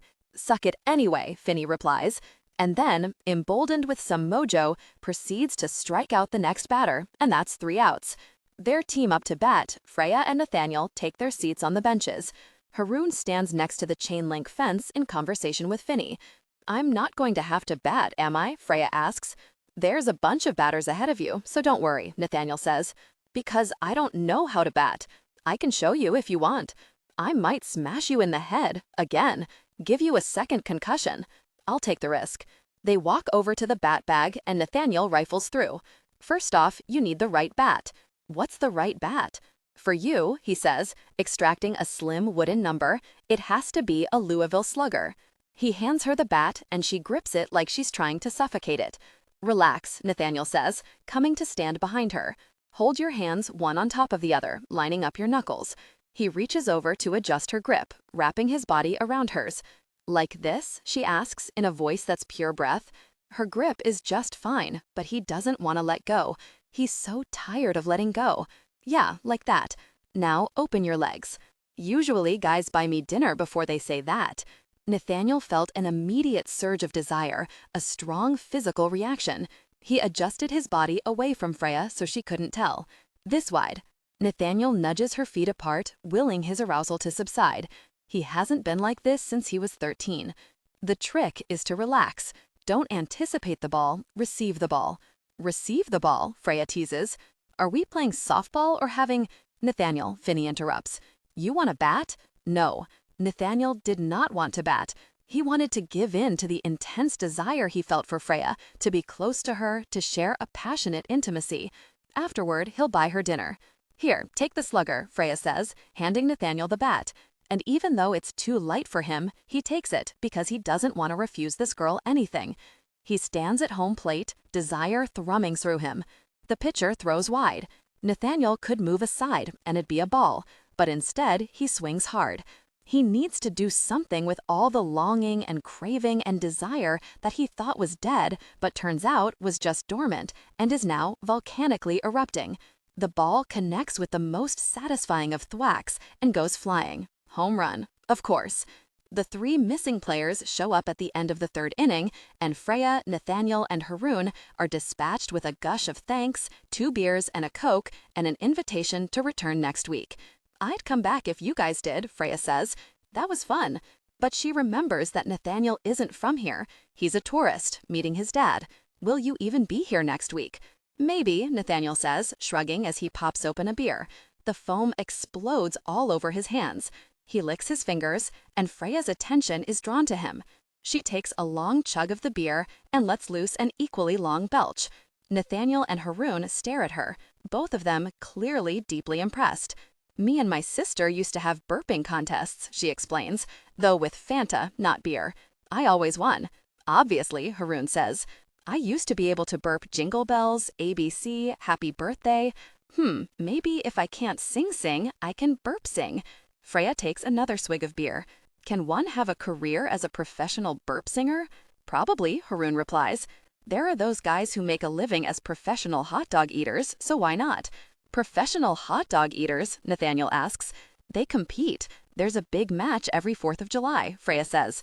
"That Japanese one always wins." "Nope," Haroon says. "He was disqualified." "Really?" Freya asks. "Yes." "You're messing with me," Nathaniel says, laughing. "That can't really be a thing." "It is," Freya says. "So maybe there's hope for me and my belching career after all." She drinks again and attempts to belch the ABCs, but all that comes out is a pathetically dainty A. Nope, can't even sing that way. The guys look at her with a gentleness that's almost unbearable. "I'm sure you'll sing again," Haroon says. "Are you?" Freya asks. "Because I'm not." "Stealing the song didn't help?" Nathaniel asks. Freya sighs. She knows that if life were a movie, she would have ridden down that elevator holding hands with Haroon and Nathaniel, and as soon as she'd spun out of the doors, out of Hayden's grip, she'd have burst into song, and they all would have danced, with jazz hands. But she knows that's not how life actually works. Whatever boot has been stepping on her windpipe these past weeks is still there. It helped, Freya says, but not like that. "What will you do?" Nathaniel asks. Freya starts to give the spiel about fans and livelihoods and all she's worked for, when Nathaniel interrupts. "Not if Hayden fires you. What will you do if you can't sing? Your numbers will drop. Your fans will forget you." But that's not the worst of it. That's not what terrifies her or drives her. It never was. For all his expertise on fame, Hayden never really did understand this. Maybe it's the beer or the adrenaline or the way Haroon and Nathaniel reacted when she lost her Goshen in the diner or the way they're looking at her now. Or maybe it's the feeling, which has been growing stronger throughout the day, that she has always known these two, even though they only met today. But something gives her courage, or maybe hope gives her courage. In any case, she takes a deep breath and lets the monster out of the closet. If I can't sing, if I can't do this one thing I love doing, this one thing I'm loved for, I'll be alone. And there, it's finally out. The thing she fears, the thing they all fear. "You won't be alone," Haroon says. "You have so many fans." "That's not love," Freya says. "That's not lasting. I guarantee you that in time, months, maybe years, if I stop singing, even my most ardent fans will lose interest." Haroon starts to object, but Freya waves away his protest. "Answer me honestly. Your boyfriend, as big a fan as he is, do you think he'd still love me if I couldn't sing? Do you think anyone would?" Haroon would like to tell Freya that James would never stop loving her. But if James can stop loving him, who is he to say? People stop loving people all the time. "I would love you even if you couldn't sing," Nathaniel says. Freya's heart stops. Or maybe it starts. "You would?" "I already do," Nathaniel thinks. "But that's madness. That's his father talking, or the feral, starving man inside of him, so once again, he remains silent. Haroon thinks he would love her too, not because she is famous or because he can help him get James back, but because she is her. He should tell her something, something reassuring, but he's too distracted by his phone. It is buzzing, the texts nearly constant, Emmy's urgency so profound he can see her shoulders hunched as she squints at the screen, pecking away at the letters with her ink-stained fingers. Are you okay? Where are you? If Haroon and Nathaniel can love Freya even if she can't sing, might his family be able to love him even if he can't be the person they want him to be? And even if they can't, can he let them continue to love a lie? He pictures his whole family gathered around the table to honor a person he's never been. His words to Freya earlier come ricocheting back. You must do things the proper way. The proper way is not to trade one betrayal for another. The proper way is not to let the food on Emmy's table grow cold, to let her worry congeal into fear and then heartbreak. The proper way is to stop lying. He understands why Freya is scared of being alone. It might sound crazy to some people that Haroon, living among such a large family, feels that way too. But he's carried this secret since he was 9 years old. And secrets carve fissures, until the fissures become trenches, and the trenches become channels, and the channels become crevasses.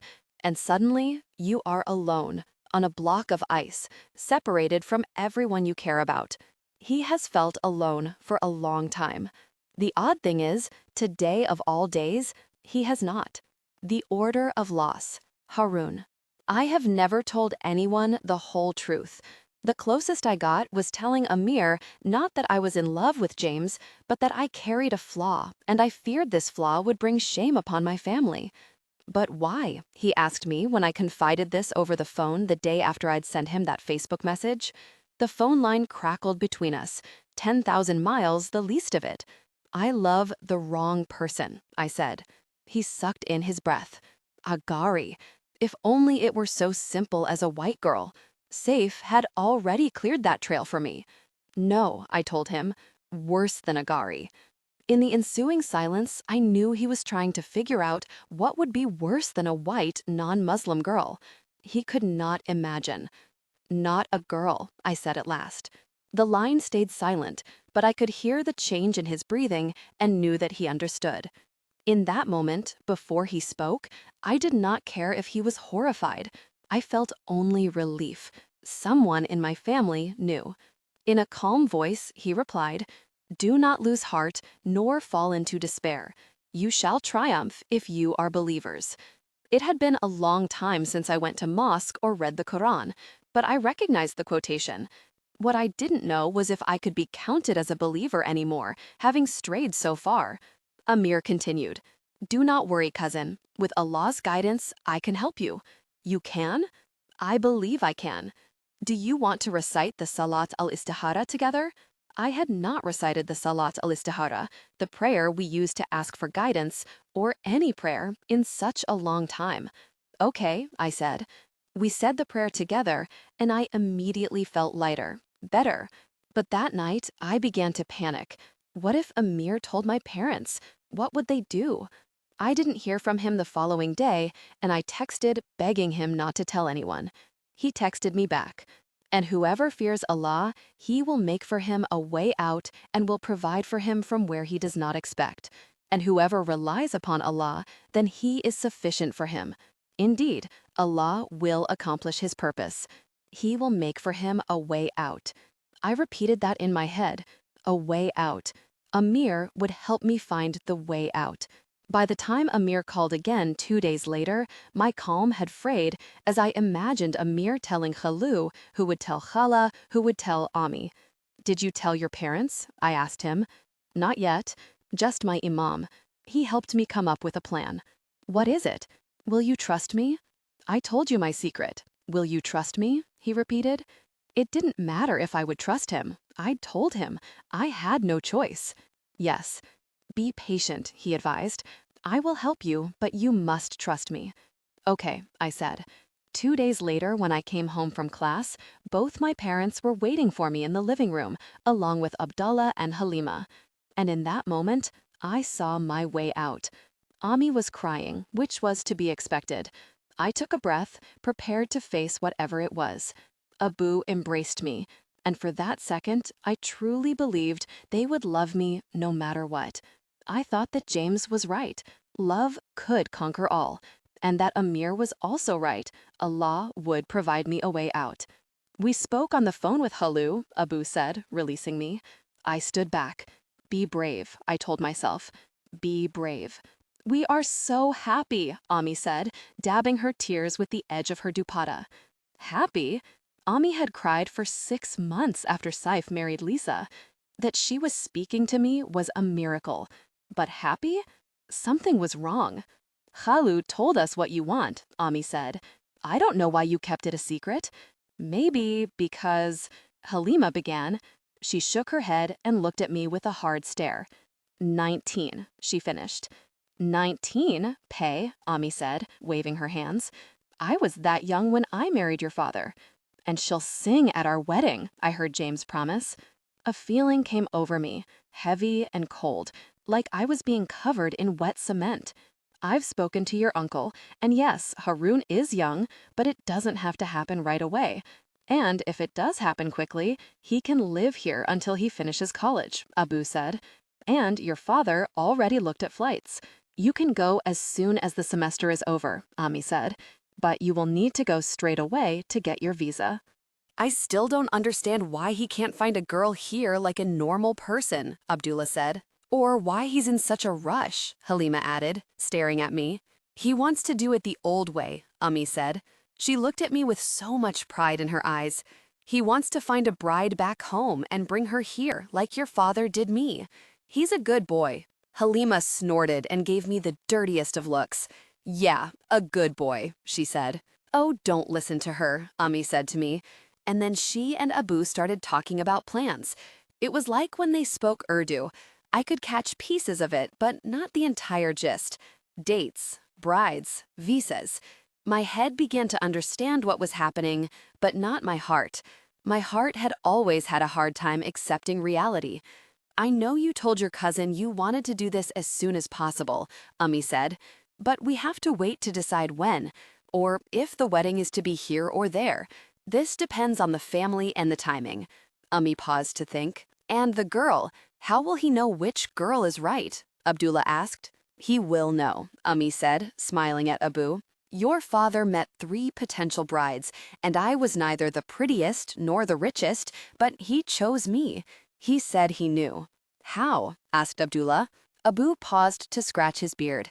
It just felt right. He looked at Ami, and I was right.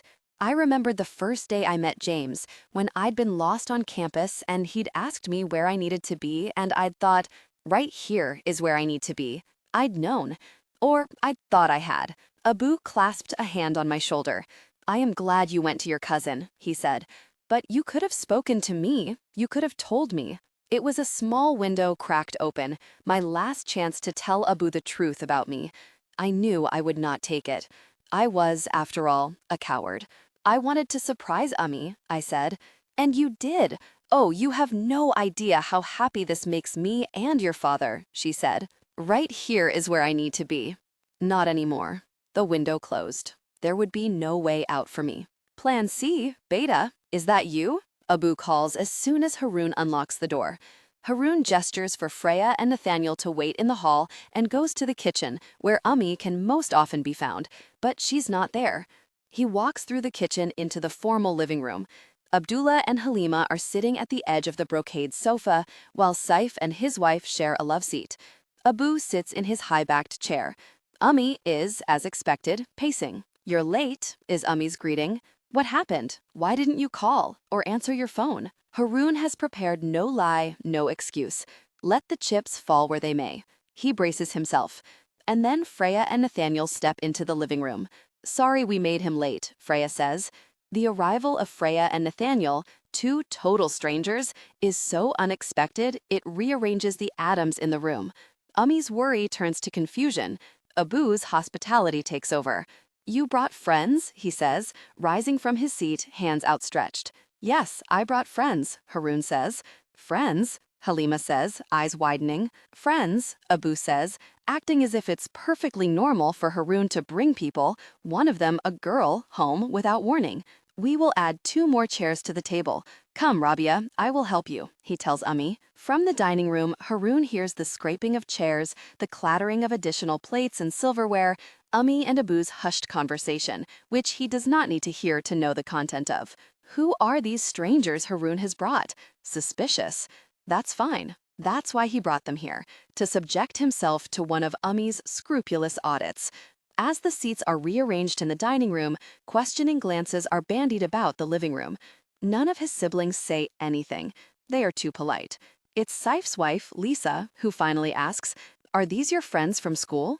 And though he has not told Freya or Nathaniel a thing about this meal, or about his family, or his predicament, or himself, really, without missing a beat, Freya smiles and says, "Yes." By the way, Halima's eyes widen. Haroon understands that he's not the only Freya fan in the family. He feels a twinge of regret that they never discussed this. It would have been nice to share something with someone in this family. "What is it you study?" Abdullah asks. "Music," Freya replies. "Nursing," Nathaniel says. "I didn't realize the school offered such a diverse curriculum," says Halima. "Or that men could be nurses," Saif says. "Don't be such a sexist jerk," Halima says. "Of course they can. People can be lots of things."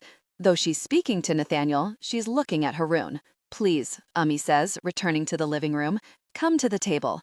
The table is set with the linens Ummi carried with her when she came here, nearly 30 years ago, and is laden with crispy samosas gleaming with oil, pakoras, jewel-colored sauces, dahi baras. They all sit. Ummi begins passing around the platters of appetizers. Remembering how hungry Nathaniel was before, Haroon instructs Ummi to give him 2 of each, explaining what each one is. When the platter comes to Lisa, she demurs and turns her attention to Freya. Not to be rude, but how do music majors expect to make any money? Ummi coughs. "I'm sure she'll find a way," Halima says, giving Haroon a look. "It's not so easy to make it as an artist," Lisa says. "When I was younger, I wanted to be a figure skater, but there's no money in that either, and you have to travel constantly." She shakes her head. "I'm a homebody, so no thanks. Luckily, I had a plan B, real estate. You have to have a plan B. Do you?"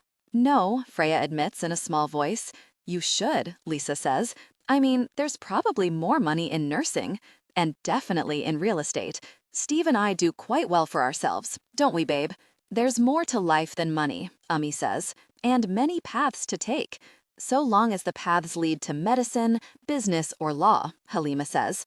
"Don't forget," Abdullah adds, "engineering is also okay." "That's not fair," Ummi says to Halima. "You want to be a," she waggles her fingers, "cartoon maker, an animator, Ummi, like for Pixar." Haroon watches this all in disbelief. Why are they talking about career choices? Ummi turns to Nathaniel. "What kind of nursing will you do?" "Stop questioning my friends," Haroon says. He knows he's behaving rudely, but he wants the interrogation to turn from Nathaniel to himself, where it belongs. "Hospice care," Nathaniel replies. "With dying people?" Lisa says. "How depressing. I think it's an honor to accompany people as they pass." Nathaniel pauses to lick a bit of tamarind sauce off his finger. "We all die. It's the only sure thing in life, and the one thing we all have in common with everything else on the planet." "Indeed, but for us, may it not be for a long time, inshallah," Abu says. "Shall we move on to the main course?" Ummi stands. "Beatty, help me carry in the food." Halima stands. Freya stands. The 3 of them disappear into the kitchen, reappearing with enough food for 10 extra guests. Freya sets down chicken karhai in front of Haroon. "Your mom says this is your favorite. Chicken karhai and lamb biryani and beef keema.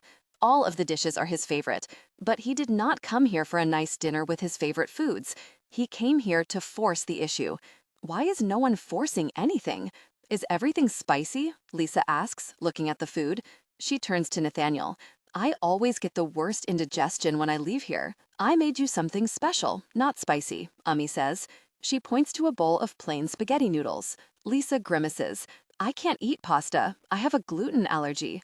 "A gluten allergy?" Ummi asks. "Yeah, no bread, no pasta, no cakes, that kind of thing." Saif didn't mention any allergy.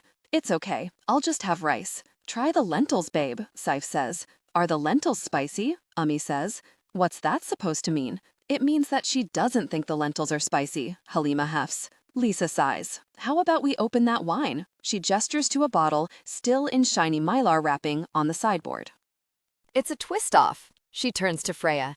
I've learned from experience that this family doesn't own a corkscrew. We don't drink wine, Halima says. Why would we have a corkscrew? For guests, Lisa says.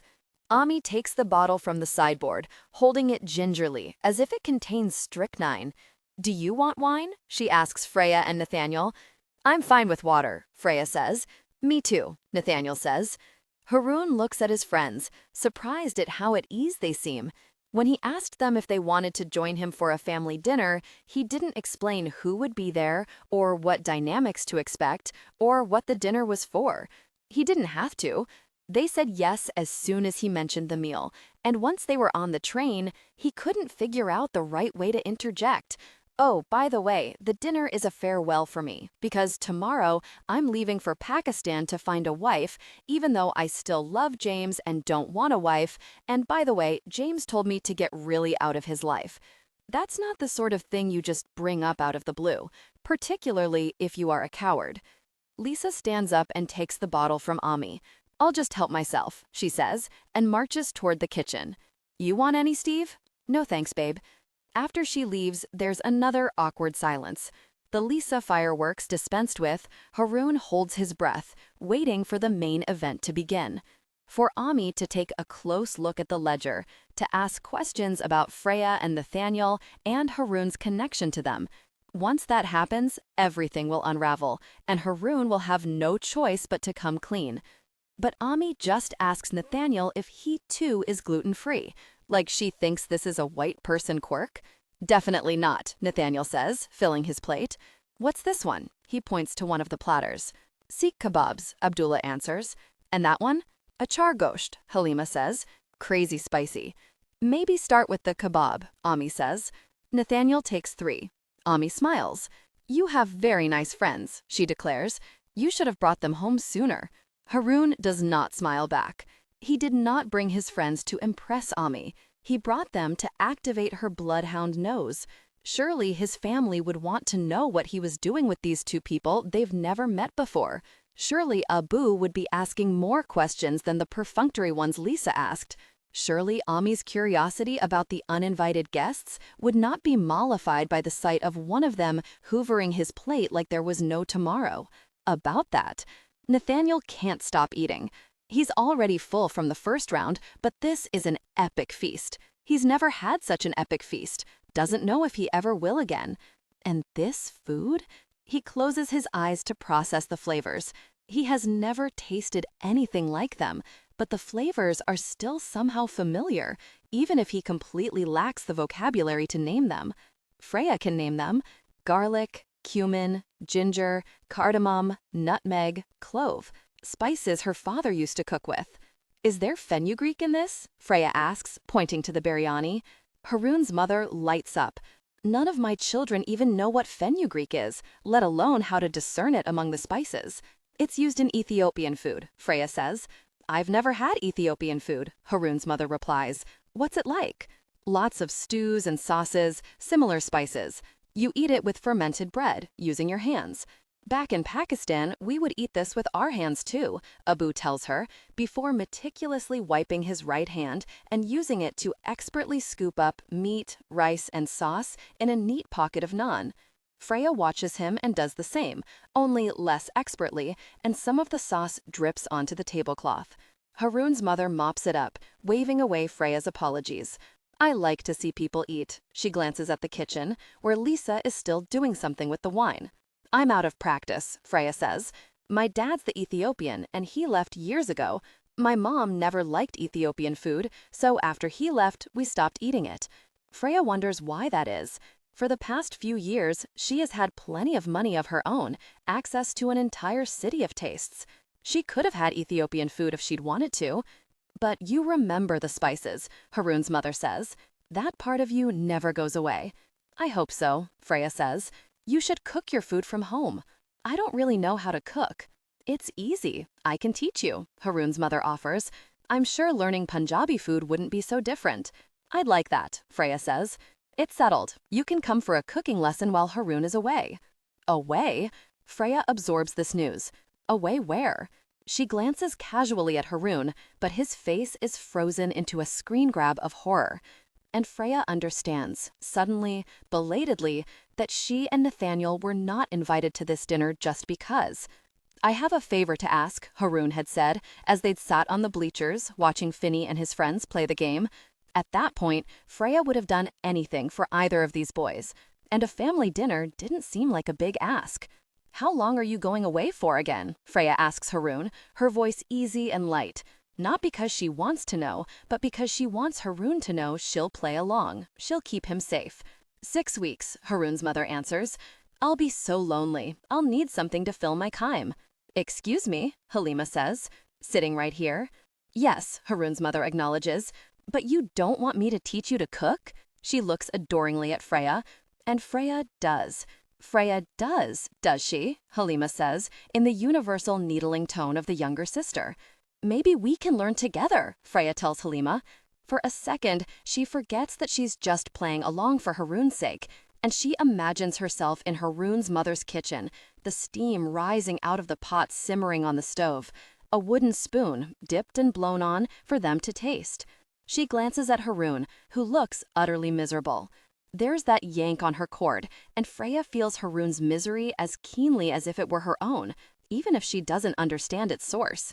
If you learn Punjabi food, you can cook for your Nathaniel, Haroon's mother says.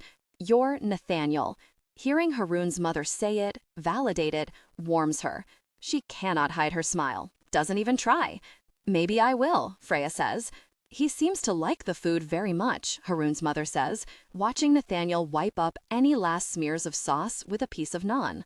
No, I love this food, Nathaniel says. Not too spicy? Haroon's mother asks. I can take it, Nathaniel says. Not bad for a Gora, Abdullah says. Gora is a white person, Lisa tells Nathaniel, emerging from the kitchen holding a plastic tumbler full of ice cubes and, presumably, wine in one hand, the half-empty bottle in the other. Isn't that nice? It's not derogatory, Halima says, just descriptive, like calling someone a blonde. Complimentary in this case, Abdullah says. Not everyone can handle Ami's food. By not everyone, you mean me, Lisa says. I meant people who aren't used to spicy food, Abdullah says, like Nathaniel. Is that a challenge? Nathaniel asks. Well, you haven't tried the achar gosht yet, Abdullah says. If you can manage that, you will earn my undying respect. Nathaniel helps himself to a ladle full of the mutton stew. Freya can see that the bite he takes has a small green chili in it. Wait, she calls out. But it's too late. Nathaniel's face is a 3-alarm fire. He reaches for his water. No water, Halima says. It only makes things worse. Nathaniel ignores her, reaching for the water. You need yogurt, Haroon's mother says, going to fetch some. Freya glances at Haroon, whose face is as ashen and pale as Nathaniel's is glowing. His plate as full as Nathaniel's is empty. If Nathaniel has noticed Haroon's discomfort, he doesn't show it. She tries to catch Haroon's eye, to send a silent message, but the shades are drawn. When Nathaniel has cleared his plate a 3rd time and everyone else has pushed their dishes away, Haroon holds his breath, waiting to clear the table. Please, Freya says, putting a hand on her wrist. Let us do it. I couldn't, Haroon's mother says. Nathaniel stands and nods. We insist. Haroon, help us, Freya says. She wants him in the kitchen. She wants him back in the safe huddle of their trio. She wants him to tell them what's going on and how they can help. But all he says is, I'll be just a minute. Freya carries a stack of dishes into the kitchen. She means to share her concerns about Haroon with Nathaniel, but when he comes to stand next to her at the sink, their hips touching, she's back in the park, behind the chain-link fence, holding the Louisville Slugger. Nathaniel's so close to her she can feel every part of him, and her mind is a blank slate onto which she's writing loopy hearts. Hey, is all she can think to say, looking at his reflection in the window over the sink. Hey, Nathaniel says back to her reflection. They rinse off the plates and stack them in the dishwasher. One of the bowls slips out of Freya's hand, and Nathaniel catches it. Saved me again, Freya says. You've been doing that all day, it seems. And so have you. You seem to forget I fell on you. I didn't forget. I'm glad you fell on me. You said that before. Do you enjoy concussions? No. So why would you be glad I fell on you? Because it saved me. Saved you? From what? Nathaniel stops washing dishes, and even though he's staring at Freya's reflection, she can feel his gaze boring into her. The cord connecting them tugs tighter, so there's no space left between them. From my plan B, Nathaniel says. What was your plan B? Freya asks, her voice strangled in an entirely different way than it's been these past few weeks. But Nathaniel doesn't answer. Halima appears with a new stack of plates. You guys are making me look bad, she grumbles. What was your plan B? Freya asks again after Halima leaves. Nathaniel closes his eyes and shakes his head. Doesn't matter. I'm on to my plan C. Being a hospice nurse? Maybe, Nathaniel replies, looking at her dead on. Or maybe this. And then he kisses her. His mouth on her mouth, her breath in his lungs. Nathaniel can breathe. His fingers twining her hair, her fingers clutching his hips. Nathaniel can feel. His tongue against her neck, her lips against his throat. Nathaniel can taste. His groan in her ear, her sigh in his ear. Nathaniel can hear. His eyes open, her eyes open. Nathaniel can see. As Nathaniel kisses Freya, and Freya kisses Nathaniel, every part of him that he thought was dead, that he thought no longer deserved to exist, comes roaring back. One kiss, Nathaniel is alive. Are you guys almost done with the dishes? Halima asks. Nathaniel and Freya spring apart. Halima says, coloring, stuttering. My father wants to make a speech, so maybe. She looks back and forth between them, her gaze skittering here and there, until it lands on Nathaniel, whose physical state was quite evident. Halima scurries out, looking at anything but them. They start to laugh. I guess we should go back in there, Freya says, but she's not sure she can. Her desire may not be as outwardly evident as Nathaniel's, but it is literally making her weak in the knees. I need a moment. Nathaniel needs more than a moment. He needs all the moments. Where's the bathroom? Upstairs, I think. He kisses her once more of a peck this time, hitting the side of her grinning mouth. As he retreats, his desire threatens to explode out of his skin. To be continued, Freya calls after him. Later. Climbing the stairs is painful, but it's the good kind of painful, the alive kind of painful, the plan C kind of painful. Later. He hadn't considered the possibility. Freya returns to the table, floating, melting, thinking the kinds of thoughts she ought not be thinking at Haroun's family's dinner table. Where's Nathaniel? Someone asks her. He'll be right down, Freya replies, and the anticipation of his return makes her feel giddy. Dad, we gotta work in the morning, Saif says. Go on, Haroun's mother urges. We still have dessert. Fine, fine. His father looks at Haroun, who is looking down at the table. Beta, tomorrow you leave for the land of your family to partake in a rite of heritage, and in doing so, you will enlarge our family yet again. Inshallah. A chorus of Inshallahs echoes around the table. Haroun's mother dabs at her eyes with a napkin. And maybe our family will expand again, Haroun's mother says. The table can always be set for more. Upstairs, the floor creaks. Soon, Nathaniel will come back down.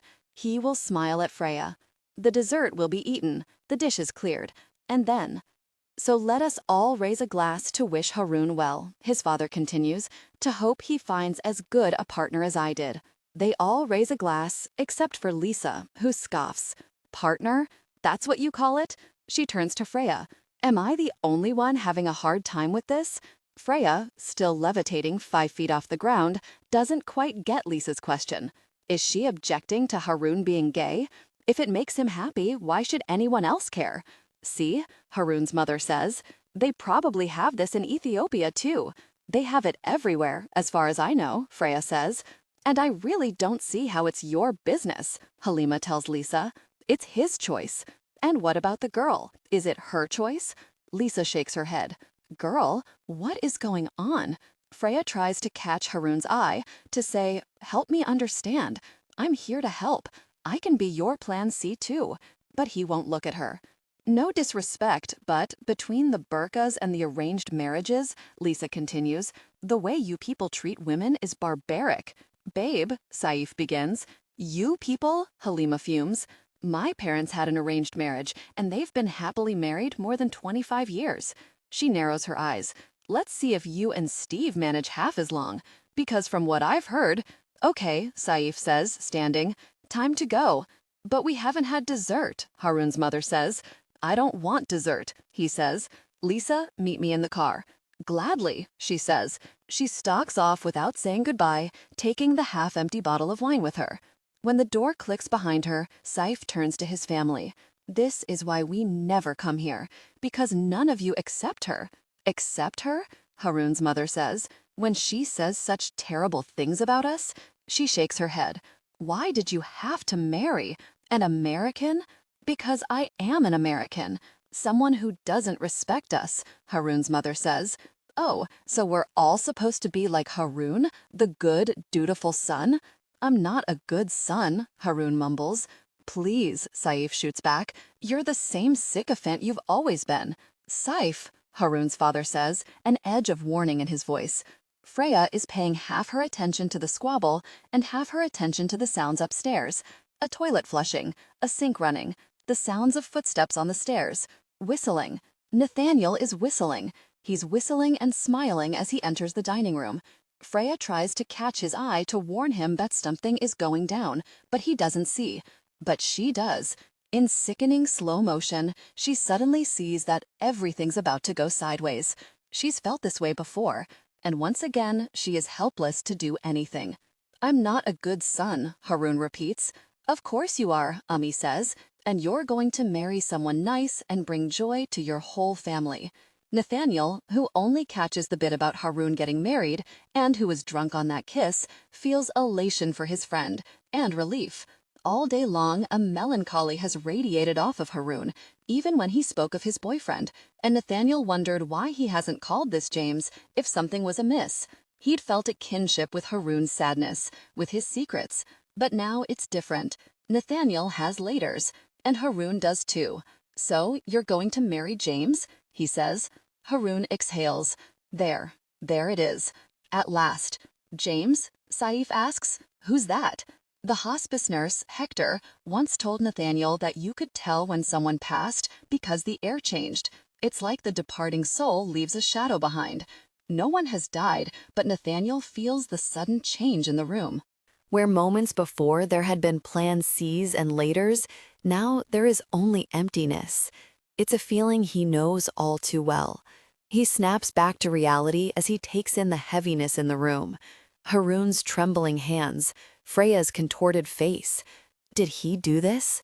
Who's James? Harun's brother asks again. Nathaniel sees the despair on Harun's face. It's a look he knows all too well. What in the world has he done? Is this James? Another friend from school, Beta? Abu asks. When Harun turns to Ami, her face is so hopeful, he almost wants to say yes. School was where they met, after all. Harun was lost and James showed him the way. It wouldn't be a lie, but he has just heard his father say James's name out loud. He won't deny him any longer. James is a boy, Harun explains. A boy I'm in love with. But you're going to find a girl to marry, his mother says. You're leaving tomorrow. Khala and Khalu have arranged it. I'm sorry, Ami, Harun says. I can't do that. And in the hanging moment of silence that follows, as blanks are filled in, suspicions are confirmed, things unseen emerge from the corners, Harun believes that whatever happens next, it will be worth it. He will make for him a way out. Why can't you do that? Ami asks. The silence is awful, but Harun is powerless to speak, so it falls to Halima. Because he's gay, she says. Saif guffaws. Wait, Harun's gay? Don't call him that, Halima says. I don't understand, Ami says. I know you don't, Halima says, patting her on the hand. It means he loves boys, not girls. Like Assad Khan? The actor? Ami asks, more confused now. Yeah, and you know Auntie Zara's daughter, Nyla, she's gay too. All this time, you've been writing me because I married Lisa? But Haroon's like that, Saif says, switching to Urdu. I freaking knew it. If you knew it, Haroon cries out, why didn't you say something? Why did you make me bear it on my own? Haroon's brother is shouting, and his mother is crying, and now formidable Freya is crying too. Nathaniel watches in frozen horror. He did this. He doesn't know how, but he knows he did. Everything was fine and good and happy until he showed up, and now this family is splintering in front of his very eyes, like his own family splintered before his very eyes. I did this, Nathaniel thinks. It's not the other people, it's him. He is the poison pill. He's the one who makes things fall apart, makes people disappear, one after the other, turns it all to ash. No wonder everyone runs away. Just us, buddy, fellowship of two. His father is the only person he understands, who understands him, the person who protects him. He's the only person he's ever belonged with. What was Nathaniel thinking? Weekly pickup games? Family dinners? Kissing girls like Freya? Plan Cs? Laters? There is no later. That was the point in coming here, to do away with the possibility, decapitate the hope of a later. His heart pounds, the earth opens. It's already swallowed up everything he knows, everything he touches. It's coming for him too. He's so tired. You're almost there, buddy, Ami is crying. Ami is crying, repeating, I don't understand, which is bad enough. But when Abu says, you deceived us? With an upward tilt, like a question, like he does not believe Haroon is capable of such a thing, his defective heart breaks once and for all. I didn't mean to, Haroon says. I never meant for all this. He gestures to the table. I was trying to spare you. Spare us what? Abu asks. He collapses his body over Ami's body, to protect her, Haroon realizes, from him. This. Nathaniel snatches his backpack. The contents spill out. He leaves them on the floor, except for one thick book, which he grabs before bolting toward the door. Nathaniel, Freya calls out after him. Wait. Nathaniel doesn't hear her. He tears past, both eyes wide open and unseeing. Nathaniel, Freya shouts. Look at me. He does not look at her. He does not see her. Freya reaches out to grab his hand. He yanks it back, violently, and Freya loses her balance for the second time that day. Only this time, there is no Nathaniel to break her fall. Haroon surveys the wreckage of his family.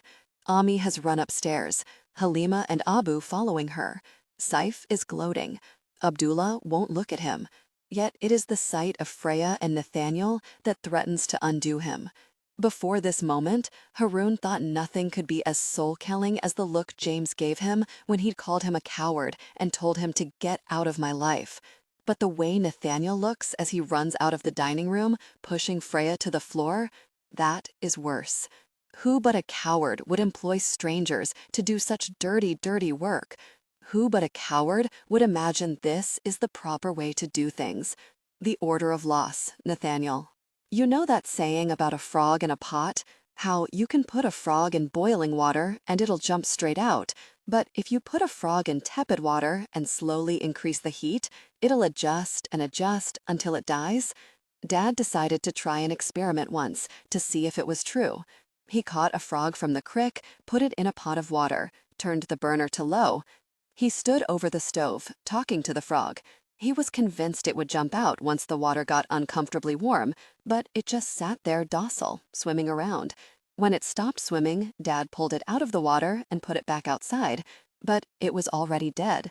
He seemed surprised that he'd killed it. The water hadn't been boiling, just very hot.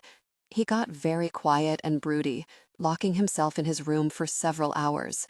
When he came out, he was ashen. I didn't mean to, he whispered. I realized that I was the frog in the pot. I had a lifetime to figure this out, but it took those 2 weeks on my own to realize I was cooked. 2 weeks might not sound like much, but you try spending 2 weeks alone in a house, totally alone. No TV, no phone calls, no visit from the mailman, nothing. I did. I thought the world had ended. It had. I waited for someone to come, to call. They didn't. Outside, the rain was unrelenting, biblical. If it kept up, I thought the whole house would be washed away, swallowed up into a gap in the earth, leaving no trace of its existence. Only forest. And frogs. Maybe that was how it should be. A few years earlier, my father had watched some doomsday documentary and had gone into full-on survivalist mode, readying the house for all manner of catastrophe. He ordered a bunch of dehydrated food, jugs of water, canned juices and fruits, granola bars, industrial-sized vats of peanut butter. Enough for us to survive for a month, he said. I thought it was his usual impulsiveness. I thought it was Dad. I thought the food would collect dust in the basement for decades. I never thought I'd eat it, but I did. I lived on that cash for 2 weeks. I'm not sure if I survived, though. 2 weeks alone in a house, it did something to a person. All those years alone in a house with my father, it also did something to a person. I could see that as I roamed the empty house, waiting for someone to call, to show up, to say my name. No one did. Why would they? I was already dead.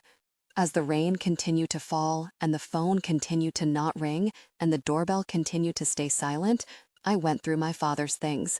Without him there to put it all in context, to make it seem, if not normal, then typical, or at least Dad, I understood the water had been boiling for some time. Under his bed, I found the stash of mood stabilizers, the drugs Mom had insisted he take if he wanted to retain full custody after Mary died. The drugs I dutifully picked up at the pharmacy in town every month. The drugs I poured him a glass of water before bed each night to swallow down. He'd been hoarding them, for years it looked like. Next to that box was Mary's old suitcase. Inside were the notebooks where he'd written his theories, gleaned from the documentaries he'd watched over the years, the healing tree frogs, and his absolute certainty that the cure to Mary's cancer was in our forest. The man who wrote the longest novel in history discovered only years after his death, setting off a search for the thing he would create to leave behind after his death.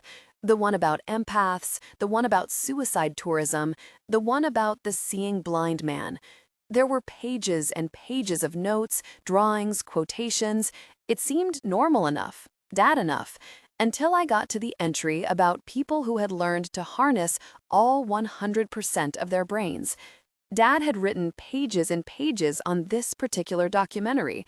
According to his notes, most humans utilized only 10% of their brains, that the people in this film had found the ability to access close to 100% and had accomplished superhuman feats like flying and learning dozens of languages. If the doors of perception were cleansed, everything would appear as it is, infinite, Dad had scrawled. I remembered when Dad first told me that. It was the day we'd gone out into the forest blindfolded in search of limitless sight.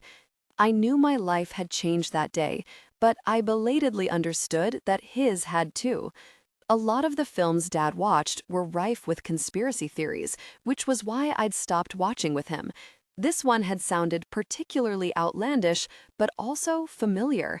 I tried to recall it, and when I did, I realized it wasn't a documentary at all. It was a science fiction movie. Not long after that, I discovered my father's copy of The Lord of the Rings. The pages were darkened with underlined passages, full of doodles and quote callouts, theories scrawled into the margins, epic ideas about the location of Middle-earth. Had my father lost the ability to distinguish between science fiction and documentary, between real and imaginary, between Middle-earth and Earth? Had he ever had it in the first place? Fellowship of two. Had I? Just us, buddy. It was hard to read the book with all his scribbles, but as the rain continued, I forced myself. I read it cover to cover, out loud, as my father had read it to me all those years ago. It had taken him 6 months to read it to me. It took me 5 days to read it to him. The rain continued to fall. The water continued to boil. It rained the entire time I was reading.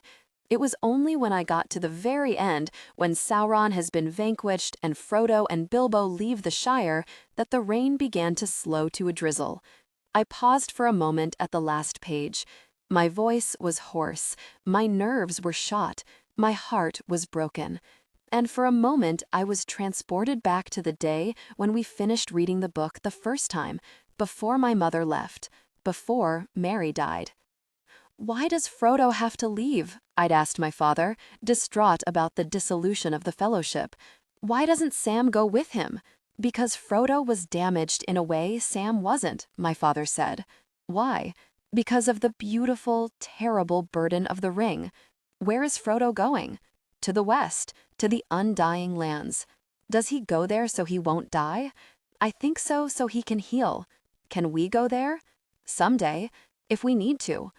I put the book down. I walked to my father's closet, ran my fingers over the fading list. The places were all there: New York City, Rivendell, Mount Denali, the Shire, Angkor Wat, the Undying Lands. Dozens of places, some real, some make-believe. We hadn't gone to any of them. Next to the list was a mirror, old and scratched. I caught a glimpse of myself in it. I hadn't showered or shaved or even changed my clothes in 2 weeks. I looked feral. I looked like a madman. I looked like my father. The rain stopped. I called the airline. I gathered up all of Dad's notebooks and went to the forest, to the place where we'd spread Grandma Mary's ashes, where we'd buried the birds we couldn't save, the frog he hadn't meant to boil, to the place where Dad had tried to find limitless sight and I'd lost half of mine. I ripped out a single page from one of the notebooks and laid the rest in a pile. I lit them on fire. The flames danced and hissed, the sodden earth steaming under them. And soon, the notebooks, like everything else, had turned to ash. I showered. I shaved. I changed my clothes. I emptied out the refrigerator. I packed a small rucksack with a few changes of clothes I wouldn't need, with Dad's copy of The Lord of the Rings. I put the key under the mat. I walked down the driveway for the last time. I walked 2 miles to the bus stop. When I boarded the bus, there were people on it, but I no longer felt like one of them. My axis had shifted. I was invisible. I was already in the Undying Lands. I went to the bank and withdrew the rest of the money that Grandma Mary had left me. I went to the library and checked out an outdated guidebook I knew I'd never return. I threw my library card in the trash. I rode another bus to the airport. As the plane climbed above the trees, the clouds, the mountains, I didn't look down. The swallowing of secrets. Freya tears down unfamiliar streets, past the buttoned-up modest frame houses, past the cemetery, its flowering trees ghostly in the quiet moonlit night. She calls out, "Nathaniel! Nathaniel! Nathaniel!" In the silence that has descended upon the dining room, Haroun hears Freya calling to Nathaniel. It mingles with the muffled sound of Amos sobbing upstairs and Halima's inaudible comforting words. There had been so many of them, his parents, his siblings, his friends, and now there's no one left but him and Abdullah, who is staring hard at the table, as if straying his glance even an inch will cost him something dear. "Abdullah," Haroun asks, "what should I do?" His brother won't help him. He won't even look at him. It is the thing he knew would happen, the thing he feared would happen, being cast out, being alone. But just because he anticipated it doesn't mean he's prepared for it. The wallop of anguish is so powerful, it separates Haroun from his body, so he's floating outside himself, watching from above as he picks up Nathaniel's discarded backpack, opens the front door to the only home he's ever known. Before he closes the door behind him, he turns back to his brother. "I used to want to be a pilot," he tells Abdullah. "Did you know that?" Abdullah doesn't answer, because of course he didn't know that. Freya stops in front of a closed auto body shop, momentarily disoriented. "How did I get here?" she asks herself for the second time that day. But then she remembers how. Haroun, Nathaniel. She regains her bearings. She continues looking. Outside, Haroun walks down his block, past all the other houses, warm lamplight and the blue splash of TV spilling out of drapes. Houses holding families still intact. He hears Freya's sad lament. "Nathaniel!" All day long, he has witnessed them fall in love with each other, as he fell in love with them too. People think love can't happen that fast, but he loved James the minute he saw him. "Nathaniel!" Freya calls. Haroun holds his breath, waiting for Nathaniel to answer. Nathaniel does not answer. How can he? He cannot hear. He cannot see or be seen.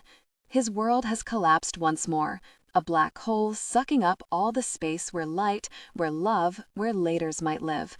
There's just emptiness. Just us, buddy, as it always was, as it always will be. Freya returns to Haroon's house. Halima is sitting on the cement stoop next to the driveway. "Did you find Nathaniel?" Halima asks. Freya shakes her head. She didn't find him. She didn't warn him. She didn't even give him back his $50 bill. And now he's out there alone and broke. "Is Haroon okay?" she asks. "I don't know." Halima hangs her head. "I came downstairs, and he was gone. He's not answering his phone. Maybe he went to James's?" I doubt it. As soon as Halima says this, certain things become clear to Freya. Haroon has not spoken to James all day, in spite of the fact that she's supposedly his favorite singer. "I think they broke up," Halima says. "I mean, I don't know for sure. He never told me. But I suspected that he was gay, and I suspected he was with someone, and once I followed him into the city and saw him meet up with a guy." James? Freya asks. I think so, but I never told him, even when this whole marriage thing happened and I knew something had gone wrong. She puts her face in her hands. But I never told him I knew he was gay. I let him bear it alone. She looks up at Freya, eyes so very solemn, so very much like her big brother's. I think I failed him. I think I did too, Freya says. Halima wipes away a stray tear. I'm not supposed to be driving at night, but I'm going to look for him. Maybe he went to the PAT station. It's not that far. Will you come? Of course, Freya says. They climb into the car and crawl down Sip Avenue. The stores are all shuttered. There's hardly anyone out. It's like the night has swallowed everyone and all their secrets up. When they get to Journal Square, Halima sighs. Maybe it's better if I go home, in case he comes back. Okay, Freya says, not knowing where to go. I guess I'll get out here. Maybe I'll bump into him on the train. But she doubts it. Finding each other like they did was, she doesn't know the word for it. Luck? Fate? Miracle? But she's pretty certain whatever it's called, you only get so much of it in a lifetime, let alone a day. If he gets in touch with you, Halima begins. He can't, Freya says. We only met today. He doesn't even have my phone number. So give it to me, Halima says. I'll text you his number and give him yours. And you call me if you hear from him, and I'll do the same. Okay, Freya tells Halima her number. She opens the door to the car. If you see him, tell him, Halima trails off, gesturing behind them, toward the quiet streets, toward home. My parents need time. They thought he was going to Pakistan to marry a girl. They're in shock, but they love him. They just need time. Do you think so? Freya asks. Did time heal everything, or were some things broken beyond repair? I don't know, Halima admits, but if they can get used to Lisa, they can get used to anything. Freya chuckles ruefully. Fair point. Halima leans in to hug Freya. I was looking forward to learning to cook with you, she whispers into Freya's ear. I always wanted a sister. Me too, Freya says. The Order of Loss, Freya. The first thing Hayden did after he took over was to quietly rename the sisters' K channel the Freya K channel, and a few months after that to quietly drop the K. That was how easy it was to disappear my sister. I continued to record songs and make videos, though now his team produced them. At first, they didn't look or sound so different from the videos Sabrina and I had made. They dropped weekly, on Tuesdays, same as always. But with every new edition, Hayden deleted a couple of the Sisters K videos. If it was gradual, Hayden said, the fans wouldn't even notice. Turn up the heat slowly, he said, and the frogs in the pot won't know they're boiling. He looked at me. Soon, no one will remember the Sisters K ever existed. By that point, I wondered if my sister remembered I existed. Sabrina had not said a word when Mom announced that I would work with Hayden alone. She hadn't even looked that surprised, probably because Mom had consulted with her ahead of time. She didn't say a cross word to me, didn't accuse me of betraying her or selling her out, didn't yell at me or call me a difficult person. If anything, she was more benignly pleasant to me than she'd ever been. But 2 months after we inked the deal with Hayden, she moved upstate to finish college and didn't come home or speak to me after that. Bit by bit, Hayden began to change the sound and look of my videos, nudging them grittier by degrees, transforming what he dismissively called the suburban cover artist into someone edgier, more glamorous, more raw. "I'm not changing you," he claimed. "I'm revealing you." We had lived in White Plains, but after a year, we moved to Williamsburg, which was closer to his office and more in line with my brand. Hayden had a furnished sublet we could have for cheap. Mom gave up the apartment I'd grown up in, and the family we once were disappeared entirely. Hayden stuck to his 2-year plan with the precision of a German train. After a year had gone by, a year of building my brand, getting me out there and visible, turning me into a commodity, we dropped the first single and took down nearly all the previous work from SoundCloud. "Gotta get your fans used to paying for the milk," Hayden said. There were some fans who objected, who accused me of selling out. Some even asked what had happened to Sabrina. "Has your sister died?" they wrote. But these comments remained in the minority as I was discovered by more and more new fans who had never heard of Sabrina. I was the talent, I was told, because I was the voice. But really, Hayden was the voice. Hayden made the calls. My look, my hook, my sound, he dictated all of it. When it came time to record the album, he hired a team of songwriters to create what he said would be a moody, atmospheric, and, without a touch of irony, confessional album. He employed a director who would shoot several videos simultaneously to solidify the brand. "People want to see inside the real you," he said, "and we'll show them that." He presented me a list of songs he'd chosen to record. 12 of them were written by his team, but number 13 was my song. It was Little White Dress. "Sing me a song that proves it," Hayden had commanded as soon as I'd closed the door behind me that fateful day in his office. Sabrina had just sung Chai Halo, and when she'd emerged from Hayden's office, she wouldn't look me in the eye, dispelling any doubts I'd had about what she'd done. "Proves what?" I'd asked him. "That you are the only one I want," he'd said. That was the first, last, and only time I'd sung him Little White Dress. "Little White Dress?" I asked Hayden 2 years later, looking at his list of songs. "How can I record that? How can you not record that?" He stared at me for one silent, squirmy moment. He didn't know the history of the song, other than it was the one I'd sung for him, choking back tears, all the while thinking that if Sabrina was going to betray me, I was going to betray her back. Had Hayden seen the bloody dagger in my hand? Had he been the one who'd given it to me in the first place? "It'll need to be rewritten, of course," Hayden said, taking back the list, "but I do love that song." By the time his team finished with it, the song was radically different. What had been just vocals and percussion was filled out with lush instrumentals. The lyrics had been rewritten so it sounded like an angry love song. The Amharic lyrics were gone, but the DNA of the song was still there. The melody was mine, and the story behind it, that was, for better or for worse, still mine. We were 3 weeks into recording when it came up on the schedule. It started out as a normal enough day.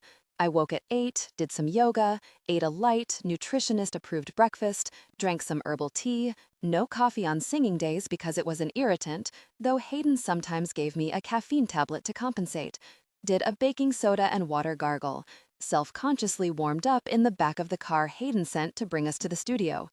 When we got to the studio that morning, it was already crowded, more so than usual. In addition to Hayden, his assistants, and the engineers, there were a handful of label execs and some other people I didn't know. Everyone was hunched around a monitor. "Freya, look," Mom said. "They've mocked up a few prototypes for the art." "Don't get too attached," Hayden warned. "They're just ideas." I peered at the images. Body parts, black and white and sultry, the face half showing. The name Freya in huge type. I didn't recognize myself. I'd been Freya Kabede, the sisters K, and now I was just Freya, a menagerie of well-lit body parts. "Let's get to work," Hayden said. Usually we did a take or two to warm up. Then we began recording. Sometimes Hayden would stop in between takes to give a note.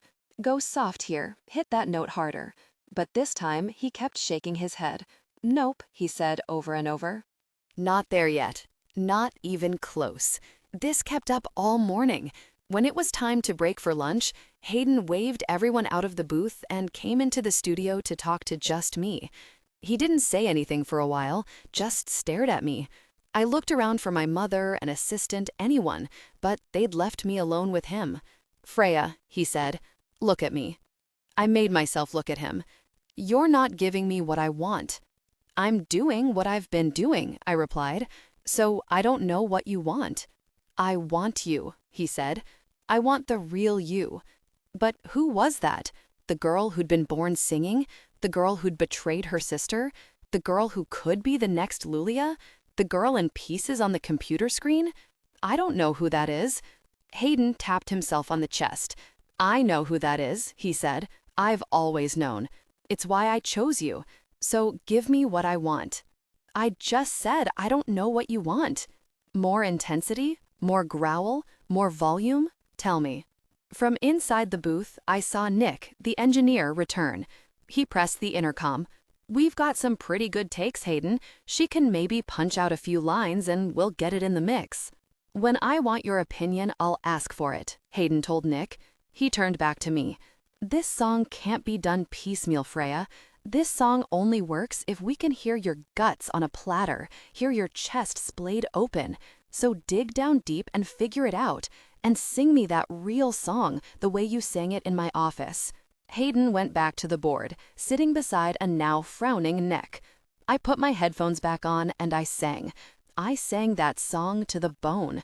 I sandpapered my voice, going back in time, year by year, through all the layers of varnish, through all the broken promises, trying to dig back to the girl who was born singing. I sang my voice raw, sang my heart to shreds, looking for that girl. Did I find her? Had she ever even existed? It was dark out when I finished the final, bloodiest take. Hayden came out of the booth, clapping his hands slowly. He was smiling proudly, almost, you might say, paternally. That, he said, is the song that will make you famous. The Sabrina Way. Freya has always known where to find Sabrina. When her sister moved away to that college upstate, Freya looked up the school online. She spent hours on the school's website, picturing her sister living in one of the dorms, or taking notes in the lecture halls, or playing piano, if she still played, in the music studios. When Sabrina graduated, Freya knew that she'd moved to the city, although the opposite side of it from her. Freya has charted the route from her place in Williamsburg to Sabrina's Harlem apartment many times. L train to the A train to 145th Street, an hour door to door, according to Google Maps. So even though she's never been there, she knows how to get there. Outside the building, Freya's heart pounds in her head, a steady percussive beat. She looks for her sister's name on the buzzer, and there it is, Kabede Takashita. She said yes. Someone is leaving the building, so Freya slips into the vestibule without buzzing first. The apartment is on the 6th floor. The elevator clanks all the way up, ba-boom, ba-boom, echoing Freya's heaving heart. Her hand trembles as she knocks. A man answers, tall, thin, delicate-featured, with a professorial air. Alex Takashita, in the flesh. "Can I help you?" he asks. Freya is suddenly tongue-tied, unable not only to sing, but to speak. Why is she here? Did she think stealing a song from Hayden, a song Sabrina always hated, would undo anything? Did she think a hug with Haroon's sister would deliver back her own? I'm, looking for my mother, Freya finally manages to stutter. Alex squints through his glasses at her. It occurs to Freya that he might not even know who she is. When Freya first met with a media trainer to practice how she'd talk about various parts of her life, she'd asked, "What do I say about my sister?" And the trainer had replied, "What sister?" Does this man who is marrying her sister not even know Freya exists? Has Sabrina struck Freya from the record? Has Freya not done the exact same thing? Of course, Alex says. Come in. Freya steps into an airy apartment, all hardwood floors, leaded glass windows, views of treetops. A piano sits in the corner, sheet music and pencils on the desk. Unlike the apartment that she's been living in for the past year, which came furnished, towels already in the linen closet, plates already in the kitchen cabinets, a piano that has seen no fresh composition on it during Freya's tenure, this apartment looks like people actually live in it. "Let me get Sabrina," Alex says. In a different context, Freya might not recognize her sister. Her face has narrowed. Her hair, always worn long, is cut into a pixie. It sharpens her angles, shows off her eyes. She looks, Freya sees, more like their father. "You're here for Mom?" Sabrina asks after only the slightest pause. She shakes her head. How fitting. She's looking for you. Why? Alex and Sabrina exchange one of those looks, wordless but telling. Freya feels an ache, that age-old desire to have someone to understand her like that. "She was worried," Alex says. "But why?" Sabrina frowns. "You didn't answer any calls or texts, and she tracked your phone and it showed you in Central Park, not moving, and then there was an Amex charge from an urgent care, so she thought maybe you'd been hurt, or hurt yourself. She went to the police? What? That doesn't make any sense. Freya's mother hasn't called all day. No one has." Freya fishes out her phone for the first time, she now realizes, since she was back in the diner several hours ago. Usually, if she is away from her phone for more than a few minutes, her home screen has blown up with texts and alerts, but it's blank. She presses the home button and nothing happens. She asks Sabrina to call her phone. Sabrina does, but the phone in Freya's hand remains dark. And suddenly it makes sense. "I dropped my phone in the park," she tells her sister. "That's why the GPS thinks it's there." "You might have knocked your antenna loose," Alex says. "I can take a look." "Oh, thanks." Freya hands Alex the phone, and he hurries away with it, likely relieved to be away from the drama. "You should call Mom," Sabrina says, handing over her own phone. "She's frantic." Freya shakes her head. If she calls her mother, she will wind up talking to her manager, and she's done being managed. "Can you just text her that I'm not dead?" Sabrina taps at her phone. The response comes in almost immediately. "She wants you to call her," Sabrina says, reading along as the texts fire in. "Now. She says it's urgent. She says Hayden called and—" "Stop." Freya's voice is loud and firm, and for once Sabrina listens. "I'm not here to talk to Mom." "I see." Sabrina puts down her phone and walks over to the dining table, upon which is an open bottle of wine. She pours herself a glass. "So why are you here?" Freya doesn't have an answer. All she knows is that after all that's happened today, with the miracle doctor and with Hayden and with Haroon and Nathaniel, she needs to be here. "To congratulate you," Freya blights, "on your engagement." To her surprise, the tidings are sincere. She is happy that Sabrina is happy. Sabrina holds up her hand, the tiny engagement ring throwing prisms against the wall. She marvels less at the ring, it seems, than at her own good fortune. "Thank you," she says quietly. She drops her hands in her lap. "Did Mom tell you?" "Mom hasn't told me a thing about you in 2 years," Freya says. "I found out on Facebook. I didn't post anything. Alex did. She said yes." "Ah." Sabrina smiles indulgently toward the room where Alex has gone to tinker with the phone. Then she looks at Freya. "Still stalking ghosts on Facebook? Only yours." Sabrina's eyebrow arcs in surprise. "Why? Why? Are you serious? You're my sister. At least I think you're still my sister. I don't know. Am I?" Sabrina asks, her voice uncertain, as if she truly doesn't know. This rattles Freya. She's used to the granite Sabrina. She came girded to confront that Sabrina, but she doesn't know what to do with this tender, unsure person. "Do you ever hear from him?" Sabrina asks. "Who?" Her sister's eye roll is at least comfortingly familiar. "Dad. Not Solomon, but Dad." "Not for a while," Freya says. "What about you?" "No, but I'm not you." "What's that supposed to mean?" "It means I'm not famous anymore, or almost famous. Neither am I. But surely famous enough to get his attention." There's pain in her sister's eyes, and Freya wonders just which one of them has been trying to get their father's attention all these years. Freya shrugs. "I'm not famous, and if I'm almost famous, not for much longer."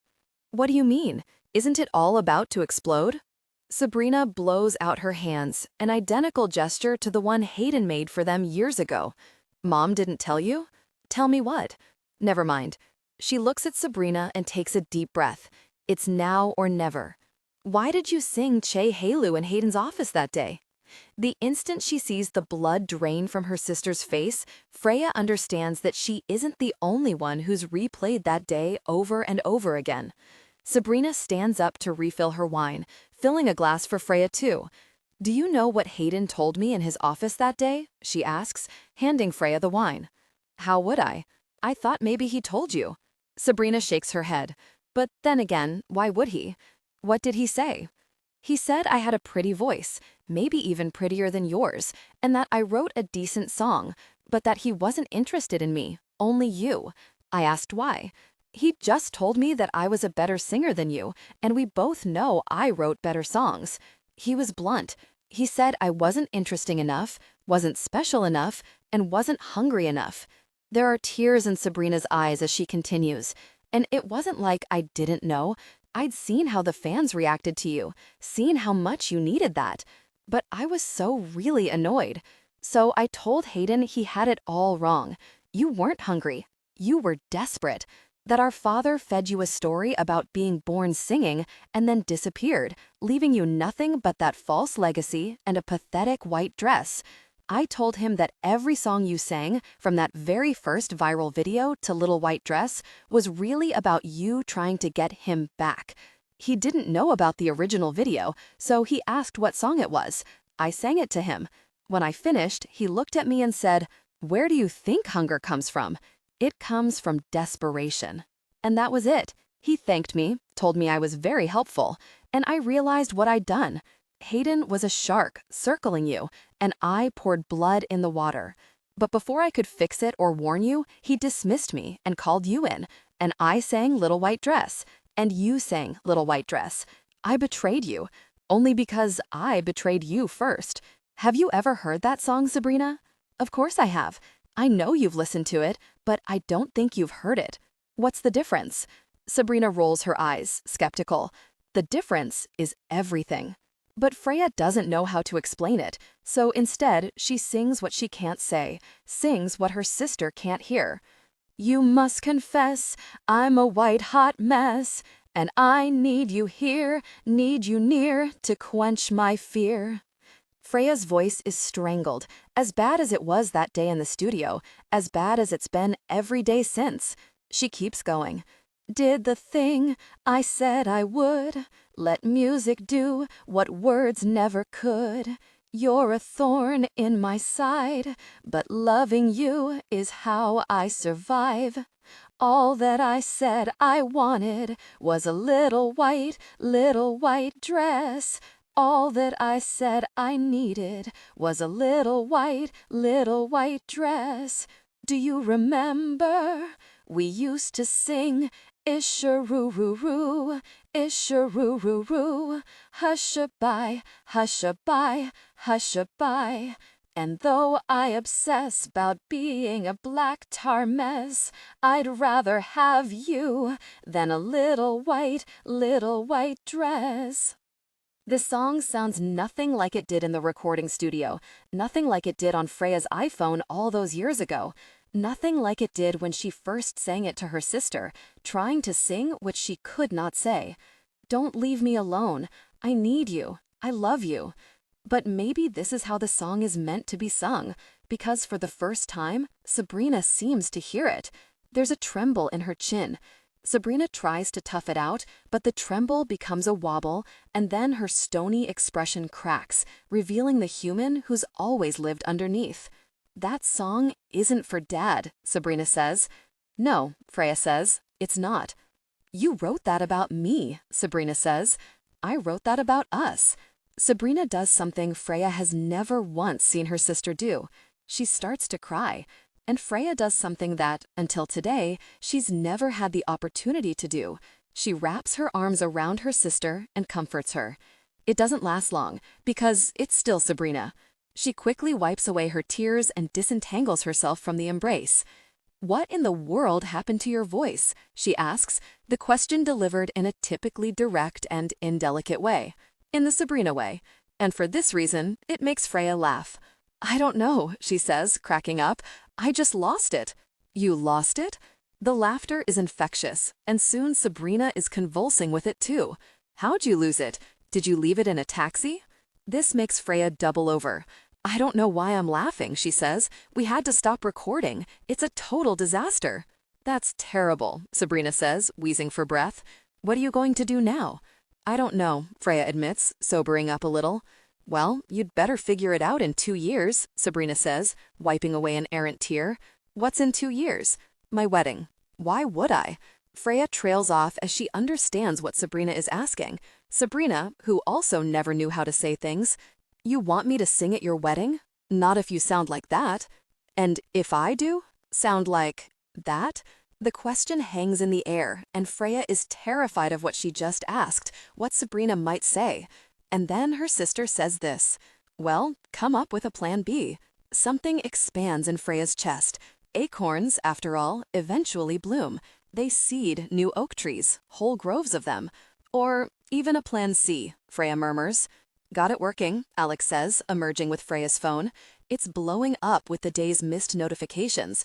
All her mentions, her views, her likes, her engagements, all her texts and emails and missed calls.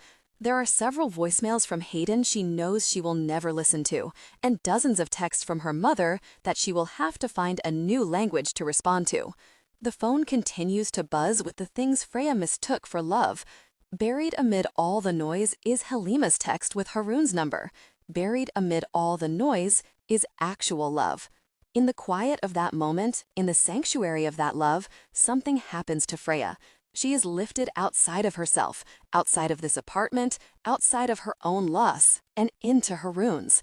All of the stories he has yet to tell her about airplanes and Aladdin and James unspool inside her and become her own. Just as, she now understands, Nathaniel's loss has somehow merged with her own. It sounds like a burden to take this on, but really, it's the opposite. To be the holder of other people's loss is to be the keeper of their love. To share your loss with people is another way of giving your love. And suddenly, Freya does know what she's going to do. She's going to hug her sister and then walk out of here and track down Nathaniel and Haroon, these two strangers who entered her life today and showed her what love really looks like. She has no idea where they are, but if Hayden Booth has taught her one lesson, it's that if you want something bad enough, you find a very determined way to make it happen. She's going to find them. The rest will sort itself out. She clicks on Haroon's number to open a text. Tell me where to find you. The Order of Loss, Haroon. The last time I saw James was a beautiful spring day, as warm and soft as the day he found the $50 bill weeks earlier had been brittle and cold. The trees were in bloom. The women in the city had on dresses, and the boys wore tank tops that showed varying degrees of sculpted perfection. We met that day in the park. James seemed happy. He was prattling on about getting his in-state residency after being in New York for a year, and how he'd be able to start at LaGuardia Community College in the fall, and how they had a food service management program, which wasn't exactly what he wanted, but maybe he could transfer to the Institute of Culinary Education. I only half listened to him. The day before, Ami had assembled a list of gifts to buy. I had been fitted by a tailor for a formal kurta. My passport had returned from the consulate with a visa glued into its pages. I emailed or texted with Amir every day. When I'd first realized what he'd done, I had been so angry at him. What had given him the right? Who had given him the right? But I realized that I had, by being a coward, by relinquishing control. And anyway, my cousin seemed so optimistic about the way things were going. Am I boring you? James asked. I startled back to reality. What? I've been talking to you, and I bet you can't tell me one word I just said. Culinary Institute, I said. 2 words. He shook his head. You're distracted. He gestured toward the shirtless confections sunning themselves in the meadow. If I didn't know any better, I'd say you were stepping out. He was so completely off base, I'd never had any interest in the confections beyond the aesthetic, and yet completely on the nose, because wasn't marrying someone else the definition of stepping out? He'd been teasing until he saw my expression. His face fell. But he wasn't devastated. Not yet. He would not tell me that I'd devastated him, ruined him, for another few hours. At that moment, he thought I'd maybe been intimate with some other guy. I began. He held up his hand. You still want to be with me? There was nothing else in the world I wanted.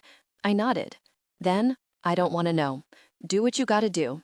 I'm your first, and I plan to be your last, but if you need to figure out what it is you ain't missing, I'm not gonna stop you. This was James, giving me permission to be with someone else so I could be sure it was him I really loved, because he was unselfish and brave, and because he loved me. Just be safe, because I don't want to catch any nasty things from some confection, he said. You won't, I said, and don't go falling in love because that I can't take. I won't, I promised.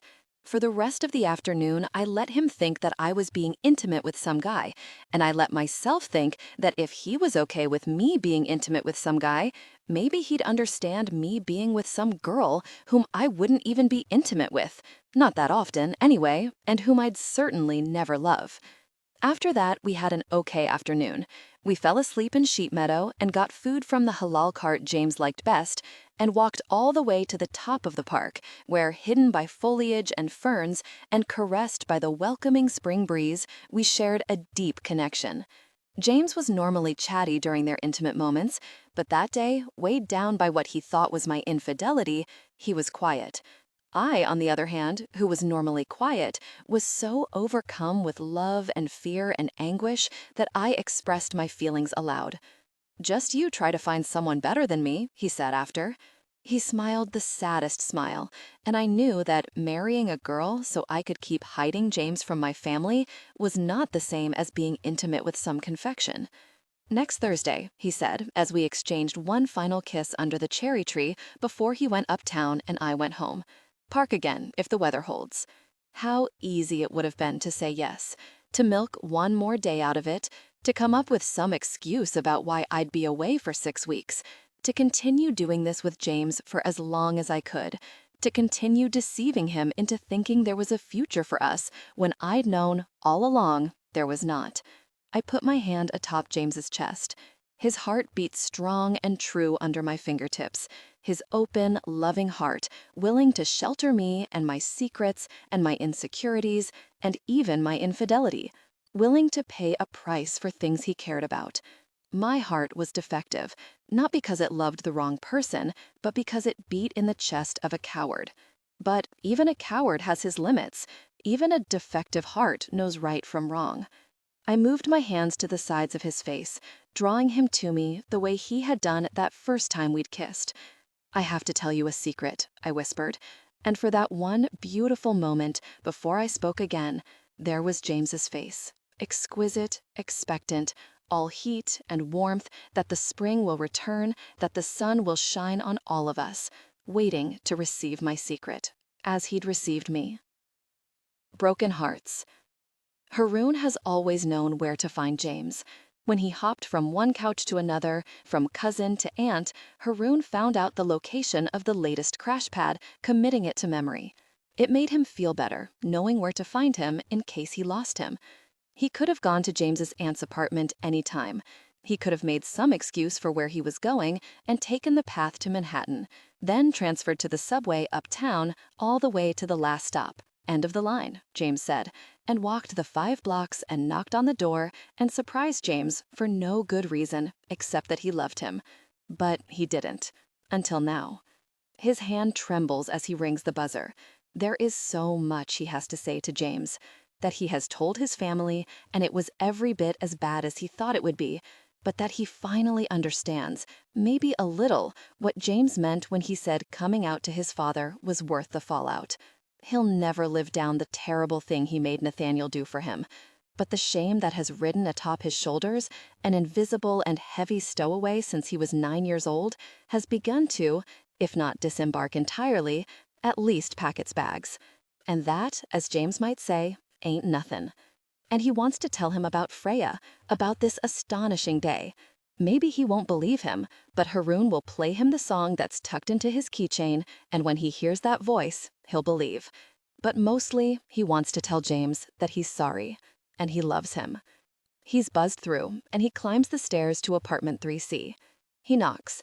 An older woman dressed in nurse's scrubs, wearing a lanyard from Presbyterian Hospital, answers the door. "Help you?" she says. Is James here? He asks.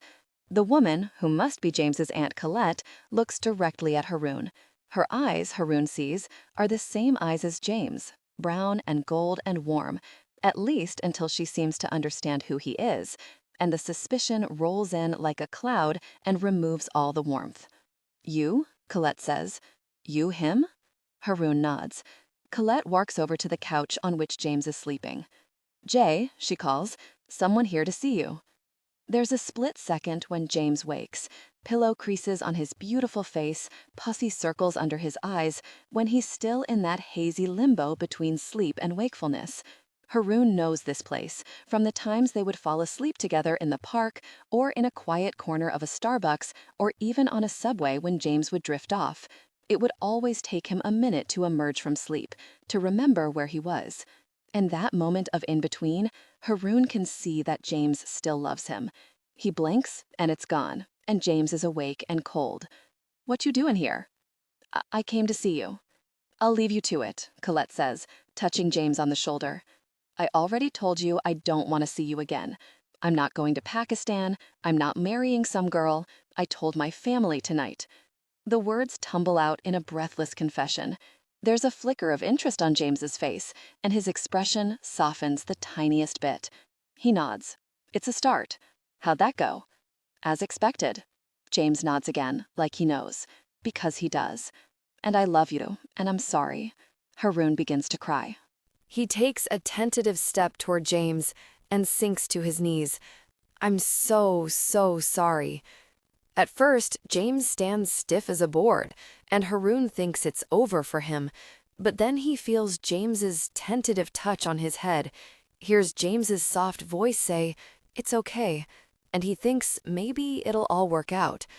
James gently lifts Haroon to his feet and says the words he needs to hear tonight. I love you too. But it sounds different than it used to, mournful, and with a fist to the gut, Haroon knows there will be a but. But I can't be with you. Why not? I'm not marrying a girl, and I told my family, so I could be with you. Nah, boo, you told your family so you could be with yourself, live with yourself. I don't want to live with myself, Haroon cries. I want to live with you, to be with you, to fly you to Fiji and Brazil and all the places. You're going to have to fly there without me. But you just said you loved me. I do, but you almost walked. No coming back from that. There is, Haroon insists. I'll earn your trust back. James sighs. You stepping out with some confection I could handle. Some girl? Even that. But you were planning to leave, without a word. I keep thinking, if I hadn't said something in the park, would Haroon have even told me? Or would he have ghosted me, same as my mom? And it's at the mention of his mom that Haroon understands that it's not the action, it's the deception. With James, with his family. James might love him and might even one day forgive him, but he isn't going to take him back. So all of this was for nothing? Haroon cries. Not for nothing, James says softly. Just not for this. James turns away from him. But no, Haroon can't let him go. Not just yet. Wait, he calls, yanking James back. James's expression is so naked, his face so worn down by anguish, and it's seeing him like this that makes Haroon surrender. To push James any further would inflict more pain, cause more damage. It would be the act of a coward, and Haroon wants, so very much, to be brave. He unhooks the flash drive from his keychain and puts it in James's hands. She'll sing at our wedding, James once promised. This is for you, Haroon says. James stares at the drive for a moment, but he doesn't ask what it is. He just closes his hand around it, nods once more, and retreats into the hallway. Haroon hears a door close. The click is quiet and final. Colette comes back into the room, looking at Haroon with an almost painful compassion. You gonna be okay? She says. How can you know that? Haroon asks. When a broken bone heals, it's stronger than it was before the break, she replies. Same holds true for broken hearts. Haroon nods. Praise this is true. of his own heart, of James's, and Abu's. Colette opens the door, gestures that it's time for Haroon to leave. "Go be with your people," she tells him. As he walks down the stairs, back into the moonlit night, he wonders, who are his people? James? Not anymore. His family? Maybe one day again, but not yet. Overhead, he hears the sound of a jet and looks up to see a 737 circling toward LaGuardia Airport, and for a brief instant, he's still the boy he once was. No secrets, only love. He blinks his eyes, and then it's Nathaniel he sees, arriving, that very morning, on a jet like the one above. All secrets, so little love. There's a yank on the cord around his heart, a reckoning in his bones. He flips open Nathaniel's phone.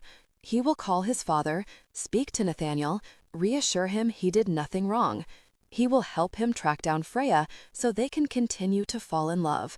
It is the least he can do. But it's peculiar. There are no contacts in the phone except for one. He checks the call log. There are dozens of outgoing calls, all to that one number. He dials and gets Nathaniel's father's "tell me something good" greeting. He hangs up and tries the incoming call log, but there's just one number. He dials it and is connected to an automatic greeting for the Skagit County Medical Examiner's office. He hangs up the phone and opens the guidebook. A slip of paper falls out. Haroon picks it up and reads, "Mount Fuji, Prince Edward Viaduct, Golden Gate Bridge, George Washington Bridge, 80 mph. Quickest way to die." At first, he doesn't understand the meaning of Nathaniel's father's note, only that reading it rattles a knowledge that already resides in his bones, the same way his own secret has always lived in his heart. The flash of anguish that tears through him is different from the fear and uncertainty he's lived with for so long. It pushes him out of himself, and when he returns, everything has gone quiet and still, and in that moment, it all becomes clear. The vague destination near 175th Street, the father who never called back. Asalu Allah al-Azim, Rabbil Arshil Azim, an Yashfika. The prayer comes to his lips automatically. He asks God to help Nathaniel, to help him find Nathaniel, to help him find Freya, to help all three of them heal one another. Because Nathaniel and Freya, they are his people. They are one another's people. When his phone buzzes, he knows without looking who it's from, knows that this prayer God has answered. He reads Freya's text. He tells her where Nathaniel is, and then he starts to run. The Order of Loss. Nathaniel. The night I found my father on the kitchen floor, I had the most powerful déjà vu. At first, I thought that it was because Dad was lying not far from where Grandma Mary had been lying when she'd collapsed all those years before. Later, after the paramedics came, not even trying to resuscitate Dad or pump his stomach, because what was the point? After I found the hoard of pills in a shoebox under the bed, I understood that the reason seeing my father lying dead on the kitchen floor felt like it had happened before was because I'd been imagining it all my life. I'd imagined it when Mom left, and I was too young to know what I was imagining. I'd imagined it when Grandma Mary died. I'd imagined it when we buried the baby birds and the dead frog. I'd imagined it when I'd seen him weeping in the hospital after I came out of surgery. I'd imagined it every time I walked through the door after school, saw Dad on the couch with the TV on, and exhaled a breath I'd been half holding since I'd left that morning. I'd imagined it every time he told me, "It's just us, Nat, a fellowship of two." It was why I didn't leave. I thought if I left, for college, for Mom, for a life, I'd find my father one day on the kitchen floor. So I stayed. And in the end, I found him on that kitchen floor anyway. Déjà vu. After the paramedics took Dad away, I waited for the calls to come. After Grandma Mary, that's what had happened. People came. Her church friends, my cousins, people. But the only person who called in those 2 weeks was the coroner giving me the toxicology report, which she called inconclusive. There were opioids and benzos in Dad's blood, not huge amounts, not drug abuse amounts or amounts that suggested this was intentional, but sometimes, the coroner explained, even small doses interact in unexpected ways. "We're listing the cause of death as accidental," she told me. Inconclusive? Accidental?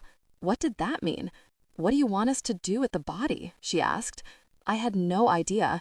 When Grandma Mary died, Hector had facilitated everything. He'd called the coroner and looked up her life insurance policy and arranged it with the mortuary. I knew at the time that he was doing something my father should be doing, behaving the way a father should behave. Just part of my job, Hector had said, though I'd recognized this as the kindest sort of lie. He'd stayed until late that night, and he'd returned the next day, even though we weren't on his rotation anymore. I'm moving back to New York City at the end of the year, he told me, pressing his business card into my hand. But you can call me anytime. I put my personal cell number on the back of the card. You can always get me on that. I palmed the card, thinking he was being nice, and he was, but in retrospect, I understood Hector realized I was a frog in a pot long before I did. I don't know what to do with the body, I told the coroner. The coroner explained options, the cheapest of which was cremation. Did my father have life insurance? She wanted to know.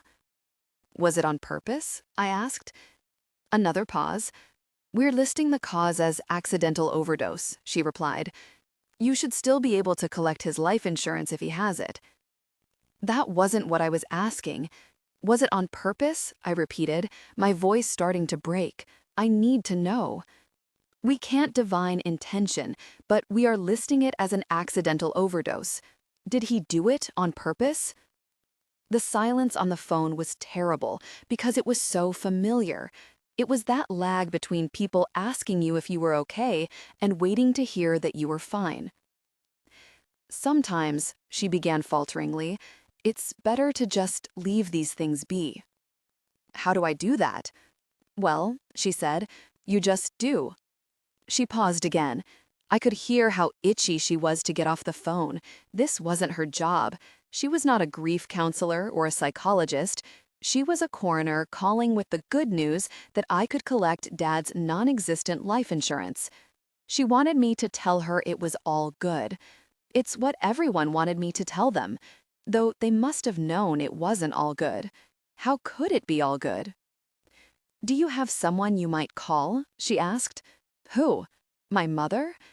The last time we'd spoken was 4 years ago when I told her that I no longer wanted to see her. The reason I gave was not that I'd lost an eye and was afraid she'd make me lose my father, but that I didn't fit in her life and, more to the point, she didn't fit in mine. She'd cried bitterly, accusing me of always loving my father more. I didn't disagree. And I hadn't heard from her since. She didn't even know that the man with whom she had created me was gone. Who else should I call? My coach, who'd kicked me off the team? My friends, who, having procured assurances of it being all good, had wasted little time in getting the hell away? Hector, who had taken pity on me and had seen in a way few others had how it was with me and my father? But that was years ago, and anyway, he didn't live here anymore. And what if he did what the rest had done? Asked me, with impatience in his voice, if I was going to be okay. That I couldn't bear. And anyhow, there was only one person I wanted to call. Tell me something good, he said when I called over and over again. But I had nothing good to tell. Just us, buddy. Not just us. Just me. Nathaniel has no idea where to find his father. He has no idea if Hector is right, and he'll find him in that space between life and death, where the departed appear to escort the dying, or if they'll meet in the afterlife, if there is an afterlife, or maybe even in the undying lands, one of the many impossible places his father promised they would go together. Will he know the truth in the split second that separates life from death? Will it make a difference? Will it hurt? A body coming off this bridge hits the water at 80 miles per hour. Quickest way to die, his father had written in his notes. God, he hopes so. He prays it won't hurt. His hurt enough for one lifetime. He stands at the edge of the bridge crying. He's crying because it's cold and it's windy and his head hurts, and because he's scared. He's crying because his father left him, maybe on purpose, maybe not knowing any better. And now he's staring into the inky abyss, hoping to find him there, but he sees nothing but more darkness. But mostly, he's crying because in the course of one day, he's glimpsed the life he never had, the life he would have liked to have, the life he can't have because of the life he did have. He doesn't want to die. This was never about wanting to die, but he can't be alone anymore. He's been alone for too long, not just those unbearable 2 weeks, but the years before. He and his dad in the house in the woods, just us. Their fellowship of two has rendered him incapable of living amid the rest of the world. Today proves that. Haroon's face proves that. Even Freya's kiss proves that. It's not never having things that hurts, it's having them and not having them at the same time. It's having a best friend for a father and having a lunatic for a father. It's having a mother who loves you and having a mother who deserts you. It's having always known people like Freya and Haroon were out there, but being unable to reach them. "Dad, are you here?" he shouts into the empty night. "Can you see me?" There's no answer, save for the rumble of traffic below, and, beyond that, the sound of a river, still wild, even here. In his hand he holds all he has left, his father's copy of The Lord of the Rings. When his father had declared them a fellowship of two, he'd felt anointed, a holy mission. He was 7 years old, too young to know that there's no such thing of a fellowship of two. A fellowship is a group, an army, a mass. 2 people aren't enough. 2 people can't save each other. How many times did he hear stories about one person drowning and the other person trying to help, but they drag each other down? It happens all the time. Nathaniel screams to the void as he claws at the pages of the book. The binding's so old and creased, and the glue is weak, but the book refuses to give. He manages to tear only a small handful of pages from the spine. The pain feels like it is cleaving him in two. What is so wrong with him? What has rendered him so unlovable, so invisible? "Dad, do you see me?" he screams. "Do you see what you did to me? Why?" In the silence that follows, Nathaniel understands he's asking the wrong person the wrong question. It's not why his father did this to him. It's why everyone else stood by and let him. His father didn't know any better. But what about everyone else? Why didn't anyone turn off the stove, gently lift him from the pot, and lay him on the soft, leafy ground before it was too late? Nathaniel grips the book, the seed of their sick fellowship, and with every ounce of will left in him, he hurls it. In the light of the moon, he watches the pages flutter as the book sails higher in the air than the physical laws of the universe dictate it should, and descends not at a painful 80 miles per hour, but gently, slowly, as if gravity has, for this one moment, reversed itself, allowing Nathaniel to back up and imagine his life with a different kind of fellowship. In this version, Nathaniel plays softball once a week on a grubby patch of grass with people who already know his name. In this version, Nathaniel is seated at a large dining table, not eating buttered noodles with one other person, but sitting with whole groups of people, eating foods whose names he does not yet know, but whose flavors he has always known. In this version, Nathaniel is not leaping to his own death, but gently escorting others when it's their time, as Hector had done with Mary, helping them say the things they need to say while there's still breath, helping those left behind grapple with the questions he knows are sometimes unanswerable. In this version, he's kissing a girl whose voice he can hear even when she's not singing. In this version, Nathaniel is not alone, because today Nathaniel was not alone. None of them were, not after they found each other. He's too far up to hear the book splash, but he knows the instant it makes contact with the water, because at that moment a sob escapes from the deepest part of him, and when it does, 1,000 pounds of sorrow, more than a lifetime of it, flow out of him. Was this how Frodo felt when Gollum finally fell into Mount Doom, destroying the ring, relieving him once and for all of the beautiful, terrible burden? Nathaniel steps away from the railing. He won't see his father tonight. He might never see his father again, might never know why he left their fellowship of two, or why he created it in the first place. Maybe his father didn't know that a fellowship of two is too small. You need more people. Mothers who you will forgive and who will forgive you back. Wise hospice nurses who will teach you to escort people to the undying lands. Teammates who won't care if you can only see with one eye because they'll know that the trick to a good catch is seeing the ball in your mind's eye. You need people who will give you the food from their plate because they feel your hunger, who will refuse to let you wander off alone no matter how many times you say it's all good, who will snap in your face and whisper so softly in your ear, "Nathaniel, come back, until you do. Nathaniel, Nathaniel." He hears her voice. Even with his eyes closed, he would know that voice. He's been hearing it since that day in the forest. Nathaniel, Nathaniel. He opens his eyes and sees Freya and Haroon running toward him. Nathaniel, Nathaniel. If that's not singing, Nathaniel doesn't know what is. Nathaniel, Nathaniel. They see him, he hears them, they find each other.